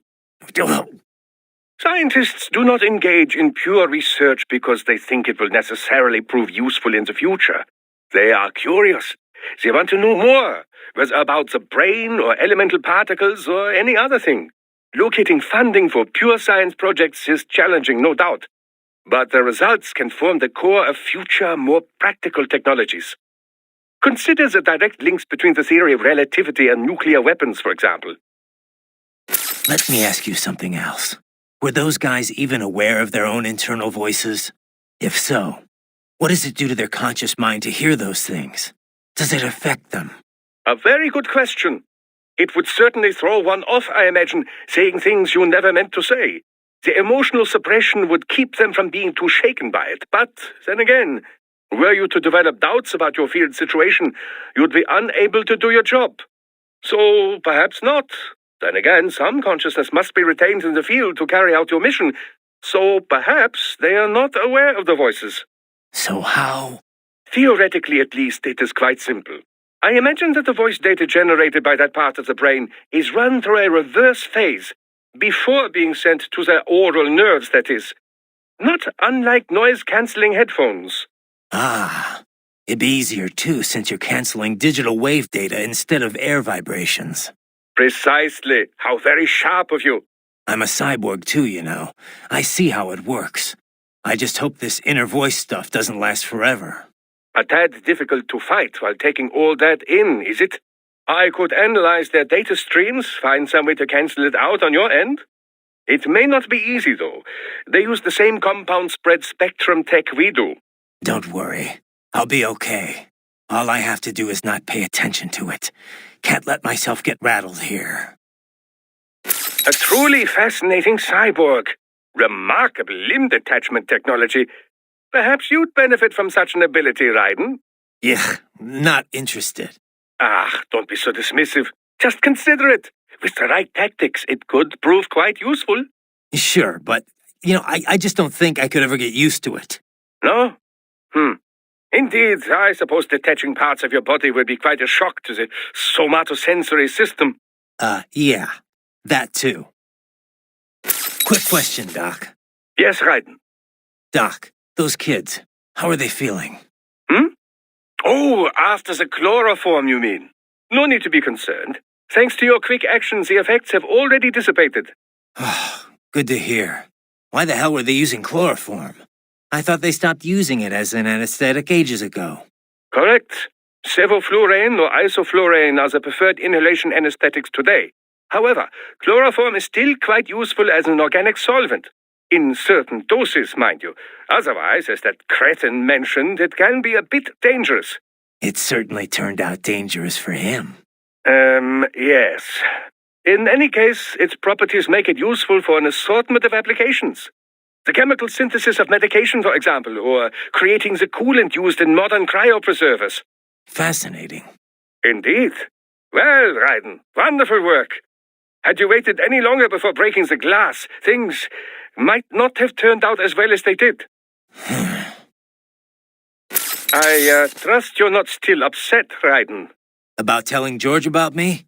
Look, let's just drop it, okay? Gladly. I'm just glad I was able to assist you in operating the cryopreserver anyway. I know, Doc. Not that it's so difficult.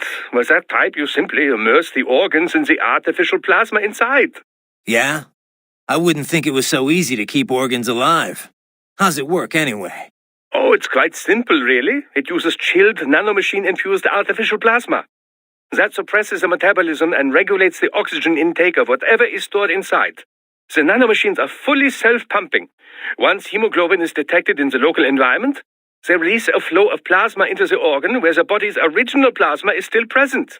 When George's body was inserted into the storage cabin, artificial blood, chilled nearly to freezing point, automatically flowed in at the points of amputation. This dropped the internal temperature of the parts from 36 to 10 degrees centigrade. The result? The effective suppression of all metabolic activity. The plasma was also fine-tuned to keep the SpO2 level inside the organs at 90% or above. The synergetic effect of all this allowed the brain to reach the regenerative treatment facility quickly, before any cell tissue was damaged at least. A most effective device, I must say. A micro gas turbine engine enables it to operate completely autonomously as a standalone unit. Would have been tough to lug over to the hospital otherwise. Truly state-of-the-art indeed. I suspect it cost as much as a well-stocked emergency ambulance. At the risk of speaking inappropriately, this group certainly knows how to use its budget. Guess I should be glad these guys have got so much money to throw around. Fascinating. A cyborg that can separate its body at will. It enables him to avoid most typical attacks. But then I doubt he can remain detached for long. Sooner or later, he must reform. Be patient, and I'm certain you will find the right opportunity to strike. Monsoon can magnetically attract objects to use as weapons. But do not panic. Simply activate blade mode and cut through whatever he throws your way. How's it going with the brain units, Doc? Any problems? Oh, they could not be better. They're being kept at exactly 36 degrees Celsius with a steady, uninterrupted supply of oxygen and glucose. Synchronizing them with our equipment posed some difficulty, but everything's perfectly stable now. That's good to hear. What kind of VR are they getting? I prepared very comfortable rooms for each and every one. It's not quite Schloss Neuschwanstein, but each one enjoys the equivalent of a 4-star hotel suite. Every room includes an attached pool and an extensive library of on-demand video programming. 3 meals are delivered daily, and while we're only able to do so much vis-a-vis taste sensation, it should satisfy the psychological need for food, at least. Doesn't sound too bad. I wouldn't mind a little VR training like that for a change. Oh, be my guest. I'd like to experience it for myself, you know, but for now it is available to cyborgs only. Exciting work is being done in the realm of invasive brain-machine interfaces, but there simply isn't much demand for it at the moment. I guess not too many folks are willing to stick electrodes in their brains just for a taste of VR. Perhaps, but the sense of reality is considerably improved over nanomachine-based non-invasive methods. If prices were kept low enough, I imagine the video game industry at least would clamor for it. Who coded the virtual hotel? An assistant. He used to write VR programs for UGs, but now specializes in cyborg software. A bit of a niche right now, yes, but when brain-machine interfaces take off, it will be a big business. The children's accommodation is a reworked version of the original beta software he built.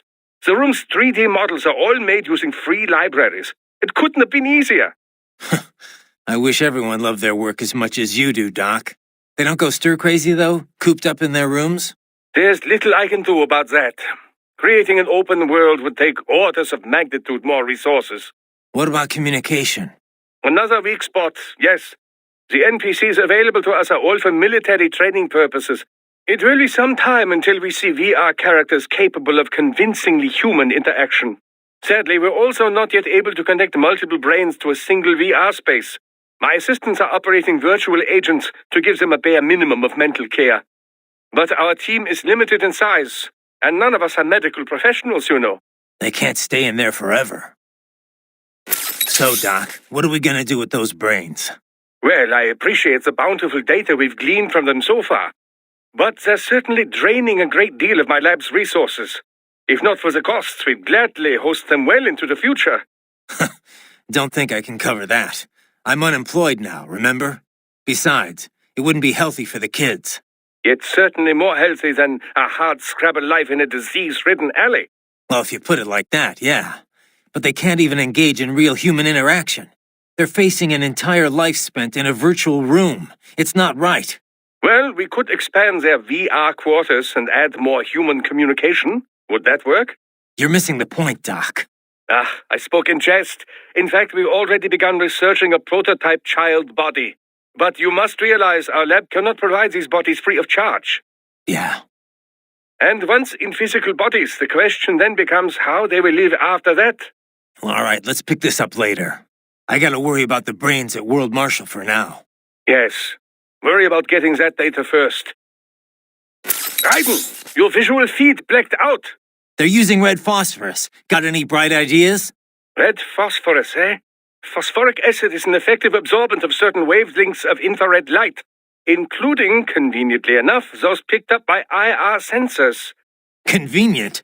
My thermal vision's completely out.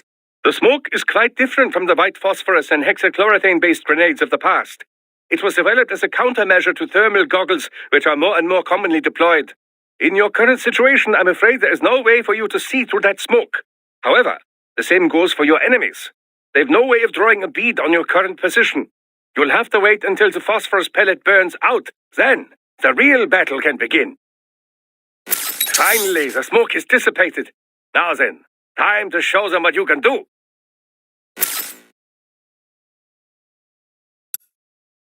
Wolf, I'll handle the police. You're on scout duty again. Affirmative. Exercise caution. They may be private police, but their specs are military grade.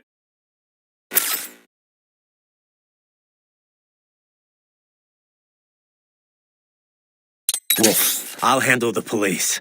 You're on scout duty again. Affirmative. Exercise caution. They may be private police, but their specs are military grade. Your earlier actions were reckless, Raiden. Not to mention the damage to a perfectly good car. I knew the risks when I decided to go through with this. Besides, the car was mine. Maverick sold it to me. It's not meant for private use. It was made for ops like this. Regardless, your approach has proven most antagonistic. You are now a criminal, a public enemy, a police-killing vigilante. Even if your actions reveal World Marshal's designs, you will be unable to avoid legal punishment. Probably not. But that's a price I'll have to pay. I gotta stop that VR program and get those kids back. I sealed my fate the second I attacked George. But George is not dead. In fact, he has obtained an even more versatile body than his previous one. I'm not talking about that. I'm talking about me. I was a child soldier in Liberia, like Miss Trawl said. I was a mentally deranged child. People feared me, called me Jack the Ripper. A result of the so-called Sears program. I thought I'd left it all in the past. But just like that, Jack came roaring back. This is why you are so driven to terminate the VR training. I understand. I will continue to cooperate. Copy that. I am setting goal markers on your Soliton radar. Use them to follow me through this area. Good boy. I will ignore the condescension and take that as a compliment. You are welcome. Wolf, the elevator's offline. Surely you realize how to proceed. You are familiar with Newton's law of universal gravitation? Count the wire, and the car will fall. So now what? I can't see a thing. You are a cyborg, are you not? You possess low light and infrared viewing ability. Right. Time for enhanced AR. All right, it's a bit brighter now. Nothing is brighter, Raiden, but you are now more capable of seeing everything. Raiden, you appear to be suffering significant mental and emotional confusion. On the surface, you believe your cause for killing cyborgs is just. But deep inside, some part of you does not accept it. Some part of you does not truly believe in your sword of justice. It has lowered your effectiveness in the field. I know.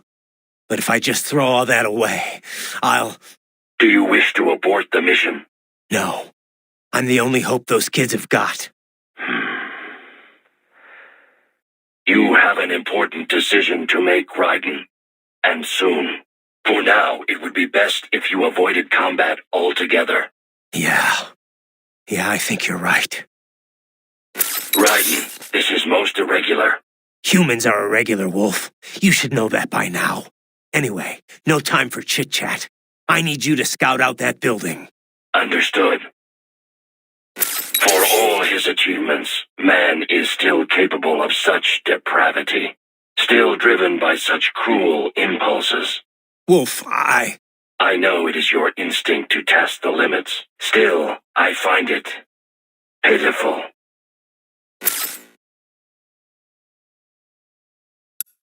Happy, Boris? They're all dead. No mercy. Just like you wanted. Raiden. So much for all that shit I said I believed in. Well, Boris, that's Jack. What did you think? I read that only 1 in 50 soldiers can kill with zero hesitation. Guess I'm a 2%er, huh? I know what they went through, yeah. But I sure as hell didn't let it stop me. No, I guess not. Regular guys, they couldn't handle it. All the blood and body parts, the fear in dying eyes. Me, though, I like it. A lot. No hesitation, no regrets. Maybe it's in my blood. Maybe it's the Sears program. Probably both. The younger you learn a thing, the better you retain it, you know? I remember Liberia like it was yesterday. All the abuse, the threats at gunpoint. Next thing I know, I'm getting off on cutting guys to shreds. Raiden. But afterwards it was tough. Especially once I got to the U.S. I got counseling and education. But every time I talked with someone normal, I felt like all the killing I'd done was gonna crush me. And it didn't stop. Not in my dreams, anyway. I'd hear voices at night, calling out all my crimes, but I couldn't shut them out. The rest of my crew adapted to American life well enough, but I never could. And it returns only now. Raiden, I'm sorry about earlier. I was too hard on you. Nah, I'd be dead without you. I'd still be in Liberia, surrounded by crazy. I've always known you have a dark part in your mind. Perhaps I should not have hired you at all. Perhaps you should not be near Battlefield. The hell with that. If I hadn't signed up, I wouldn't be here to help put an end to this. I gotta do what I can to stop that VR training. I'm not the only one suffering. I need to do this for my old friends. The boys back in Liberia who didn't survive. I survived all the killing, thrived on it, but the experience destroyed them. Duh. Sorry. I better get moving. Raiden, do you know where the brains are located? Not yet, but I'll figure it out. They must be somewhere in this building. You must find the power panels, Raiden. Yeah, I'm on it. Any advice? Not really, no. Other than combat advice, I have very little. I am sorry. It seems the security measure has been neutralized. Move, Raiden! Get this sundowner asshole! Beat the shit from him! Whoa, Boris, whoa, all right. I get the idea. You do not have to fight every enemy you encounter, Raiden. Try and keep moving. Run, Raiden, run! All these sliders in the area.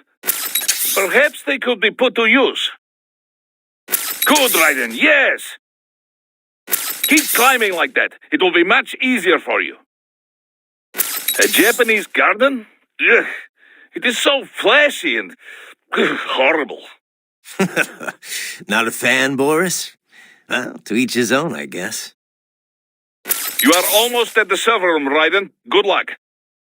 Raiden, keep after Sundowner. Whatever he's planning, we will have bad news if we let him go. I know. Raiden, Doctor has finished hacking the elevator. Get in there, now. Raiden, get to Sundowner. He can use those swords like a giant Caesars. What the hell is he thinking? What kind of tactical purpose could that possibly serve? Perhaps it is just what he's comfortable with. He is likely self-taught, like you. Sometimes the unusual approach works best. This way you can fight unpredictable, yes? True. And it doesn't seem like I can parry it either. If I get caught in the middle after even one of the swords gets me, I'm screwed. Hit and run, Raiden. Hit and run as much as you can. Those shields are very bad news. Is there some way to disable them? It's only the surface that explodes. I need to cut them off at the base, assuming I can find an opening.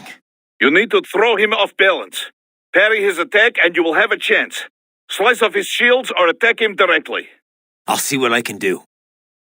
Raiden, that shield is the explosive reactive armor. When he sets it up, do not attack. Best to take cover instead. So what? Just run? I can't break through? Well, I think the shield's entire surface, maybe not all of it, will react in this way. If you can only hit the right spot with your blade, maybe you can drop his guard. The right spot? Your body should analyze it for you, show you where to attack so it does not detonate. Use blade mode when he raises his shields. Of course, if you miss... It'll explode right in my face, da? Yes, da. So, aim carefully. Be careful, Raiden. You do not have so much experience against dual sword fighters, yes? Both blades are about the same length. It does not look like the European main gauche style. He may have experience with Chinese sword fighting. I cannot say what might be used against you. Well, this ought to be interesting, at least.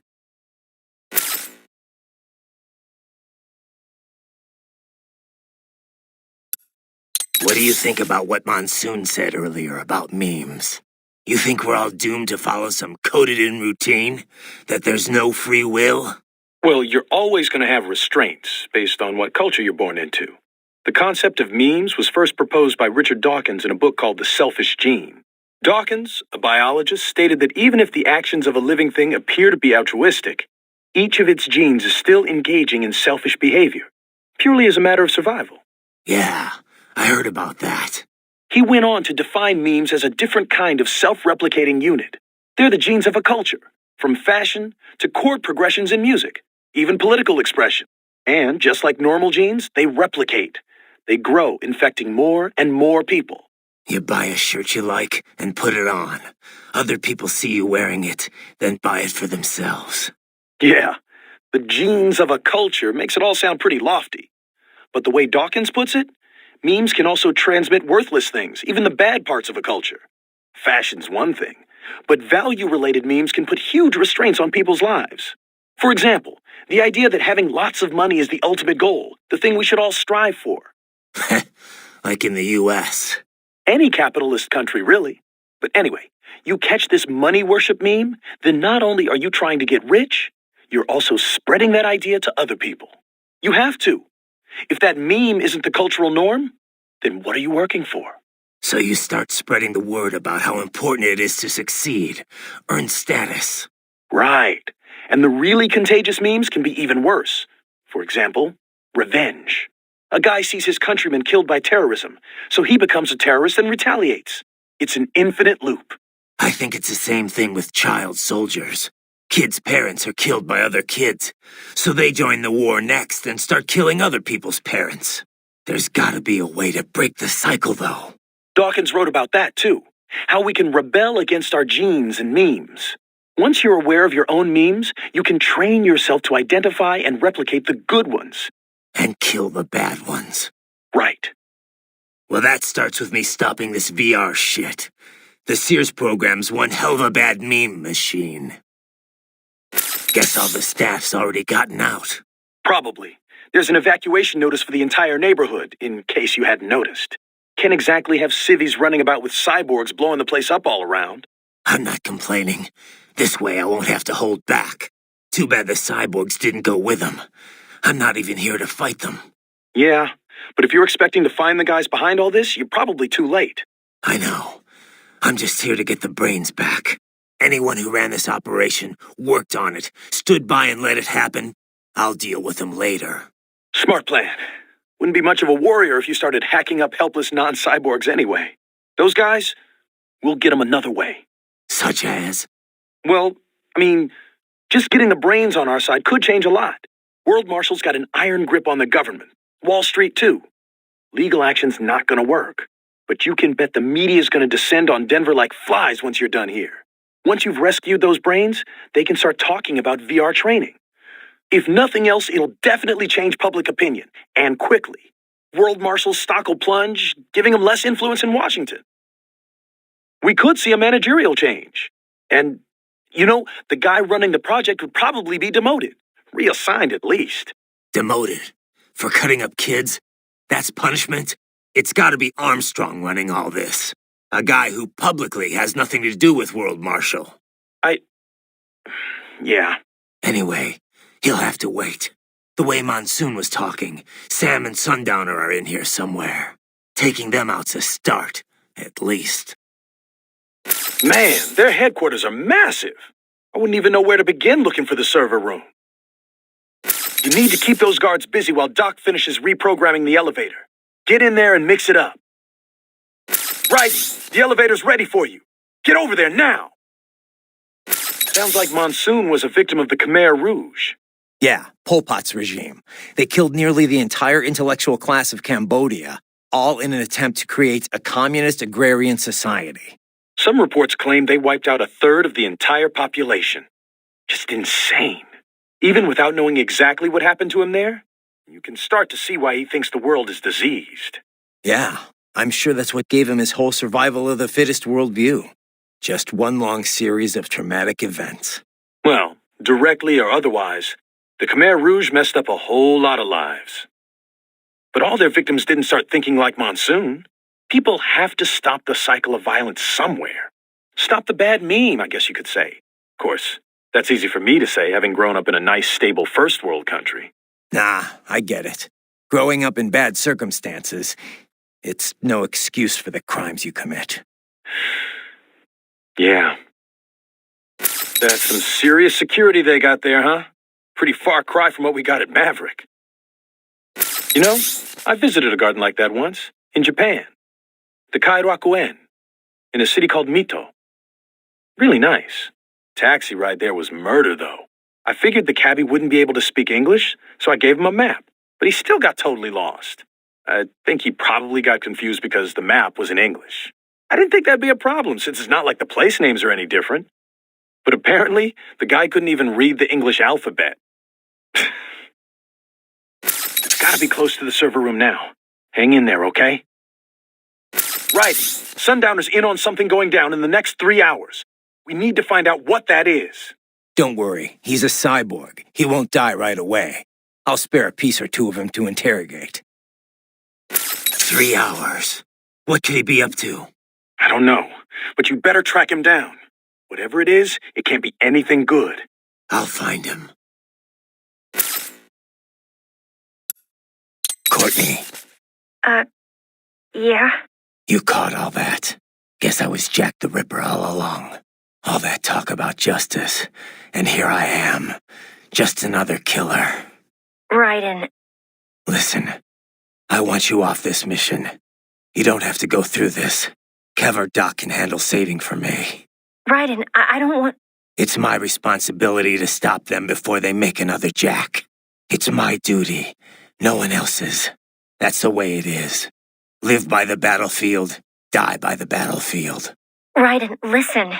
Courtney, this isn't the place for you. Keep working with me, and you're gonna wind up someplace dark. I'm fine with that. What? They're kidnapping kids. They're ripping their bodies, tearing up their souls to make soldiers.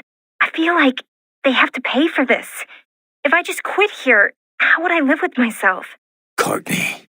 I mean, maybe I'd be happier going back to school, getting my MBA, making 6 figures. But now I know. I've seen the truth. And I can't just forget it. Maybe I can't do what you can, but come on. At least I can handle your data. So do you want to save or not? All right, we're set. No? If you say so. If you change your mind, just say the word. You're sure about this? Positive. Look, you know you aren't Jack the Ripper.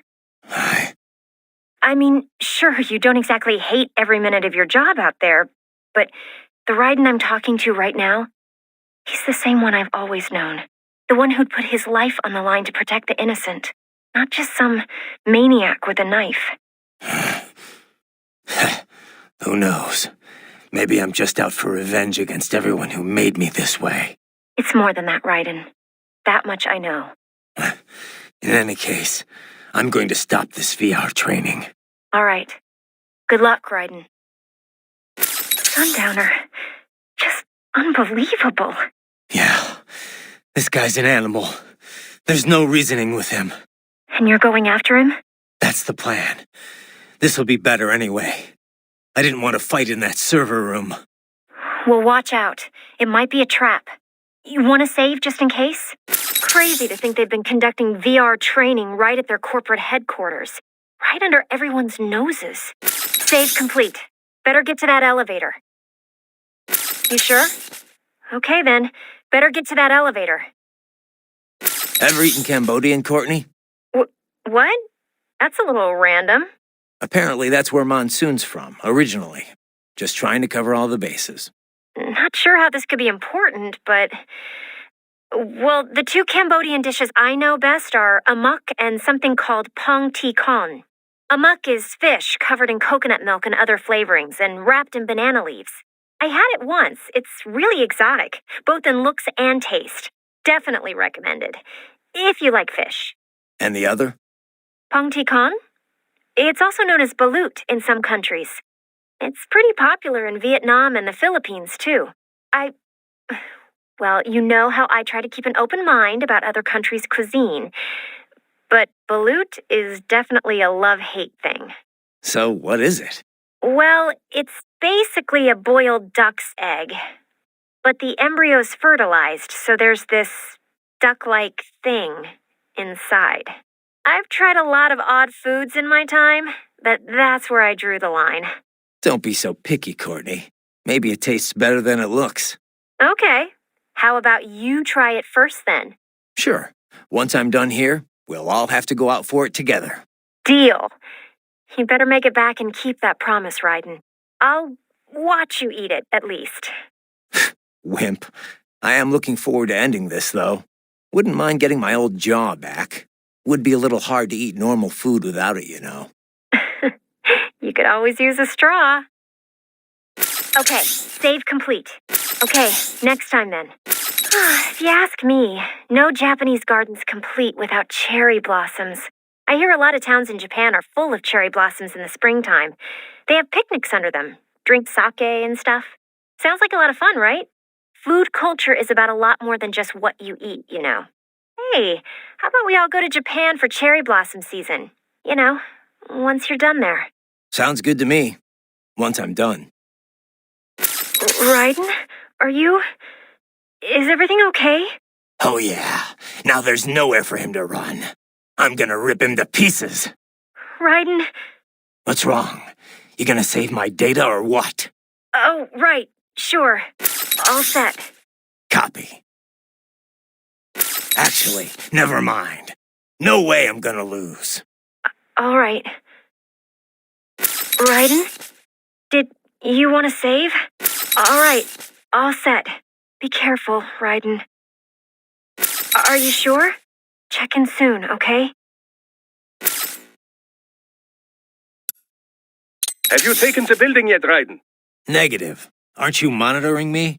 Not while piloting an aircraft. I have to take my eyes off of you sometimes. You don't have it on autopilot?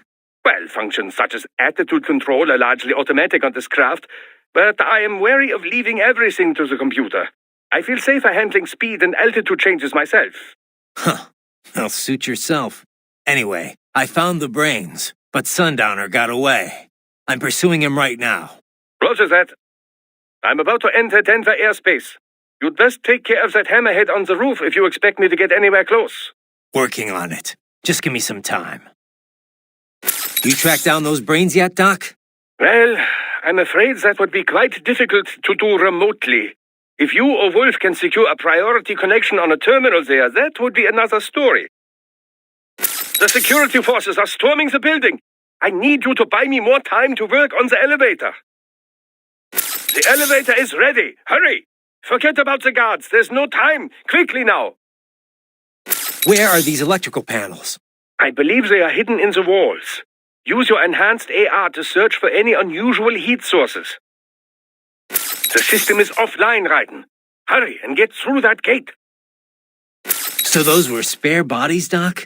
Indeed. Sometimes backups are built for custom-made frames like Mistral and the others. They can be used for spare parts in case of damage, or if the original body is completely destroyed. The brain can be transplanted over for a quick recovery. But these are all AI-controlled. Yes, most likely a standard UG AI. It may look like Mistral, but it would behave more like a UG. The same attack patterns, perhaps, but the AI will not perform up to the organic original in many respects. Such things as speed, agility, accuracy, how it responds to damage. These differences are usually quite obvious once the AI engages in combat. So I've got nothing to worry about. Well, bear in mind that the spares retain all the original body's abilities. I would still exercise caution if I were you. If they already went through all this trouble, why not just mass-produce Miss Thrall's body? Cost. Yes, I would imagine money to be the biggest obstacle. Mass production would certainly lower costs, but likely not enough to be competitive with general-use cyborgs. Plus, any user would need extensive training to make use of all those arms, you know? Ah, 2 swords and several shields, eh? These winds of destruction are certainly unique. Compared to Mistral and Monsoon, though, he seems to employ a much more straightforward approach. Hopefully. He could still be hiding something. I'll just have to see for myself. That shield is Explosive Reactive Armor, ERA. It was developed as a deterrent to the metal jet structure of heat missiles. But the technology has evolved for use in close-range cyborg combat. Bastard's got 6 of them, Doc. Well, it is a rather effective strategy, He stays protected while damaging his foe. You will want to avoid slashing when he has those shields at the ready. Swords that double as scissors. Interesting, but not especially applicable in most situations. I doubt you would see much demand for such a weapon in the open market. No. Gimmicky shit like that has no place in a real fight. Watch, and I'll prove it. Keep going, Raiden. Whatever you do, do not fall off.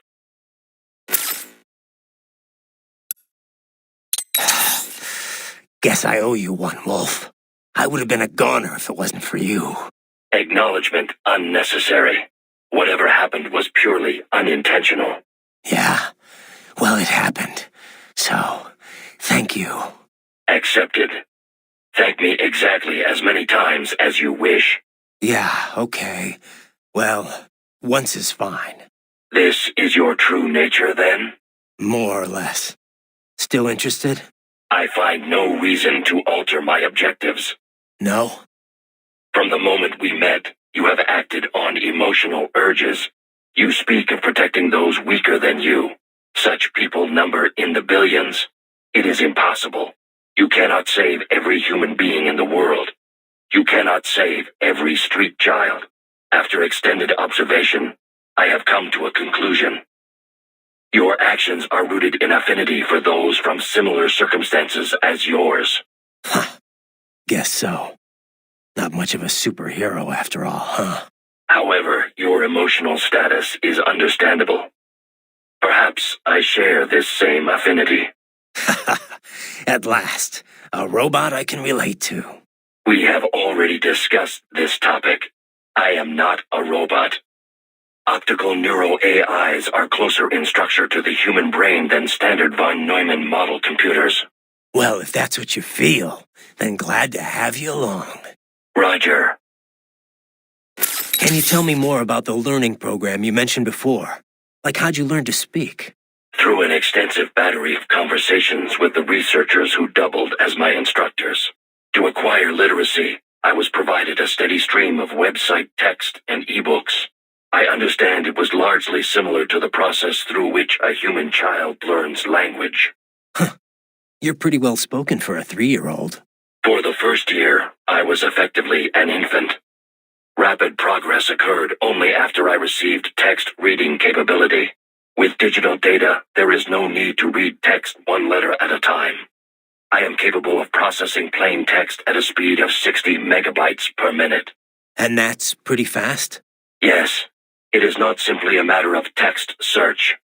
Advanced cognitive reasoning is required to truly understand the intent behind the words. What did you talk with your teachers about? Miscellaneous matters, breakfast table greetings, the structure of elementary particles, the challenges resulting from rapid globalization, recent trends in popular music. However, as DARPA-funded military research, I was rarely treated as anything more than equipment. Makes sense. You were made to be a weapon. On the other hand, some of them treated me like a pet or as a child. Just as a parent passes on their memes to a child, so I was exposed to numerous influences. Memes I encountered on the web and through ebooks had their effects as well. As my mind grew, the weaker memes were sifted out, and the stronger ones endured. The resulting collection of memes is what you would call my intelligence. Same as any of us, huh? In a way, yes. However, I lack the instinctual skills your genes grant you. I am a slave to my memes. Thus, as my intelligence matured, I began to have doubts about my role as a weapon. And that's what ended the project. What about the researchers that raised you? Unknown. Most likely transferred to other projects. Ever feel like you want to see them again? Sometimes, yes. But one cannot remain a student forever. There comes a time one must become an individual. One must find their own place in this world. Raiden, Sundowner fled from you? Not exactly, no. My guess is he wanted to make sure we didn't damage the server room. Those brains are pretty valuable merchandise. Cheap bastard. That is plausible. He takes a very businesslike approach to his work at times. What is his current location? Can't say. I'll have to go and find out. I will travel in your direction, but it may take time. This area is full of hostiles. Raiden, do you know where the brain units are? Not exactly. Somewhere in this building. If we can find a server, I'll ask Doc to hack in and find out. Understood. But perhaps I could be of assistance as well. I am a military UG in most respects. I share the same network protocols as other UGs. Should we locate the UG mission data input line, it could lead us to the main server. Not a bad idea. But wait, if you could do that all along, why'd I have to hack into that tripod back in Mexico? I apologize. The idea did not occur to me in that situation. However, it is likely the security there would have prevented outside UGs from accessing the network. We do not yet know the location of the server room, but Sundowner is on the top floor, correct? Yeah, I'm headed up there now. It appears the elevators have been disabled. Then I'll use the stairs. The stairwell has been sealed off. I will search for another route. Thanks. I will search for the elevator control unit. Engage the enemy until I locate it. I have accessed the elevator control unit. The rest is up to Dr. Raiden, Dr. has completed his work. Board the elevator. I am headed there now. Wolf, what's your position? My apologies. I appear to be lagging behind once again. It's fine. We couldn't have hacked that elevator without you. Indeed. Your gratitude is appreciated. I am headed your way now. There is no need to wait for me. Continue with your mission. Got it. Raiden, I have reached the 20th floor. How should I proceed? I thought you specialized in scouting, Wolf. My apologies. I performed much better in the city. It's fine. Check in with Doc. I bet he can help you out. I have reached the Japanese garden. Please continue on your way. You have engaged Sundowner? Yeah, and I think I got him covered. Once I finish here, I'll help the crew Doc hired get the brains transported out. You better get ready too. Get ready? What am I to prepare for? Come on, Wolf. Use that staggering intellect of yours.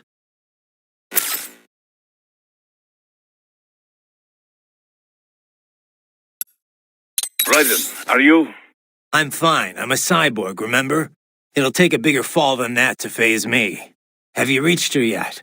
Boris, have you reached her yet? No. Most likely she is busy, duh? Nose deep in some book, not paying attention. Yep, sounds about right. We will find her. I'm sure she will be on the campus somewhere. I already sent advance word to her office, saying we have a big action hero with urgent business. That'll get her attention. Think we can pull this off without her? If we have to? No, not on short notice. She's the only one with authority who I can imagine would agree to this. All right. Fingers crossed, I guess. I didn't realize she was that high up, though. She was lead developer on this craft, all the way from concept stage. She could not make it alone, of course, but she is the one who put all the parts together, so to speak. Sounds like she's picked up some leadership skills. Glad to hear it. Project surely has separate management staff watching over it, yes, but they are not leaders. She negotiates, settles arguments between specialists working for her. Very important. Also, she has vision. She can share that vision with other people, make them see it too. That is what makes projects successful. I bet. You can't get serious about something unless the whole team believes. Duh. Certainly she has natural leadership ability. A gifted child in so many ways. Though the Patriots may have something to do with that. I'd say so. What do you think? Should we see if she wants to come on board? What? No, no! Raiden, one leader is enough for this company. Head back the way you came for now. Do we know where he's set to land? Yes, somewhere large enough for Air Force One, where World Marshal has presence. There is only one place. But first, there is the issue of getting to launch site in time. Once I'm out of central Denver, I won't have so many cops for company. I'll make it. You think they really want to assassinate the president?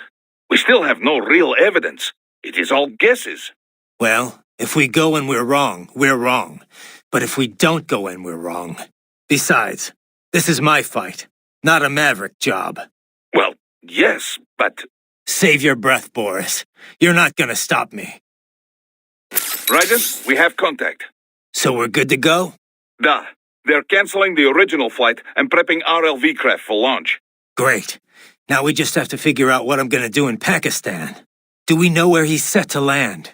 Yes, somewhere large enough for Air Force One, where World Marshal has presence. There is only one place. But first, there is the issue of getting to launch site in time. Once I'm out of central Denver, I won't have so many cops for company. I'll make it. You think they really want to assassinate the president? We still have no real evidence. It is all guesses. Well, if we go and we're wrong, we're wrong. But if we don't go and we're wrong... Besides, this is my fight, not a Maverick job. Well, yes, but... Save your breath, Boris. You're not gonna stop me. You all right, buddy? That was one hell of a drop. Yeah, I'm good. This body's even tougher than I realized. That was some in-flight entertainment. Yeah, no shit. Sliders or hammerheads are one thing, but the MQ-320's a full-fledged warplane. Only the USAF's supposed to have them. Someone should tell World Marshal that. UAV tech's grown a lot, but not that much. Fully equipped battle planes would cost a fortune. Everything in them is cutting-edge tech. The military might let a PMC operate one, but I can't think of many who could bankroll one for themselves. Yeah, can't see the U.S. being keen on sharing its toys, especially with World Marshal. The military might have loaned it out, but only for overseas ops in major hotspots. They wouldn't outsource the defense of American airspace. That's their job. Imagine the headlines. Any warplane within U.S. airspace, manned or not, it's military or nothing. That's part of the reason private UAV tech hasn't advanced as much as it could have. If I had to guess, they were probably trainers from Peterson Air Force Base. And if World Marshal's got access to equipment like that... Yeah. Either the Army gave them permission, or they somehow scrambled without using military channels. Either way, they're in deeper with the military than we thought. I know I just leveled World Marshal HQ, but I don't understand why the military would get involved. I'm not an enemy combatant or anything. I can see why the police would want me, but the Air Force? Well, you did kind of kill a bunch of police officers. Now, I know they were more World Marshal security guards than anything else, but they still had badges.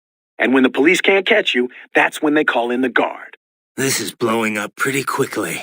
Pretty much full-on warfare, yeah. Asymmetric warfare, that is. Well, we better wrap this up quick then. Any more warplanes and I could be in trouble. I doubt Peterson's got any more MQs ready to go. You'd have seen them by now.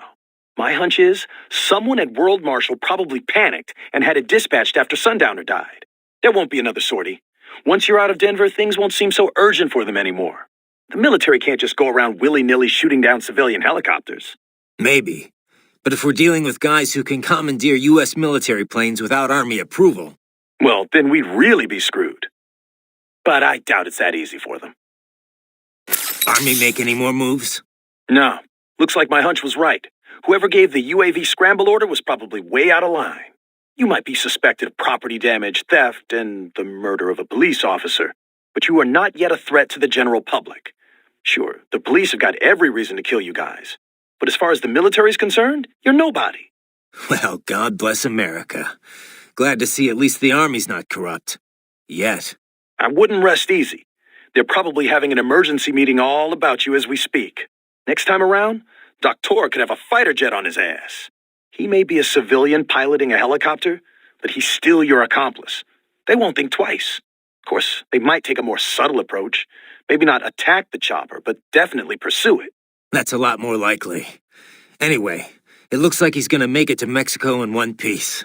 After that, all he's gotta do is get the brains on the transport plane and get his ass over to Germany. Both vehicles are on false registrations. There's nothing linking Doc to any of this. And, as long as they don't want the public to know about the brains, there won't be an official investigation. Man, you're just as tricky as they are. But, well, who's to say they won't conduct some not-so-official action, too? Oh, they can try. But those brains are gonna help us either way. It's too late to brush this under the rug. They're gonna try and dump all the evidence, but the kids will talk about the VR training. Yeah. Far as scandals go, this one's gonna be huge. We got a lot to bargain with. If we need it. Right now, though, I gotta think about Pakistan and Tecumseh. You know, it looked like Sundowner was talking with Sam there. Sounded that way. I couldn't really make it all out. Yeah, the voice data was probably running directly into his cochlear nerves. I'm just worried about what he had to say, though. It's like Sam was setting all of this up just so you'd make a tougher opponent. Ah, come on. I mean, sure, that shit he pulled with those guys' voices. That opened my eyes a little, yeah. But why make me stronger? That makes no sense. Maybe not. But you said it yourself. He could have killed you easy in Africa, if he wanted to. I know that, but... Maybe it's got something to do with your sword style. You know, he said you deny your weapon its purpose. I think maybe that guy wants to meet Jack the Ripper. You know, like in the movies. The Wild West gunslingers or whatever, they never want to fight guys who aren't on their level. They need someone as good as they are, or better. Otherwise, there's no thrill, no satisfaction. Seen that story play out 1,000,000 times. That's not real life, Kev. But I guess I can understand the idea of enjoying a fight. Jack, that Jack, he doesn't want to kill just anybody. He wants the excitement, the thrill, the pain, the adrenaline rush. But what does Sam fight for? For Tecumseh? Whatever that is. Or does he care why he's fighting at all, so long as he's got a worthy opponent? That's impossible for me to say. Either way, he's still alive. And wherever he is, he's definitely got something nasty up his sleeve. Well, I'm ready for it. Monsoon interrupted us before, but this time, I'm ending it. Damn, 2 fighter planes downed? Pretty impressive, Raiden. Even for you. It's not me, really. It's this body. Well, sure, it helps, but it would be nothing without your tactics and reactions. Maybe. I wouldn't even dare take them on if I wasn't in this frame, though. You never could take a compliment. But I admit, the tech is pretty hot. Makes you wonder what'll happen once cyborgs become more common. It'd mess with sports, that's for sure. I doubt we'll get to that point. A lot of groups have already explicitly banned cyborg athletes. Even the ones that haven't, well, you know, they're not gonna let them on the field. Well, sure. But what happens once folks get used to seeing cyborgs perform all these superhuman feats? For a lot of folks, the regular stuff just wouldn't cut it after that. In fact, I bet they'd welcome you guys in stuff like extreme sports. You know, where the show's half the contest? You see that video with the cyborg skater? That's got like 100 million hits. Novelty, Kev. Nothing more. What excites people is seeing regular folks doing superhuman things. If there's no training, no sacrifice beyond I paid for the operation, that'll get real old real quick. Well, it's more than just the operation, though.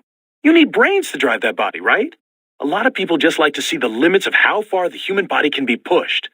I bet plenty would want to see just how far cyborgs can go, too. Like, a cyborg pro wrestling league could be pretty interesting, or you know, football. I guess it could happen. Maybe then you'd consider getting enhanced. With enough cash, you could jump right into the top ranks of any cyborg sport. It'd be nice, but I've always sucked at sports. There's no way, unless I swap out my brain, too. Nah, I'm content just watching from the sidelines.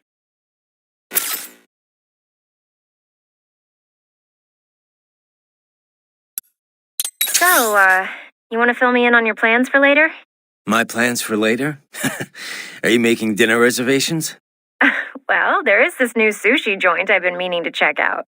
Oh, right. I guess you're going to be kind of busy over in Pakistan, aren't you?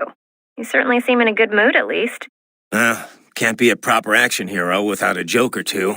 Yeah, well, I wouldn't quit your day job.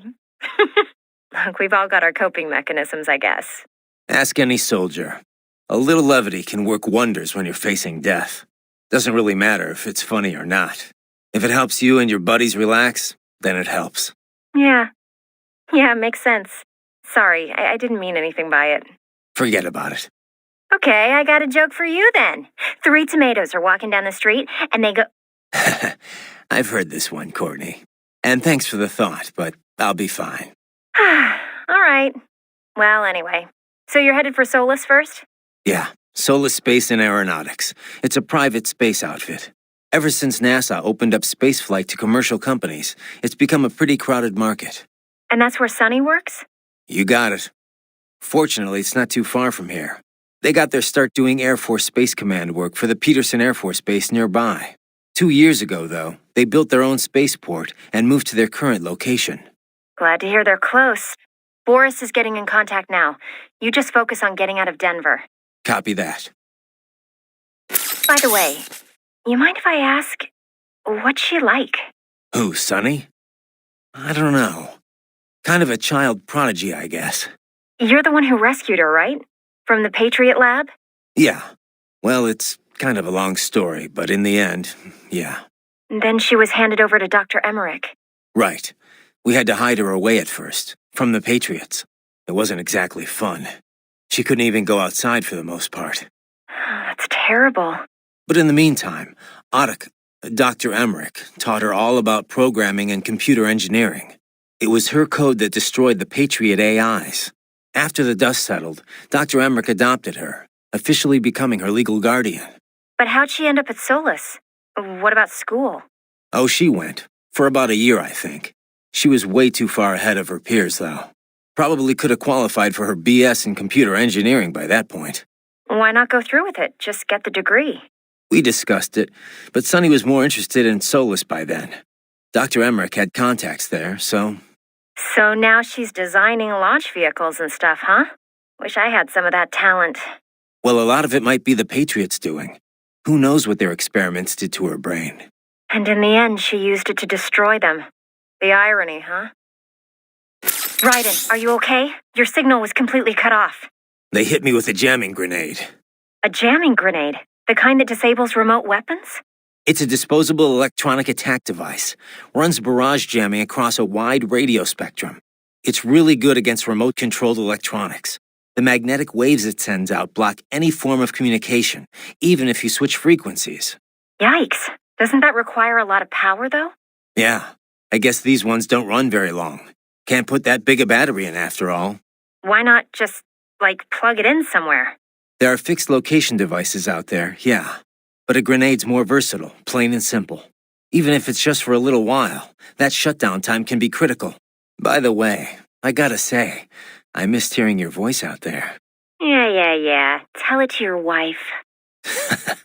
Only kidding, only kidding.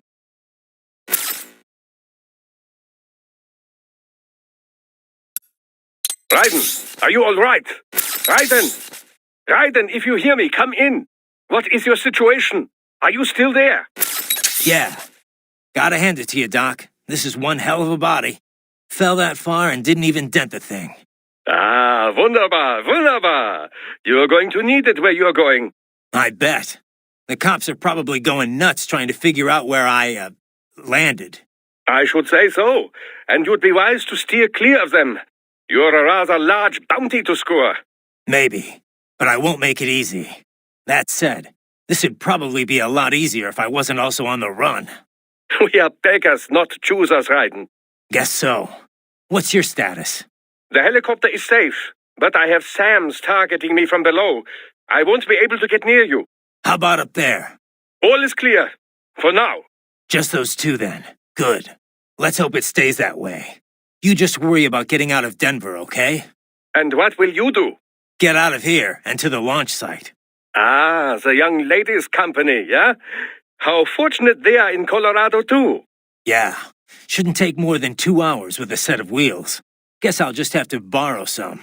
A lot of cars got abandoned when the evac order came down. But won't the roads be blocked? If you are struck by one of those missiles, or... I know. Let me just worry about putting some distance between me and World Marshal. What's left of it. I can handle this. You just get those brains out of here. Yes.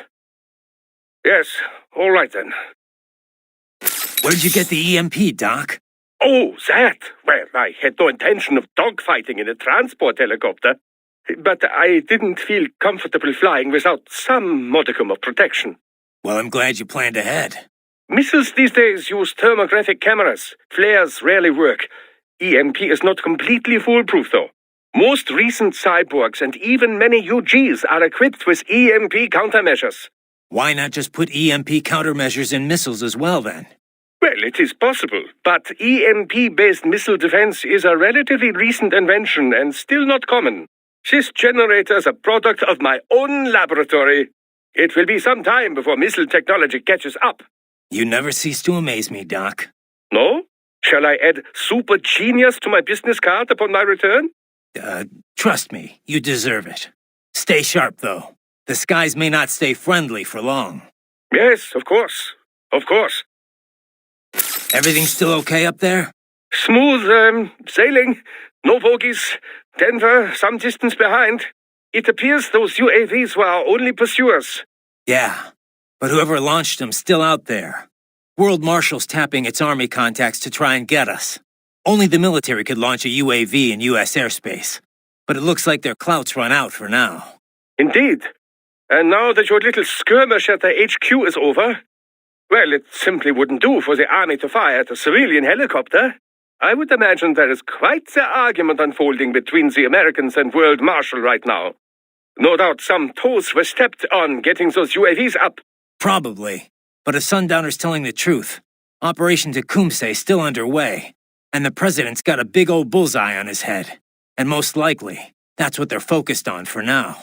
Indeed, we are not blessed with an abundance of time, and I'd prefer to avoid any additional air combat.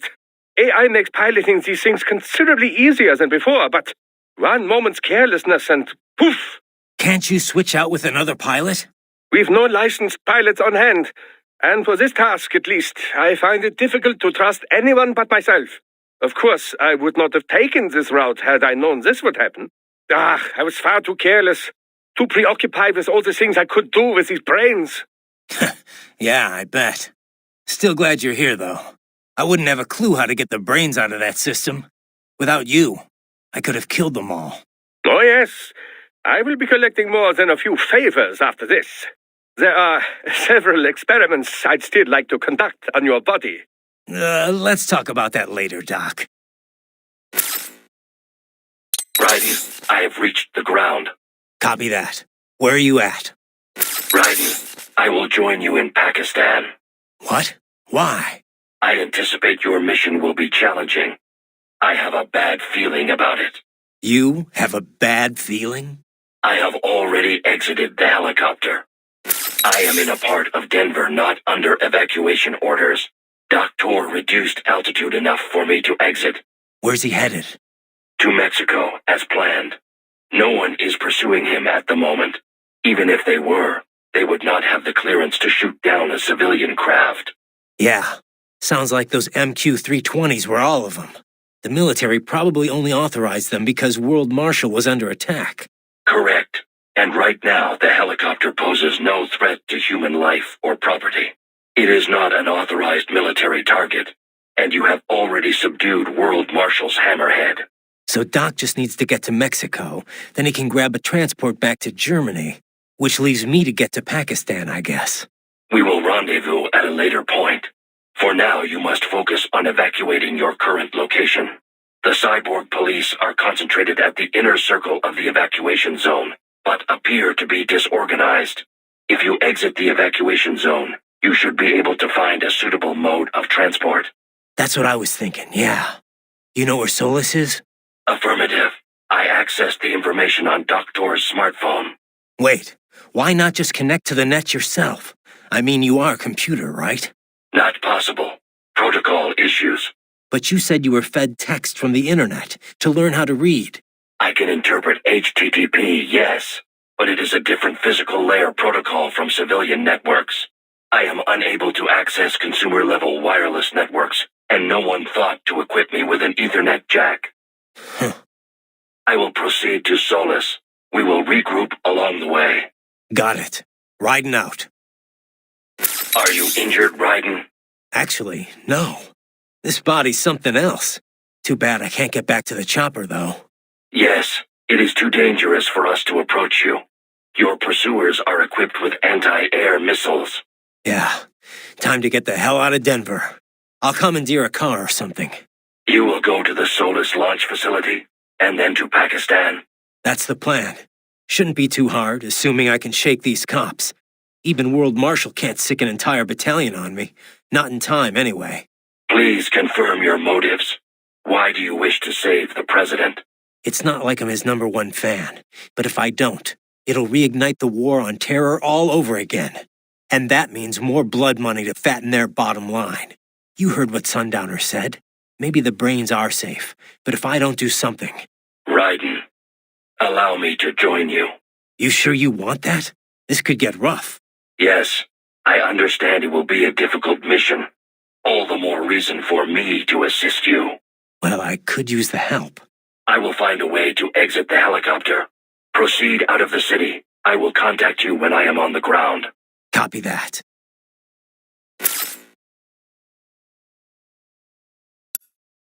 Here's a tough one, no doubt. Yeah, I'm going to enjoy this. He's going to regret bringing Jack back. Yes, well, I hope so. Do not underestimate his attack speed. You must watch his moves. Parry them. Even if he blocks you, keep pushing. Break his guard and you will have chance to attack. Thinks he can win without a sword? His fighting style uses a good amount of blunt strikes and throws, too. But sooner or later, that won't be enough to stop me. In any case, you cannot parry a throw. Do not let him grab you. Who do you think you're talking to? Relax, Boris.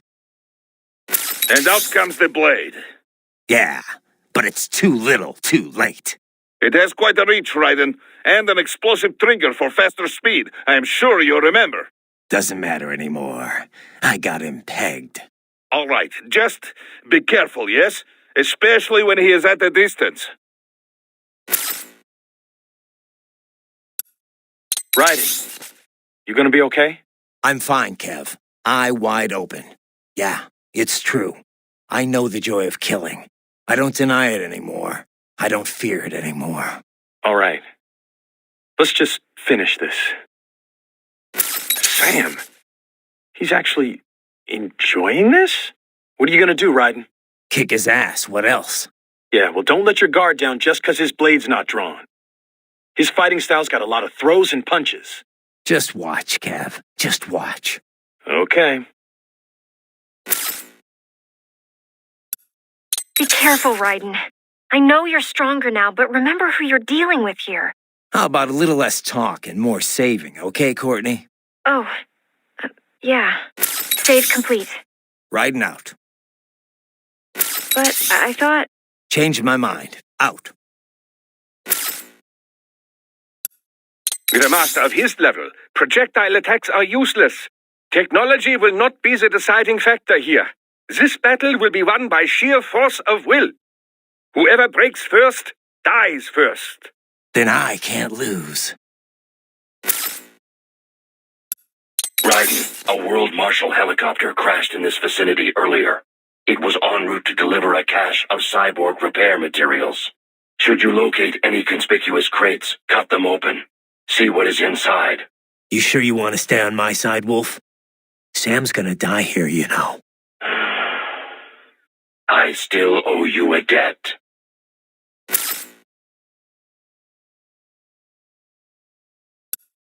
This is Boris. You have landed in Pakistan? Yep, amazing. That Sunny is really something. She is genius. I've not seen her for quite some time. She is well? Pretty good. A lot, sunnier than she used to be, for sure. Like day and night from when I first met her. That was a difficult time, yes? But I'm glad she's better now. It's a good thing I got to her when I did. I used to not like thinking about all the stuff that was going on then. But now I kinda miss those days. Sadness is not like the ocean. Someday you can drink it all up.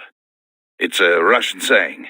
People, they always try to beautify the past as a way to cope, yes? But I know it was not easy for you. I'm sorry for all the trouble. Nah, I wouldn't have gotten her out without your help. Pretty wild to think that was my first job with you, huh? Duh. Certainly I was not expecting to work with you for so long. I remember how surprised I was hearing about you starting Maverick. Well, I could not just abandon the PLA. Really, I think I was more surprised you decided to join us. Yeah? Well, you caught me at the right time. I didn't exactly know what to do with myself. You know, Boris, I think Sundowner was right in a way.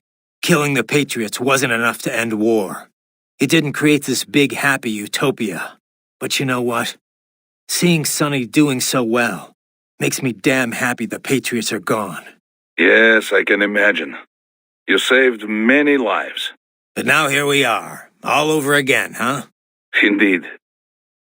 My apologies for putting you through all this. I knew what I was in for. Riding out. Raiden, what is the status at the base? Overrun with desperado cyborgs, as expected. Security's still pretty lax, though. Yes, I don't think they're anticipating another cyborg to show up. They are, after all the way out in Pakistan. Doubtful there will be any cyborgs here, except at the base, forces hired by the US. And more doubtful they are expecting a cyborg to drop in at Mach 23. Yeah. Still, they've got to know I'm here.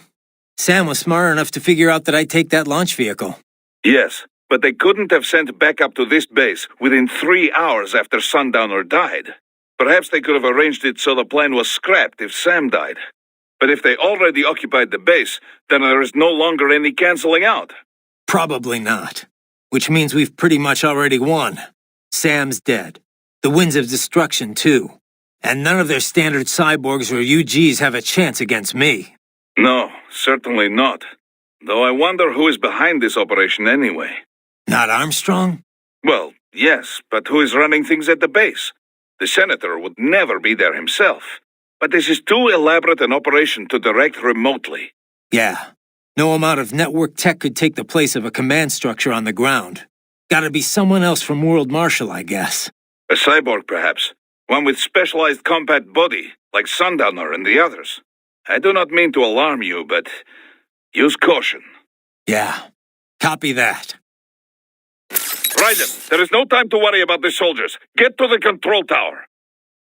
Raiden, that tank is from AT Corp, codename Metal Gear Excelsis. Metal Gear. It's not nuclear equipped, but Metal Gear is still in the product name. Fancy. That's just a PR thing then, huh? Perhaps. The term was coined because they were meant to serve as gears. Gears linking infantry with weaponry, duh? I guess Ray didn't have any nukes either. Duh. It will be useless as a tactical weapon with that sort of equipment. Once we entered the era of asymmetrical warfare after the Cold War, the idea of a deterrent force fell out of fashion. Right, because people preferred weapons that could actually be used to kill people. Yes, I would guess they call it Metal Gear to separate it from smaller Walker-type UGs. Excelsis means high or lofty. It is also the species name of Apatosaurus, the dinosaur. Apatosaurus? That used to be Brontosaurus, right? It's definitely big enough. But why do they have one? I'm sure they can afford it, but I thought the whole point of Tecumseh was to shift the blame away from World Marshal. It is smokescreen, I think. Part of this op must be to disguise the source of their funding. I know Desperado makes good money, but this is not a thing thugs like that could purchase. I think the purpose is to make this incident seem bigger and more elaborate than it really is. With this, it appears like more than a simple Pakistani border group supporting Desperado. It suggests that ISI is involved, or maybe terrorists from an OPEC nation. It will lead to war. A world war. One with two very distinct sides for a change. Christ, and that asshole Armstrong calls it a war on terror. If the Western nations begin chasing down terrorists, they will respond in kind, just as before. And before long, Western civilians will once again become targets. Can you stop it, Raiden? Don't know, but I gotta try. Boris, who leaked those photos to the internet? I don't know. It may have been under Armstrong's orders. So he never intended to kill Hamilton at all? That's kind of hard to believe. That, or there was change of plans after you killed Sam. Air Force One was not going to land at the base if you were there making mayhem. Perhaps they predicted that after Sam, so they decided to act first. Leaking the data and taking you on with full force. It is possible, at least. Course-correcting the entire plan just for me? What an honor. It is just a theory. But either way, you cannot allow plan to succeed. Copy. Either way, I need to take this thing down. Start by damaging the legs. Just do not get stepped on. Not even you would survive such an impact. You must keep on guard, Raiden. Stop! But he is just politician. Doesn't seem that way, does it? This is bad. I cannot get a read on his fighting skills. Be careful. Wait for him to make a move. It does not make sense. Your hits have no effect. No shit. Nothing's working. Who the fuck is this guy? He broke a high-frequency blade with bare hands? Ugh. Guns, swords, fists, doesn't matter. If he wants a fight, I'll give him a fight. Raiden. Yes, you are right. It is him or you now. Reinforced anti-shock nanomachines? This man is unbelievable. But perhaps you can hurt him with that blade. That Sam really was a piece of work. You may have the new blade, but you still cannot parry or counter against all of his attacks. Watch him closely. Gauge his attack. If you just run up and bash away, he will overwhelm you. Raiden, our enemy has multiple options for striking the president in Pakistan. At the base after landing, while in transit within the country, during the meeting. But if Sundowner's right, they're gonna strike within 3 hours after you killed him. Which means they're either gonna attack Air Force One, or they'll wait until he lands. I kinda doubt there are any Pakistanis on board Air Force One, though. It's not like in the movies. They never let foreign press on the flight. They could try to shoot it down from afar, I guess. But anything the Pakistan Air Force could deploy would show up on U.S. radar instantly. Which means their best bet at kickstarting another war on terror would be post-landing. They're probably set up for the assassination over at the base. You better get moving. So the president's visit to Pakistan, it's meant to build government ties, right? Right. You probably know this, but there's a region on their northwest border called FATA. Stands for Federally Administered Tribal Areas. The central government is, well, let's just say they're not entirely in control of that part of the country. Right. It served as a base for all kinds of armed groups over the years. Uh-huh. The U.S. started staging cross-border raids there at the turn of the century, chasing after combatants that fled out of Afghanistan. The Pakistan armies tried to work with the U.S. to confront them from both sides. But that only escalated anti-American sentiment within the FATA. You can only get away with so many botched civilian strikes, after all. I thought that post-SOP, the U.S., pretty much pulled out of Afghanistan. You know, after all that anti-war economy stuff broke out. They did. That put an end to the FATA strikes, but definitely not the anti-American groups. Now their anger's channeled towards the pro-U.S. central government instead. Wouldn't this visit just enrage the FATA groups even more, though? I know President Salam's pretty much on the American side. Yeah, but Salam doesn't care. He's got no interest in dealing with them. He wants to get the FATA back under control, and I guess he wants America's help doing it. And how do his people feel about that? It's pretty much 50-50. A lot of people hate the U.S., for sure. But a lot of others have been directly affected by the anti-government suicide bombings, too. There's definitely some deep-seated support for helping the U.S., but only if it means ending the violence once and for all. Sounds like we could see civil war here any moment. What about their intelligence bureau, the ISI? How do they feel about all this? They haven't commented, publicly. People are always saying how much bad blood there is between the ISI and the civilian government. Oh yeah, there are stories all the time about their involvement with insurgents or terror groups. Depending on how the ISI acts, things over there could change pretty damn quickly. No wonder Armstrong chose this place.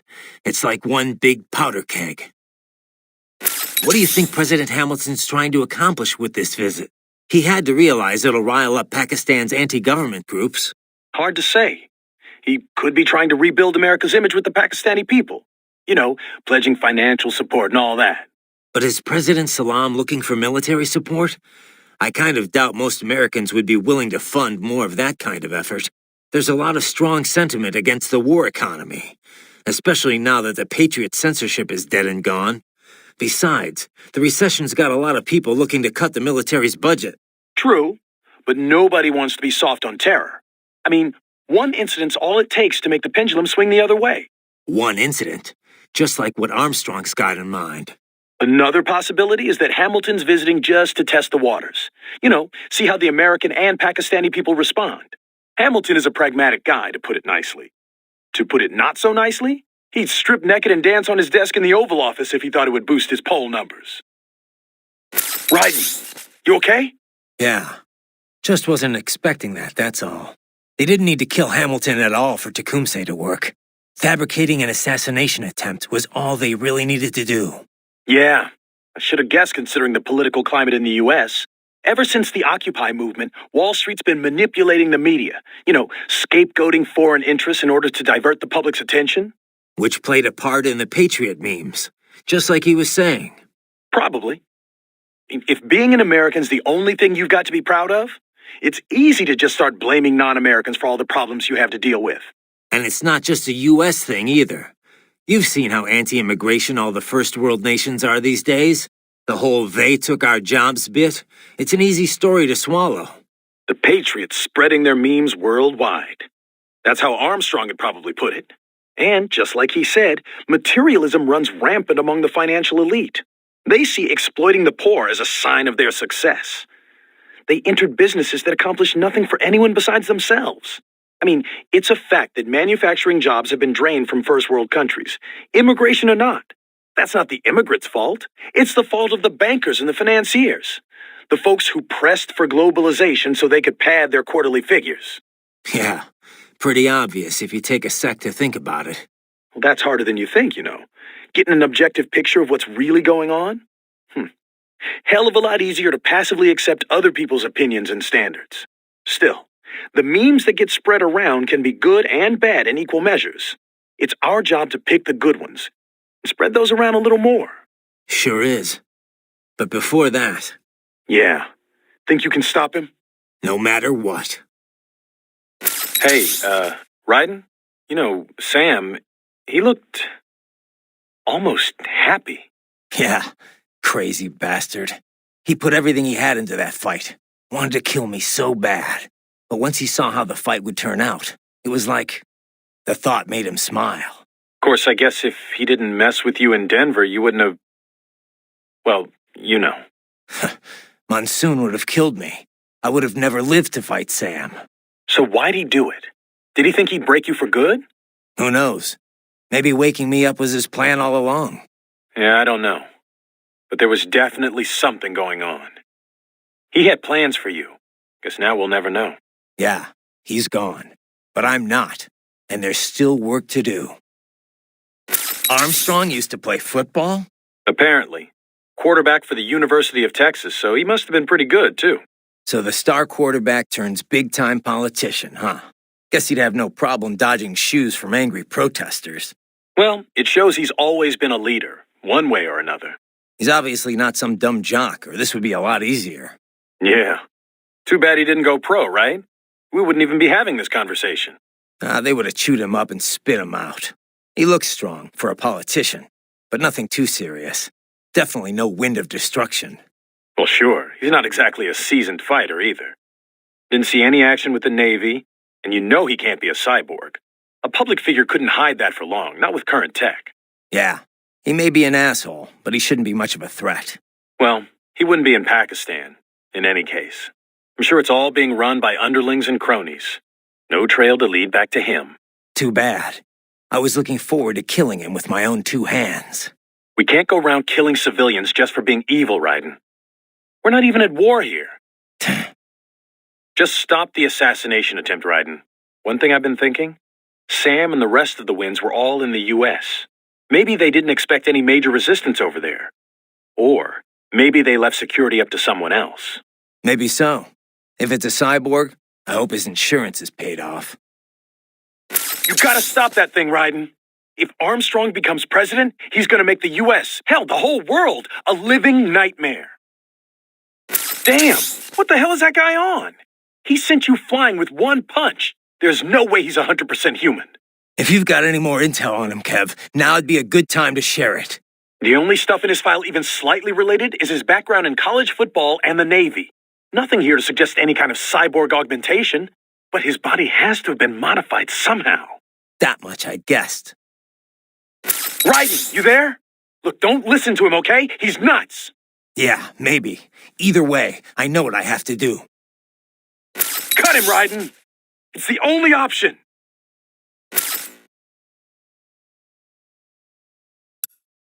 So there's one thing I still don't get. If World Marshal's making it look like Desperado hacked their cyborgs, wouldn't that damage their reputation? Maybe they can hide the fact that they're involved in terrorism that way, but wouldn't they still be liable for the fact that they, got hacked? They probably would, yeah. But the only thing they're looking for here is a profit. Maybe they need to demonstrate neglect if they're going to make any money off of this. How so?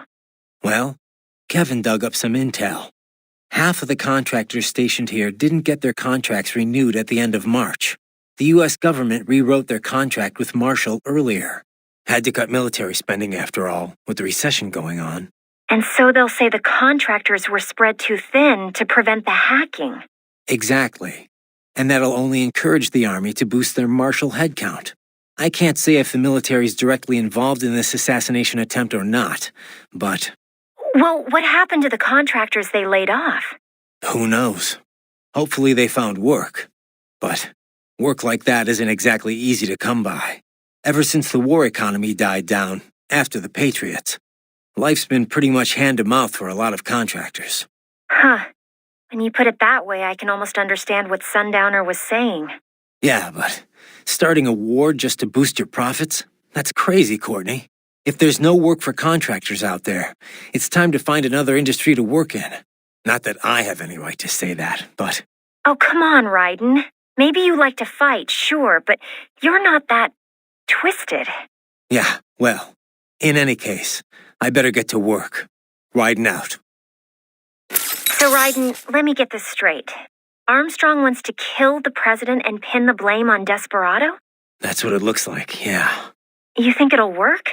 I mean, assuming he succeeded, what would be Desperado's motive for killing Hamilton? It's not like they can come out and say, well, we just wanted more wars to profit from. No. The only alibi I can think of for them is that their client set them up. The Pakistani government's on friendly terms with the U.S. right now. But a lot of people aren't so happy with them about that. There are tons of anti-government groups in this country. Any one of them could have an interest in killing the president. And Marshall wants people to think that one of these groups hired Desperado? That. Or maybe they're setting it up so this is all linked to the coup in Abkhazia. That was headline news in the West. Desperado's name was in the media all over the place. Yeah. The angle was always Desperado's shacking up with yet another anti-government force.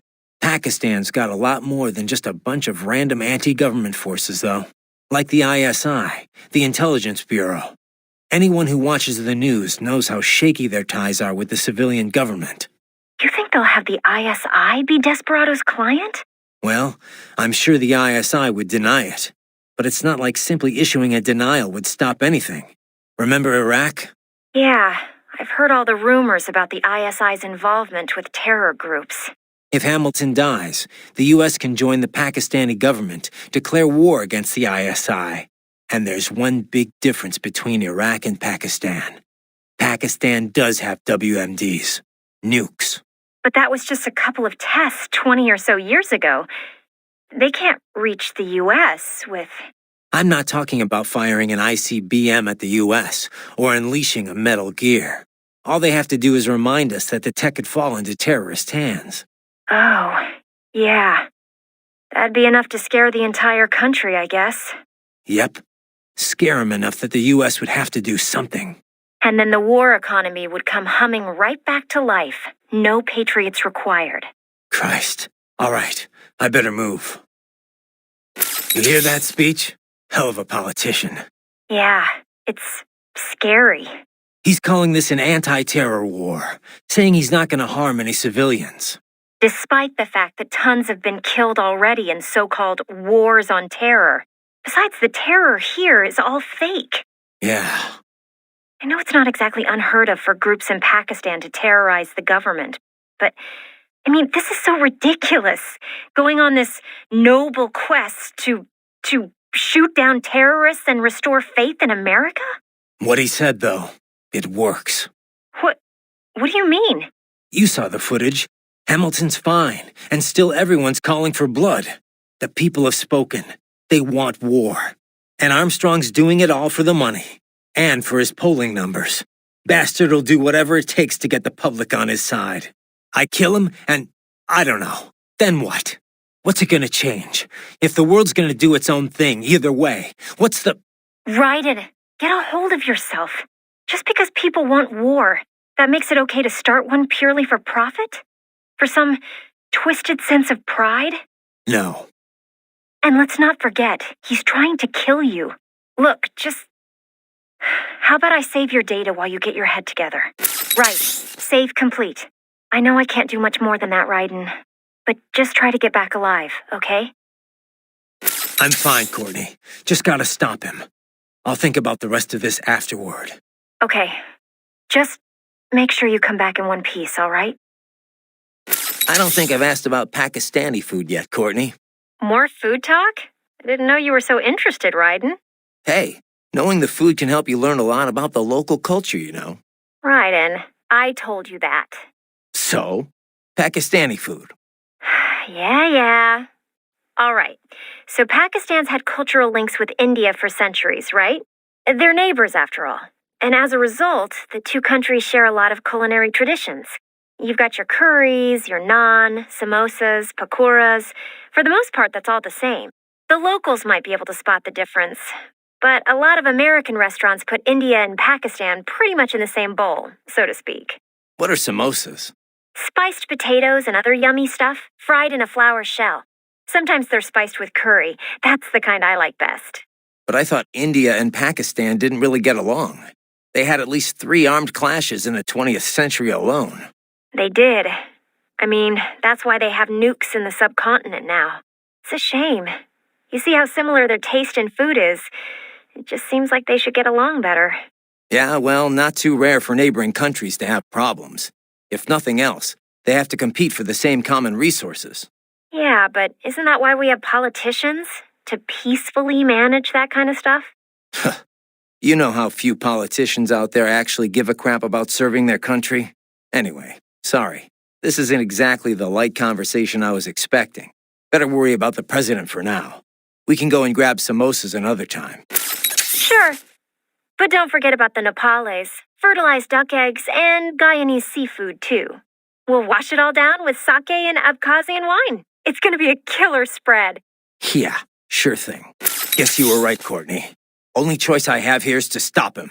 Good luck. Want to save your data first? Come back safe, okay? Are you sure? Just send me a codec if you change your mind, all right? Raiden, are you all right? Yeah, a little shaken up, but I'm okay. This is not going to be easy. Raiden, you gotta make it back, okay? Promise me. Sure, Courtney. But for now... You got it. You're good to go. Thanks. Later. On second thought, forget the save data. Just nice to hear a friendly voice. You can save the sweet talk for your wife. Just beat Armstrong and come back here in one piece. Raiden! What's up, Courtney? You sound nervous. Well, I am. He's completely out of his mind. And he seems unstoppable. Maybe. No point trying to talk it out anyway. I beat him, or he beats me. Yeah, I guess. Just try to keep your cool, okay? You want to save? All set. Be careful. No?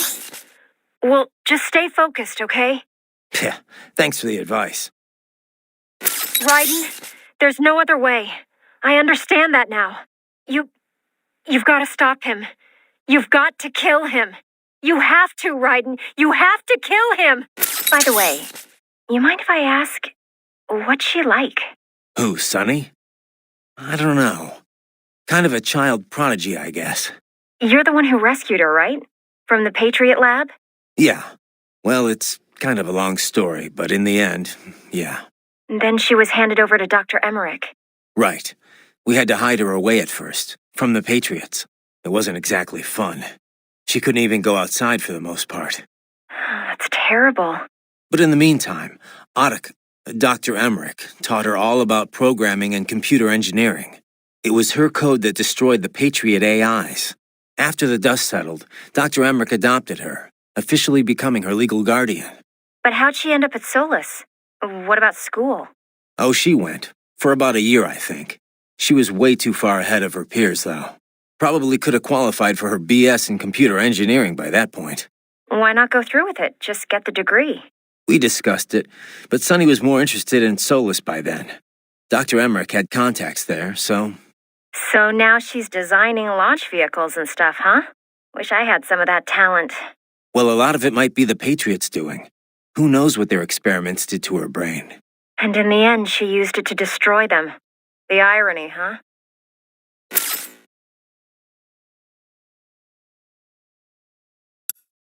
In Pakistan already, and so quickly.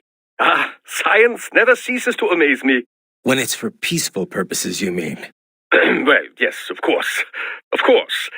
I must say, though, the engineer behind that RLV craft looked rather young to me. Yeah, a gifted kid, you might say. I would love a chance to meet her sometime. Why? What would you say to her? Oh, I don't know. It's always just such a stimulating experience. Speaking with scientists from fields other than mine, that is. It often leads to all sorts of new insights, new ideas to work with. And speaking of that, I've yet to meet Dr. Emmerich, too. I doubt you two would get along, actually. Oh, you think so? Anyway, how are the brains doing? Oh, just fine. Safe and sound in Mexico. Now I just have to get them loaded and en route to Germany.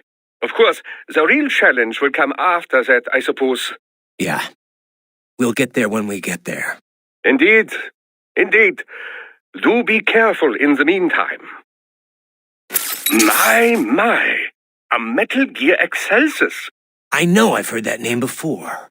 Indeed. It made the news several times during development. A lot of people thought they'd have a hard time finding a buyer. It's enormous.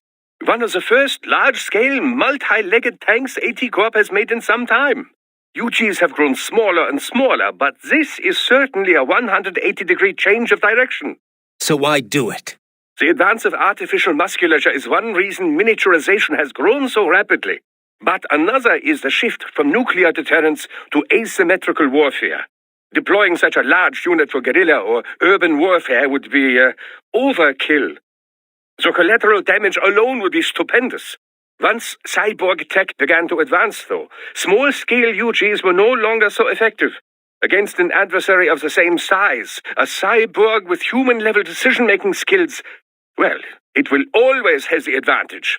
So, as the theory goes, why not make UGs giant again? Overwhelm the cyborg with sheer firepower. That was the idea that led to Excelsis. Like you said, overkill.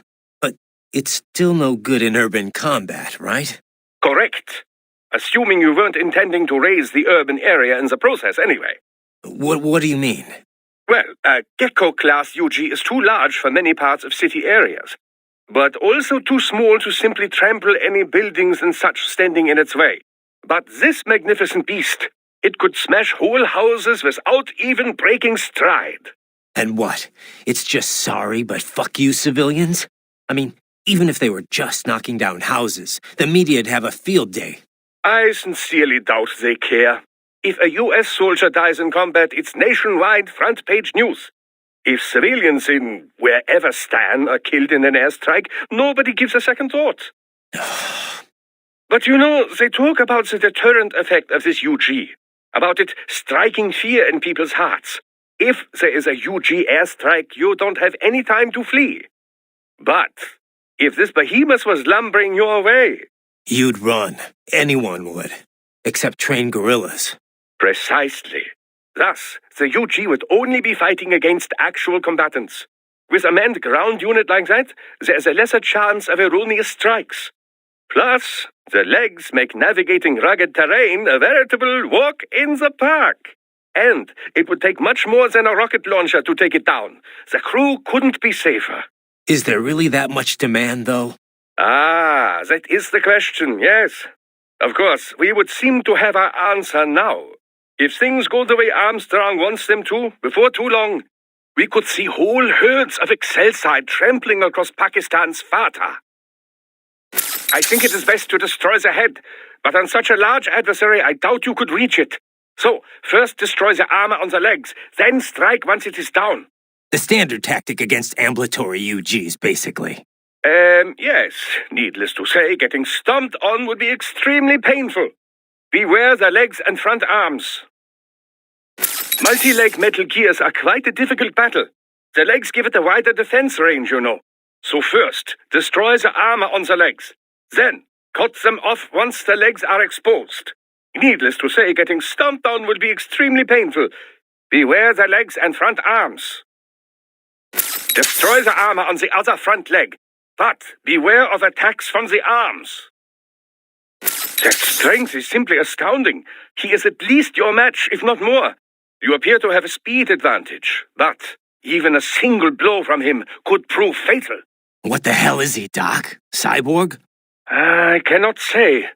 I assume it would be impossible for a politician to conceal enhancements from the public, and as far as I can see from here, he does not appear to be a cyborg. So, what then? Some kind of new technology, perhaps? It is certainly nothing I am familiar with. Patriot censorship is gone, but I'm still not privy to everything. Classified DARPA research, for example. In any case, against such force, I should think that parrying is the best you can hope for. However, this could make counterattacking even more difficult. For now, all you can do is fend him off. Do not venture too close. Watch for him to act. Damn it. Now I am sure of it. His body cannot be entirely natural. Destroying a high-frequency blade with your bare hands defies every core tenet of modern physics. Well, whatever the hell he is, he won't be it for long. He broke an HF blade with his bare hands. I was barely scratching him anyway. Whenever my blade landed, it was like hitting a cyborg. What the hell's going on here, Doc? Difficult to say for certain. Claytronics, perhaps? Claytronics? Yes, clay, like molding clay. Picture a great number of nanomachines formed into a block. These nanomachines are capable of changing position relative to the others on command. They move how they are instructed, and so the block can take on any number of forms. Imagine clay which you do not alter with your hands. You simply think of a shape and it becomes that. What's the connection, Doc? Well, what if you built a human form out of this clay? A form that can freely bend its arms and legs however it pleases. In other words, a completely free-moving nanomachine body. That's impossible. Not impossible, just extremely difficult. I thought it was only theoretical before now. Nanotechnology is not a specialty of mine, but it would follow with the right implementation. A user could adjust the binding force of the nanomachines to armor himself against damage. Okay, let's say that's it. How do I beat him? Well, he can't possibly be directing every individual nanomachine with his brain. There must be some kind of core unit at the heart of the system controlling them all. Destroy that, and the entire system should go offline. So Zandatsu is heart? Makes sense if I had a sword. Very interesting. Perhaps with that sword you could land a blow or two. Running high-frequency waves through a blade serves to enhance its cutting power. But it cannot completely alter the weapon's original properties, you know. In other words, the higher the original quality of a sword, the more formidable an HF blade it makes. How's it look inside the base? Firmly in cyborg hands. All human soldiers are either dead or have been brain-jacked. What are they doing in there? Patrolling for intruders. In other words, you. I bet they're nervous. Probably weren't expecting me to be here. Let us hope so. I doubt they wish to create a large commotion at this point in time. Should things seem awry from the air or the ATC tower goes offline, Air Force One will most likely opt to land elsewhere. Well then, what do you say we make a large commotion? I'll fight my way to the tower. Roger. Continuing with reconnaissance. Hey, Wolf. What did you and Sam talk about before we fought? Nothing of note. He was not one to reveal himself to others. All right. You don't have to tell me. Raiden, I do not feel good about this. Do not allow yourself to be caught off guard. Duly noted. Raiden. Kill him. The heart. The nanomachine control unit. It is in his heart. Cut there. Extract it. How was the ride? Hey, Sonny. Fine, thanks. Though I wouldn't call it the smoothest ride ever. You sure that thing's really airworthy? Well, what do you expect? You're traveling at a few dozen times the speed of sound. I mean, she operates well within all the projected margins of safety, so yes. We'll have to work on the turbulence levels a bit before we can take tourists on it. But come on, you really can't complain. So, it's meant mainly for cargo at the moment? Mm-hmm. We got a contract with COTS, NASA's Commercial Orbital Transportation Services. Mostly handling space deliveries, that kind of thing. We also joined the C3PO, the Commercial Crew and Cargo Program Office's Passenger Transport Program. So soon we'll have private spacecraft bringing crew to the International Space Station. Wild times we're living in. Well, the space race has been over for decades now. It's no longer something countries engage in for vanity's sake. Still, lots of people are starting to see the industrial value of zero-gravity experiments. Plus, the costs are getting lower and lower with each passing year, to the point where we'll have a serious space tourism industry before long. Yeah, I heard about the space hotel the Russians opened up. But we're still not going any further than orbit, right? Well, one company's planning to have a lunar landing craft complete by 2020. Not ours, though. I'm just hoping we can get to Jupiter while Hal's still alive. Jupiter, huh? Wow, that's pretty far. Oh, hey! How did Earth look from up there? I can't even put it into words. I know I was still under the Kármán line, but it looked exactly like every satellite photo of Earth I've ever seen. No borders, no nothing. Just a whole lot of blue. Hopefully next time around I can take my time and enjoy it. Yeah. But first things first, you know? Yup. Well, good luck, Jack. Raiden. You designed that thing too, Sonny? Nobody designed her. Nobody? Yep. She pretty much evolved by herself. I think I may be missing something here. We used a genetic algorithm to make it. Ever hear of that? They use it to build the cars for bullet trains and stuff. Basically, we start by creating a few different models of aircraft. The data for each design is treated as the genes for a new aircraft. They all get crossbred with each other in virtual space. Eventually, you come up with offspring that exhibit genes from each original design. Offspring? You know, children. Each child then competes with the others for survival in the virtual space. The kids that have the best aerodynamic traits survive and pass on their genes, creating the next generation of aircraft. You get this sort of gene-based evolution across generations, like animals in real life. I'm having a hard time imagining aircraft having kids like that. Anyway, what's with the two wings on the top and the bottom? Oh yeah, the swept wings? They're set up so that the sonic booms they create wind up bashing against each other, cutting down on shockwaves. The idea has been hard to implement due to issues with elevation and wingtip treatment, but thanks to the genetic algorithm, the RLV worked out all the problems herself. Herself, huh? Makes it sound like you're more breeder than designer. So what happened with the RLV after it dropped me off? Running on autopilot, she'll circumnavigate the Earth and head back. Wow, a trip around the world, huh? That's the sort of distance you need to reach orbital velocity. She had to lower her altitude pretty drastically to drop the landing craft. So getting back up for her was a pretty rough trip. Rough? How? In terms of damage to the craft, I mean. Running in ramjet mode helps conserve fuel a lot, so she's good there, but yeah. Sorry about that. Oh, no. All in the name of peace, right? Besides, it made for a good load experiment. I'm kind of surprised it actually worked, actually. What? Oh, I'm just teasing. Don't be so serious. So So what kind of engine is this LACE thing?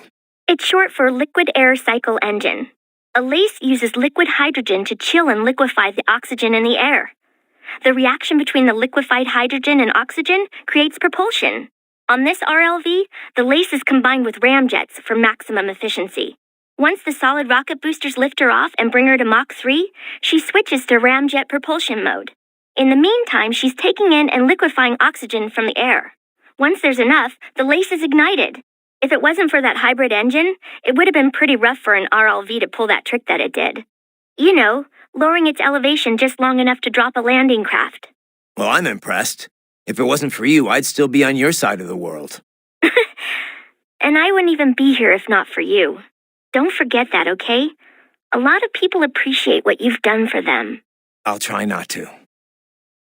Hey, so how's Otacon? About time he starts thinking about marriage, isn't it? I don't know if he is or not, but either way, no dice yet. He likes to go on about how nobody would ever be happy with him long term.